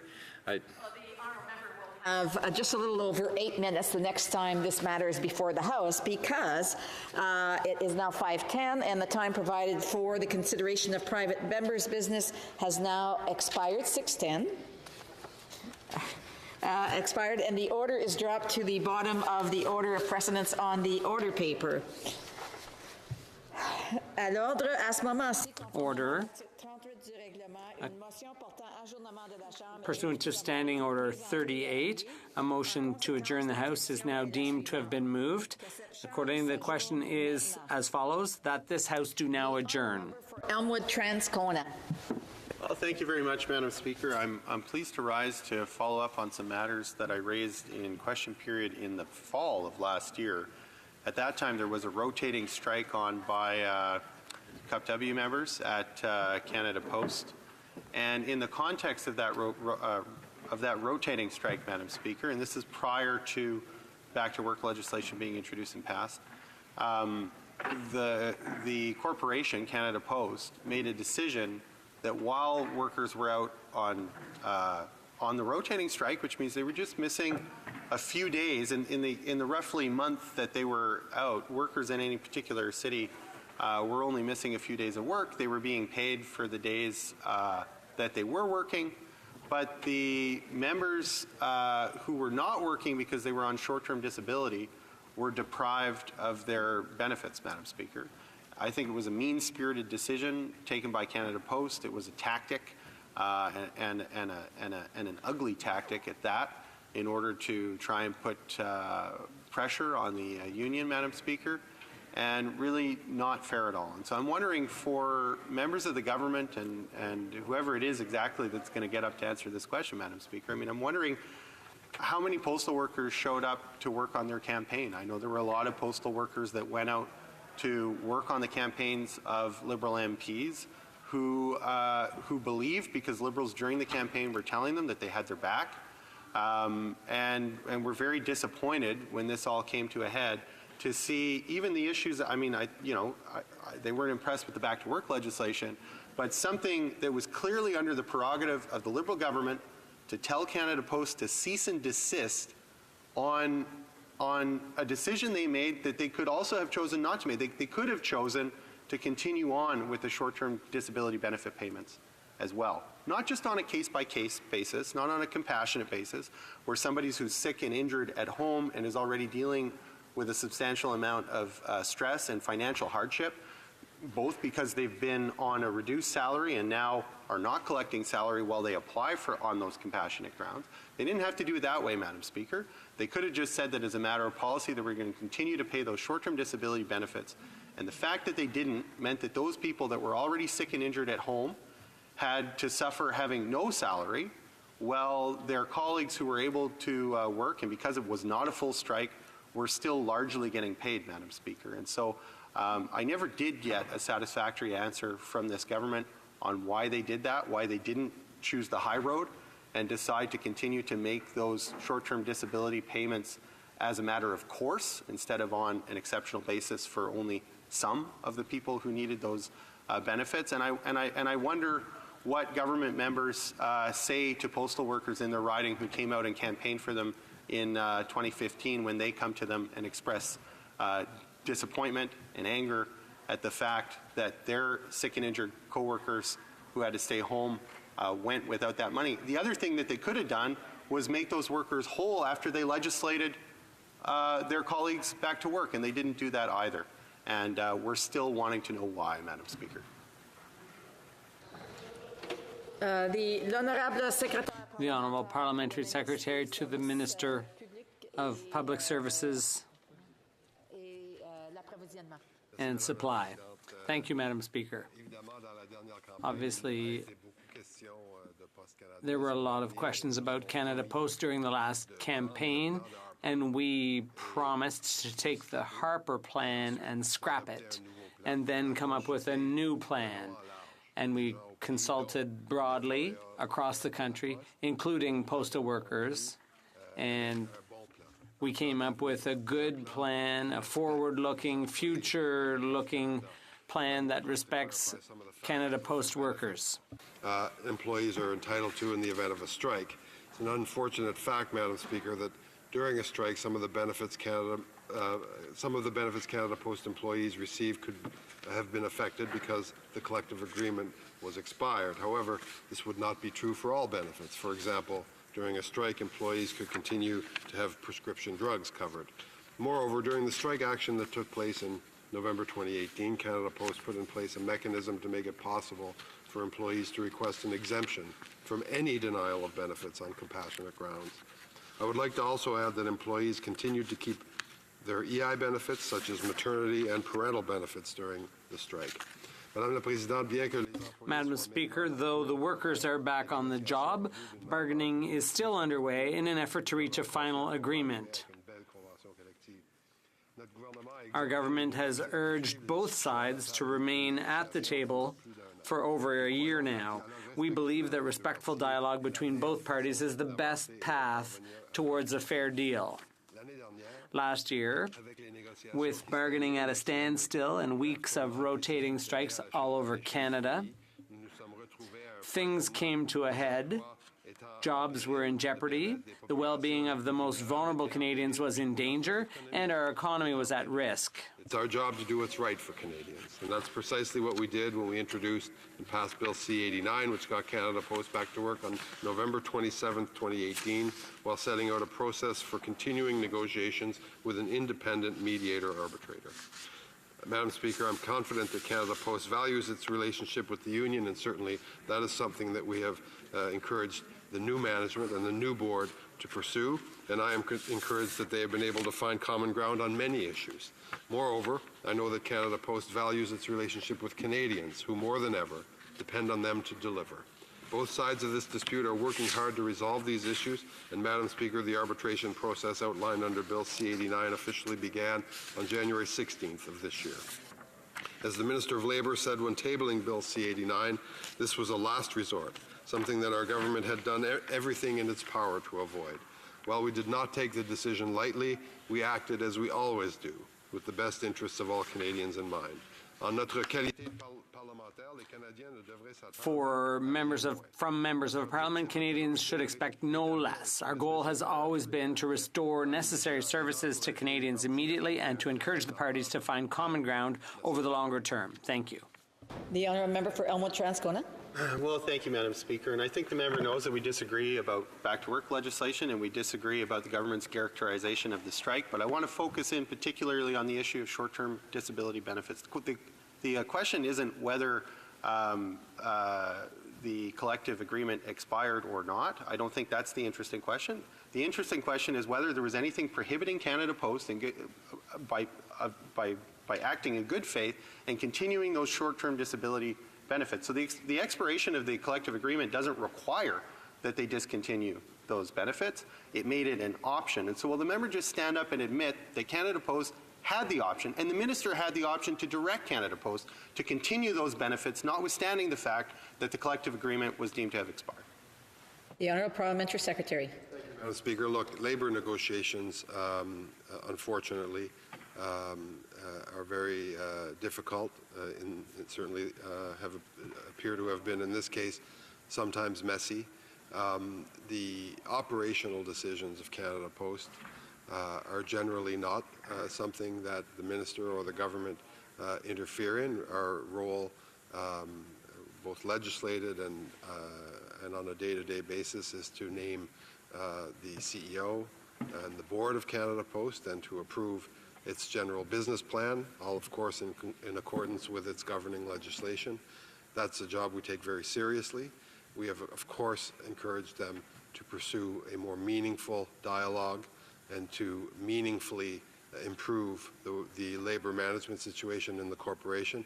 That is something we are reassured that they are continuing to do, and we all look forward to the conclusion of this matter. Thank you.